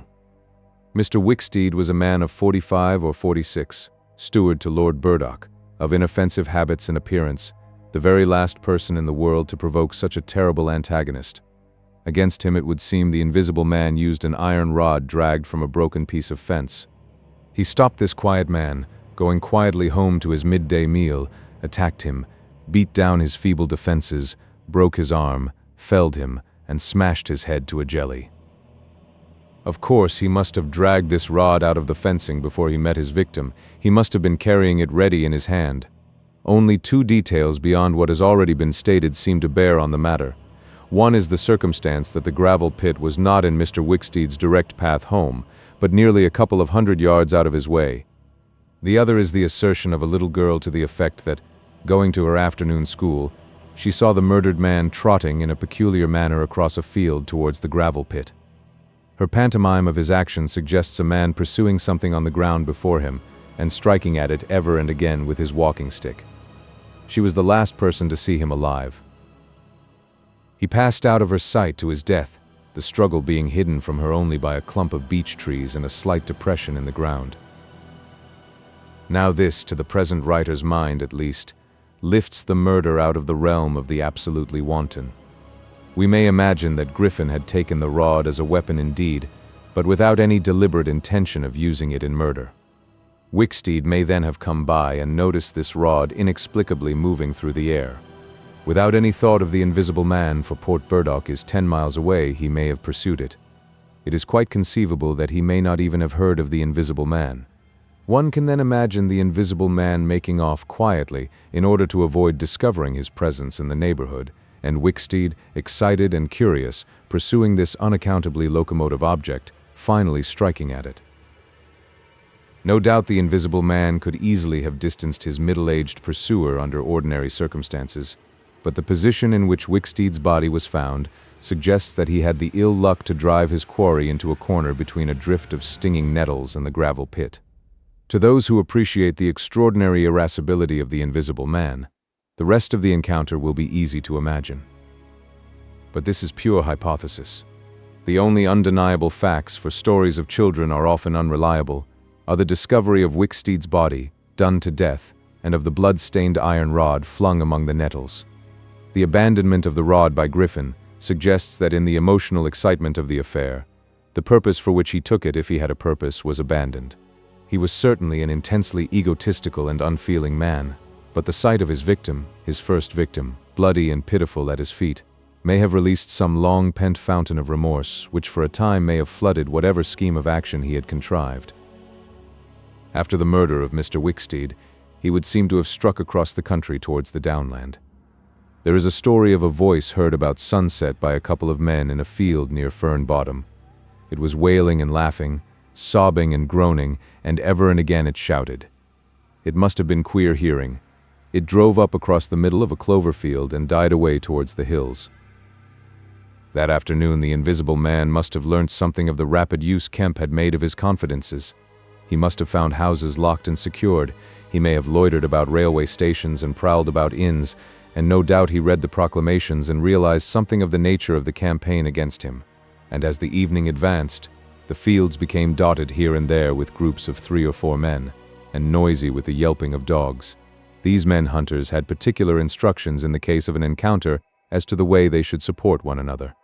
But he avoided them all. We may understand something of his exasperation, and it could have been none the less because he himself had supplied the information that was being used so remorselessly against him. For that day at least he lost heart. For nearly 24 hours, save when he turned on Wicksteed, he was a hunted man. In the night he must have eaten and slept, for in the morning he was himself again, active, powerful, angry, and malignant, prepared for his last great struggle against the world. Chapter 27. The Siege of Kemp's House. Kemp read a strange missive, written in pencil on a greasy sheet of paper. "You have been amazingly energetic and clever." This letter ran, "Though what you stand to gain by it I cannot imagine. You are against me. For a whole day you have chased me. You have tried to rob me of a night's rest. But I have had food in spite of you. I have slept in spite of you, and the game is only beginning. The game is only beginning. There is nothing for it but to start the terror." This announces the first day of the terror. Port Burdock is no longer under the Queen. Tell your colonel of police, and the rest of them, it is under me the terror. This is day 1 of year 1 of the new epoch, the epoch of the Invisible Man. I am Invisible Man the first. To begin with the rule will be easy. The first day there will be one execution for the sake of example. A man named Kemp. Death starts for him today. He may lock himself away, hide himself away, get guards about him, put on armor if he likes.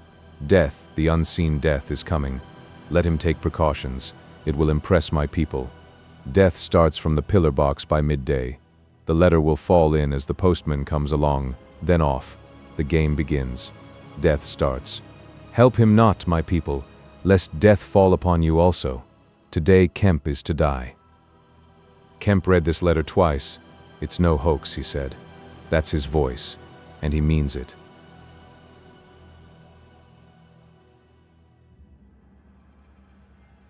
He turned the folded sheet over and saw on the addressed side of it the postmark Hintondean and the prosaic detail 2d to pay.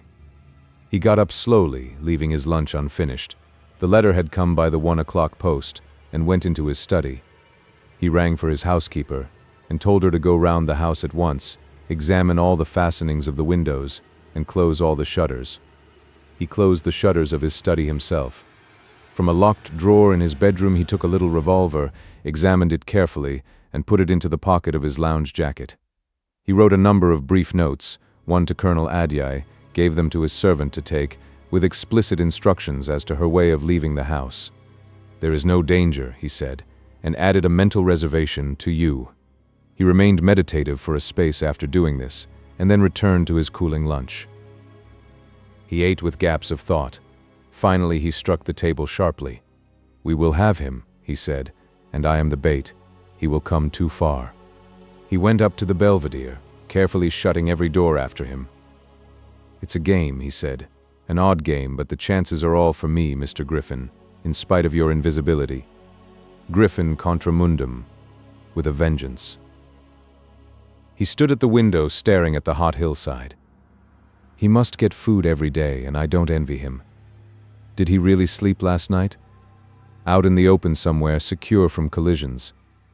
I wish we could get some good cold wet weather instead of the heat. He may be watching me now. He went close to the window. Something rapped smartly against the brickwork over the frame and made him start violently back. I'm getting nervous, said Kemp. But it was 5 minutes before he went to the window again. It must have been a sparrow, he said. Presently he heard the front door bell ringing and hurried downstairs. He unbolted and unlocked the door, examined the chain, put it up, and opened cautiously without showing himself. A familiar voice hailed him. It was Adyai. Your servant's been assaulted, Kemp, he said round the door. What? Exclaimed Kemp. Had that note of yours taken away from her. He's close about here. Let me in. Kemp released the chain, and Adyai entered through as narrow an opening as possible. He stood in the hall, looking with infinite relief at Kemp refastening the door. Note was snatched out of her hand, scared her horribly. She's down at the station. Hysterics. He's close here. What was it about? Kemp swore. What a fool I was, said Kemp. I might have known. It's not an hour's walk from Hintondean. Already? What's up? Said Adyai. Look here, said Kemp, and led the way into his study. He handed Adyai the invisible man's letter. Adyai read it and whistled softly. And you? Said Adyai. Proposed a trap like a fool, said Kemp, and sent my proposal out by a maidservant. To him. Adyai followed Kemp's profanity. He'll clear out, said Adyai. Not he, said Kemp. A resounding smash of glass came from upstairs. Adyai had a silvery glimpse of a little revolver half out of Kemp's pocket. It's a window upstairs, said Kemp, and led the way up. There came a second smash while they were still on the staircase. When they reached the study, they found 2 of the 3 windows smashed, half the room littered with splintered glass, and one big flint lying on the writing table. The 2 men stopped in the doorway, contemplating the wreckage. Kemp swore again, and as he did so, the 3rd window went with a snap like a pistol, hung starred for a moment, and collapsed in jagged, shivering triangles into the room. What's this for? Said Adyai. It's a beginning, said Kemp. There's no way of climbing up here? Not for a cat, said Kemp. No shutters? Not here. All the downstairs rooms, hullo. Smash, and then whack of boards hit hard came from downstairs. "Confound him," said Kemp. "That must be yes. It's one of the bedrooms. He's going to do all the house." But he's a fool. The shutters are up, and the glass will fall outside. He'll cut his feet. Another window proclaimed its destruction. The two men stood on the landing perplexed. "I have it," said Adier. "Let me have a stick or something, and I'll go down to the station and get the bloodhounds put on. That ought to settle him. They're hard by, not 10 minutes. Another window went the way of its fellows. "You haven't a revolver?" asked Adai. Kemp's hand went to his pocket. Then he hesitated. "I haven't one at least to spare." "I'll bring it back," said Adai. "You'll be safe here." Kemp, ashamed of his momentary lapse from truthfulness, handed him the weapon. "Now for the door," said Adai. As they stood hesitating in the hall, they heard one of the first-floor bedroom windows crack and clash. Kemp went to the door and began to slip the bolts as silently as possible. His face was a little paler than usual. "You must step straight out," said Kemp. In another moment, Adai was on the doorstep, and the bolts were dropping back into the staples. He hesitated for a moment, feeling more comfortable with his back against the door. Then he marched, upright and square, down the steps. He crossed the lawn and approached the gate. A little breeze seemed to ripple over the grass. Something moved near him. "Stop a bit," said a voice, and Adai stopped dead and his hand tightened on the revolver. "Well?" said Adai, white and grim, and every nerve tense. "Oblige me by going back to the house," said the voice, as tense and grim as Adai's. "Sorry," said Adai a little hoarsely, and moistened his lips with his tongue. The voice was on his left front, he thought. Suppose he were to take his luck with a shot? "What are you going for?" said the voice, and there was a quick movement of the two, and a flash of sunlight from the open lip of Adier's pocket. Adier desisted and thought. "Where I go," he said slowly, "is my own business." The words were still on his lips, when an arm came round his neck, his back felt a knee, and he was sprawling backward. He drew clumsily and fired absurdly, and in another moment he was struck in the mouth, and the revolver wrested from his grip. He made a vain clutch at a slippery limb, tried to struggle up and fell back. "Damn," said Adier. The voice laughed. "I'd kill you now if it wasn't the waste of a bullet," it said. He saw the revolver in midair, 6 feet off, covering him. "Well?" said Adier, sitting up. "Get up," said the voice. Adai stood up. "Attention," said the voice, and then fiercely, "Don't try any games. Remember, I can see your face if you can't see mine. You've got to go back to the house." "He won't let me in," said Adai. "That's a pity," said the invisible man. "I've got no quarrel with you." Adai moistened his lips again. He glanced away from the barrel of the revolver and saw the sea far off, very blue and dark under the midday sun, the smooth green down, the white cliff of the head, and the multitudinous town, and suddenly he knew that life was very sweet. His eyes came back to this little metal thing hanging between heaven and earth, 6 yards away. "What am I to do?" he said sullenly. "What am I to do?" asked the invisible man. "You will get help. The only thing is for you to go back." "I will try. If he lets me in, will you promise not to rush the door?" "I've got no quarrel with you," said the voice. Kemp had hurried upstairs after letting Adai out, and now crouching among the broken glass and peering cautiously over the edge of the study windowsill, he saw Adai stand parleying with the unseen. "Why doesn't he fire?" whispered Kemp to himself. Then the revolver moved a little and the glint of the sunlight flashed in Kemp's eyes. He shaded his eyes and tried to see the source of the blinding beam. "Surely," he said, "Adai has given up the revolver." "Promise not to rush the door," Adai was saying. "Don't push a winning game too far. Give a man a chance. You go back to the house. I tell you flatly I will not promise anything."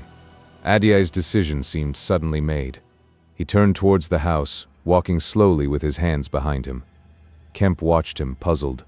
The revolver vanished, flashed again into sight, vanished again, and became evident on a closer scrutiny as a little dark object following Adai. Then things happened very quickly. Adai leapt backwards, swung around, clutched at this little object, missed it, threw up his hands and fell forward on his face, leaving a little puff of blue in the air. Kemp did not hear the sound of the shot. Adii writhed, raised himself on one arm, fell forward and lay still. For a space Kemp remained staring at the quiet carelessness of Adii's attitude. The afternoon was very hot and still. Nothing seemed stirring in all the world save a couple of yellow butterflies chasing each other through the shrubbery between the house and the road gate. Adii lay on the lawn near the gate. The blinds of all the villas down the hill road were drawn, but in one little green summer house was a white figure, apparently an old man asleep. Kemp scrutinized the surroundings of the house for a glimpse of the revolver, but it had vanished. His eyes came back to Adii. The game was opening well. Then came a ringing and knocking at the front door that grew at last tumultuous, but pursuant to Kemp's instructions, the servants had locked themselves into their rooms. This was followed by a silence. Kemp sat listening and then began peering cautiously out of the 3 windows, one after another. He went to the staircase head and stood listening uneasily. He armed himself with his bedroom poker and went to examine the interior fastenings of the ground floor windows again. Everything was safe and quiet. He returned to the belvedere. Adii lay motionless over the edge of the gravel just as he had fallen. Coming along the road by the villas were the housemaid and 2 policemen. Everything was deadly still. The 3 people seemed very slow in approaching. He wondered what his antagonist was doing. He started. There was a smash from below. He hesitated and went downstairs again. Suddenly the house resounded with heavy blows and the splintering of wood. He heard a smash and the destructive clang of the iron fastenings of the shutters. He turned the key and opened the kitchen door. As he did so, the shutters, split and splintering, came flying inward. He stood aghast. The window frame, save for one crossbar, was still intact, but only little teeth of glass remained in the frame. The shutters had been driven in with an axe, and now the axe was descending in sweeping blows upon the window frame and the iron bars defending it. Then suddenly it leapt aside and vanished. He saw the revolver lying on the path outside, and then the little weapon sprang into the air. He dodged back. The revolver cracked just too late, and a splinter from the edge of the closing door flashed over his head. He slammed and locked the door, and as he stood outside he heard Griffin shouting and laughing. Then the blows of the axe with its splitting and smashing consequences were resumed. Kemp stood in the passage trying to think. In a moment the invisible man would be in the kitchen. This door would not keep him a moment, and then a ringing came at the front door again. It would be the policeman. He ran into the hall, put up the chain, and drew the bolts. He made the girl speak before he dropped the chain, and the 3 people blundered into the house in a heap, and Kemp slammed the door again. "The invisible man," said Kemp. "He has a revolver with 2 shots left. He's killed Adii. Shot him anyhow. Didn't you see him on the lawn? He's lying there." "Who?" said one of the policemen. "Adii," said Kemp. "We came in the back way," said the girl. "What's that smashing?" asked one of the policemen. "He's in the kitchen, or will be. He has found an axe." Suddenly the house was full of the invisible man's resounding blows on the kitchen door. The girl stared towards the kitchen, shuddered, and retreated into the dining room.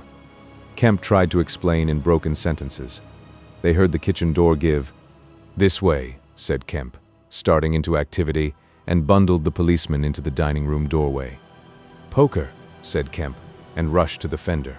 He handed the poker he had carried to the policeman and the dining room one to the other. He suddenly flung himself backward. "Whoop!" said one policeman, ducked, and caught the axe on his poker. The pistol snapped its penultimate shot and ripped a valuable Sidney Cooper. The second policeman brought his poker down on the little weapon, as one might knock down a wasp, and sent it rattling to the floor. At the first clash the girl screamed, stood screaming for a moment by the fireplace, and then ran to open the shutters, possibly with an idea of escaping by the shattered window. The axe receded into the passage and fell to a position about 2 feet from the ground. They could hear the invisible man breathing. "Stand away, you 2, he said. "I want that man Kemp." "We want you," said the first policeman, making a quick step forward and wiping with his poker at the voice. The invisible man must have started back, and he blundered into the umbrella stand. Then, as the policeman staggered with the swing of the blow he had aimed, the invisible man countered with the axe. The helmet crumpled like paper, and the blow sent the man spinning to the floor at the head of the kitchen stairs. But the second policeman, aiming behind the axe with his poker, hit something soft that snapped. There was a sharp exclamation of pain, and then the axe fell to the ground. The policeman wiped again at vacancy and hit nothing. He put his foot on the axe and struck again. Then he stood, poker clubbed, listening intent for the slightest movement. He heard the dining room window open and a quick rush of feet within. His companion rolled over and sat up, with the blood running down between his eye and ear. "Where is he?" asked the man on the floor. "Don't know. I've hit him. He's standing somewhere in the hall, unless he slipped past you. Dr. Kemp, sir." Pause. "Dr. Kemp," cried the policeman again. The second policeman began struggling to his feet. He stood up. Suddenly the faint pad of bare feet on the kitchen stairs could be heard. "Yap!" cried the first policeman, and incontinently flung his poker. It smashed a little gas bracket. He made as if he would pursue the invisible man downstairs. Then he thought better of it and stepped into the dining room. "Dr. Kemp," he began, and stopped short. "Dr. Kemp's a hero," he said, as his companion looked over his shoulder. The dining room window was wide open, and neither housemaid nor Kemp was to be seen. The second policeman's opinion of Kemp was terse and vivid. Chapter 28. The Hunter Hunted. Mr. Heeles, Mr. Kemp's nearest neighbor among the villa holders, was asleep in his summer house when the siege of Kemp's house began. Mr. Heeles was one of the sturdy minority who refused to believe in all this nonsense about an invisible man. His wife, however, as he was subsequently to be reminded, did. He insisted upon walking about his garden just as if nothing was the matter, and he went to sleep in the afternoon in accordance with the custom of years. He slept through the smashing of the windows, and then woke up suddenly with a curious persuasion of something wrong. He looked across at Kemp's house, rubbed his eyes and looked again. Then he put his feet to the ground and sat listening. He said he was damned, but still the strange thing was visible. The house looked as though it had been deserted for weeks, after a violent riot. Every window was broken, and every window, save those of the Belvedere study, was blinded by the internal shutters. I could have sworn it was all right. He looked at his watch, 20 minutes ago. He became aware of a measured concussion and the clash of glass, far away in the distance. And then, as he sat open-mouthed, came a still more wonderful thing. The shutters of the drawing-room window were flung open violently, and the housemaid in her outdoor hat and garments appeared struggling in a frantic manner to throw up the sash. Suddenly a man appeared beside her, helping her, Dr. Kemp. In another moment the window was open and the housemaid was struggling out. She pitched forward and vanished among the shrubs. Mr. Heeles stood up, exclaiming vaguely and vehemently at all these wonderful things. He saw Kemp stand on the sill, spring from the window, and reappear almost instantaneously running along a path in the shrubbery and stooping as he ran, like a man who evades observation. He vanished behind a laburnum and appeared again clambering over a fence that abutted on the open down. In a second he had tumbled over and was running at a tremendous pace down the slope towards Mr. Heeles. "Lord!" cried Mr. Heeles, struck with an idea. "It's that invisible man Brute. It's right, after all." With Mr. Heeles, to think things like that was to act, and his cook watching him from the top window was amazed to see him come pelting towards the house at a good 9 miles an hour. There was a slamming of doors, a ringing of bells, and the voice of Mr. Heeles bellowing like a bull. "Shut the doors, shut the windows, shut everything. The invisible man is coming." Instantly the house was full of screams and directions and scurrying feet. He ran himself to shut the French windows that opened on the veranda. As he did so, Kemp's head and shoulders and knee appeared over the edge of the garden fence. In another moment Kemp had plowed through the asparagus and was running across the tennis lawn to the house. "You can't come in," said Mr. Heeles, shutting the bolts. "I'm very sorry if he's after you, but you can't come in." Kemp appeared with a face of terror close to the glass, rapping and then shaking frantically at the French window. Then, seeing his efforts were useless, he ran along the veranda, vaulted the end, and went to hammer at the side door. Then he ran round by the side gate to the front of the house, and so into the hill road. and Mr. Heelas, staring from his window, a face of horror, had scarcely witnessed Kemp vanish, ere the asparagus was being trampled this way and that by feet unseen. At that Mr. Heelas fled precipitately upstairs, and the rest of the chase is beyond his purview. But as he passed the staircase window, he heard the side gate slam. Emerging into the hill road, Kemp naturally took the downward direction, and so it was he came to run in his own person the very race he had watched with such a critical eye from the Belvedere study only 4 days ago. He ran it well, for a man out of training, and though his face was white and wet, his wits were cool to the last. He ran with wide strides, and wherever a patch of rough ground intervened, wherever there came a patch of raw flints, or a bit of broken glass shone dazzling, he crossed it, and left the bare invisible feet that followed to take what line they would. For the first time in his life, Kemp discovered that the hill road was indescribably vast and desolate, and that the beginnings of the town far below at the hill foot were strangely remote. Never had there been a slower or more painful method of progression than running. All the gaunt villas, sleeping in the afternoon sun, looked locked and barred. No doubt they were locked and barred by his own orders. But at any rate they might have kept a lookout for an eventuality like this. The town was rising up now, the sea had dropped out of sight behind it, and people down below were stirring. A tram was just arriving at the hill foot. Beyond that was the police station. Was that footsteps he heard behind him? Spurt. The people below were staring at him, 1 or 2 were running, and his breath was beginning to saw in his throat. The tram was quite near now, and the Jolly Cricketers was noisily barring its doors. Beyond the tram were posts and heaps of gravel, the drainage works. He had a transitory idea of jumping into the tram and slamming the doors, and then he resolved to go for the police station. In another moment he had passed the door of the Jolly Cricketers and was in the blistering fag end of the street, with human beings about him. The tram driver and his helper, arrested by the sight of his furious haste, stood staring with the tram horses unhitched. Further on, the astonished features of navvies appeared above the mounds of gravel. His pace broke a little, and then he heard the swift pad of his pursuer and leapt forward again. "The invisible man," he cried to the navvies, with a vague indicative gesture, and by an inspiration leapt the excavation and placed a burly group between him and the chase. Then, abandoning the idea of the police station, he turned into a little side street, rushed by a greengrocer's cart, hesitated for the 10th of a second at the door of a sweetstuff shop, and then made for the mouth of an alley that ran back into the main hill street again. 2 or 3 little children were playing here, and shrieked and scattered at his apparition, and forthwith doors and windows opened, and excited mothers revealed their hearts. Out he shot into Hill Street again, 300 yards from the tram line end, and immediately he became aware of a tumultuous vociferation and running people.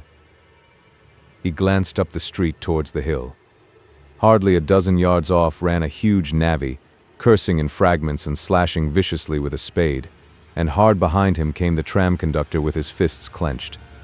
Up the street others followed these two, striking and shouting. Down towards the town, men and women were running, and he noticed clearly one man coming out of a shop door with a stick in his hand. "Spread out! Spread out!" cried someone. Kemp suddenly grasped the altered condition of the chase. He stopped and looked round, panting. "He's close here," he cried. "Form a line across." He was hit hard under the ear and went reeling, trying to face round towards his unseen antagonist. He just managed to keep his feet, and he struck a vain counter in the air. Then he was hit again under the jaw and sprawled headlong on the ground. In another moment a knee compressed his diaphragm, and a couple of eager hands gripped his throat. But the grip of one was weaker than the other. He grasped the wrists, heard a cry of pain from his assailant, and then the spade of the navvy came whirling through the air above him and struck something with a dull thud. He felt a drop of moisture on his face. The grip at his throat suddenly relaxed, and with a convulsive effort, Kemp loosed himself, grasped a limp shoulder, and rolled uppermost. He gripped the unseen elbows near the ground. "I've got him," screamed Kemp. "Help! Help!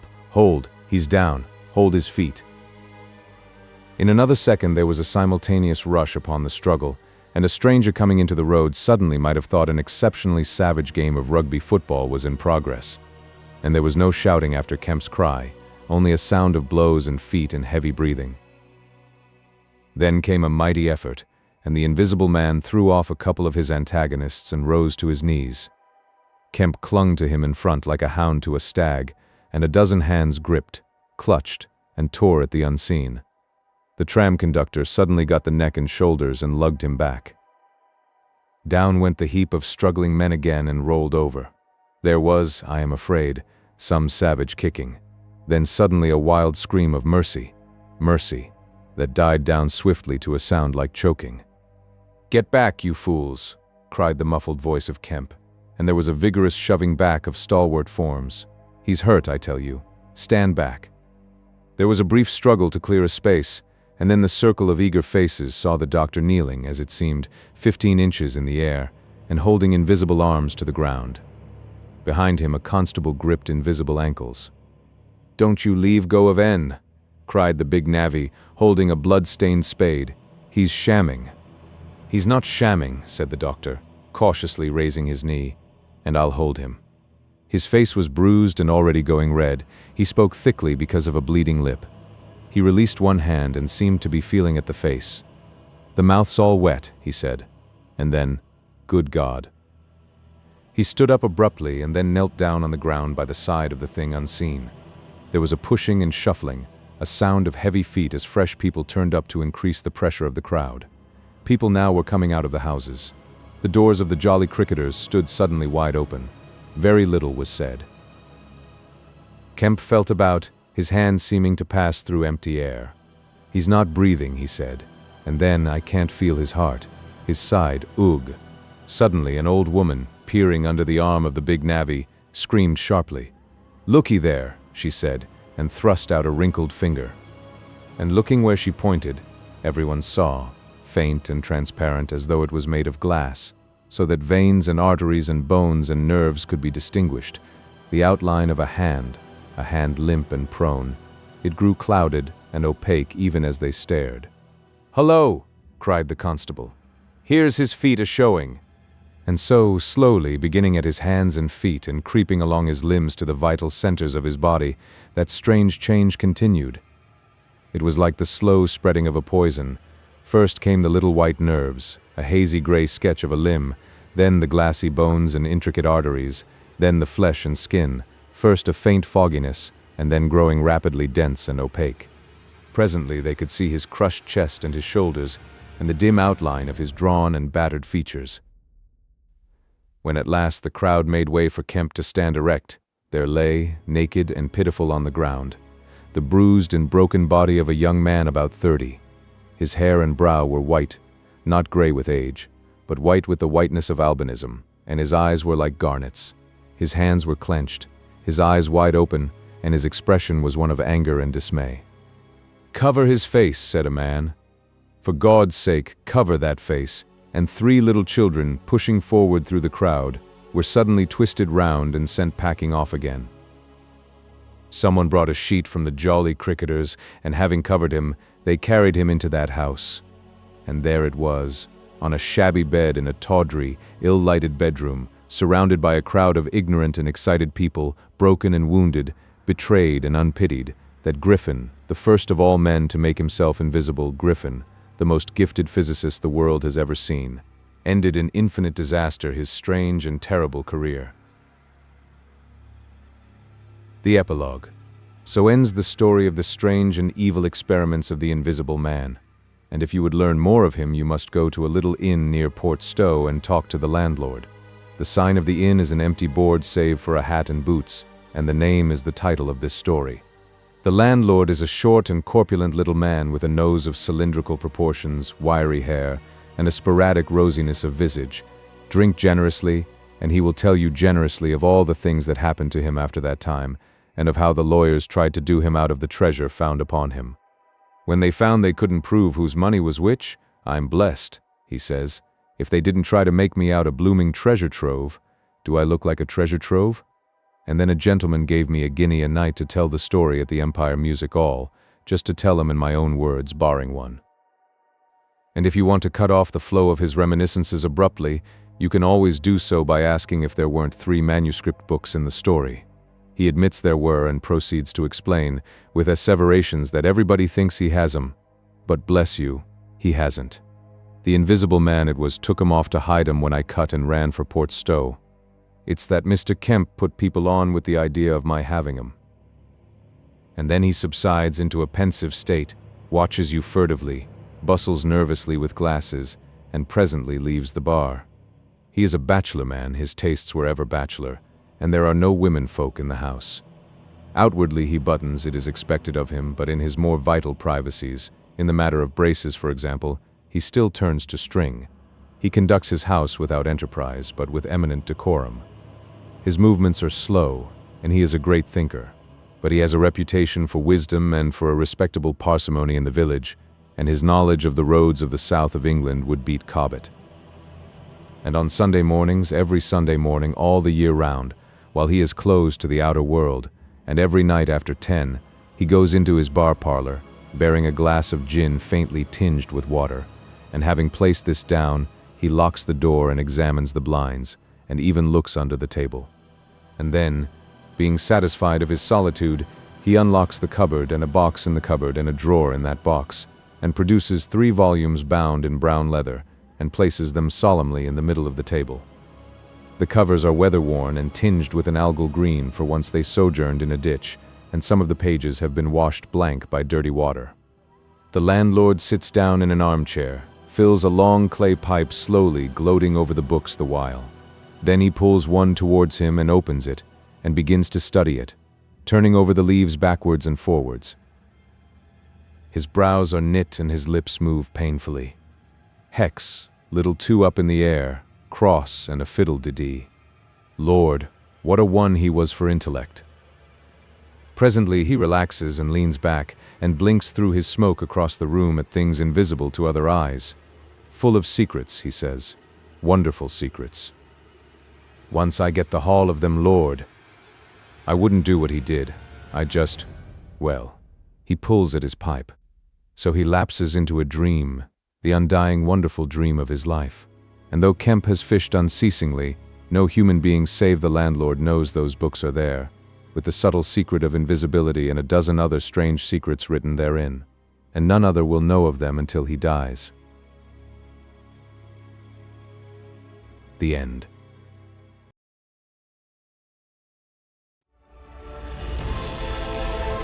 A whole galaxy to go.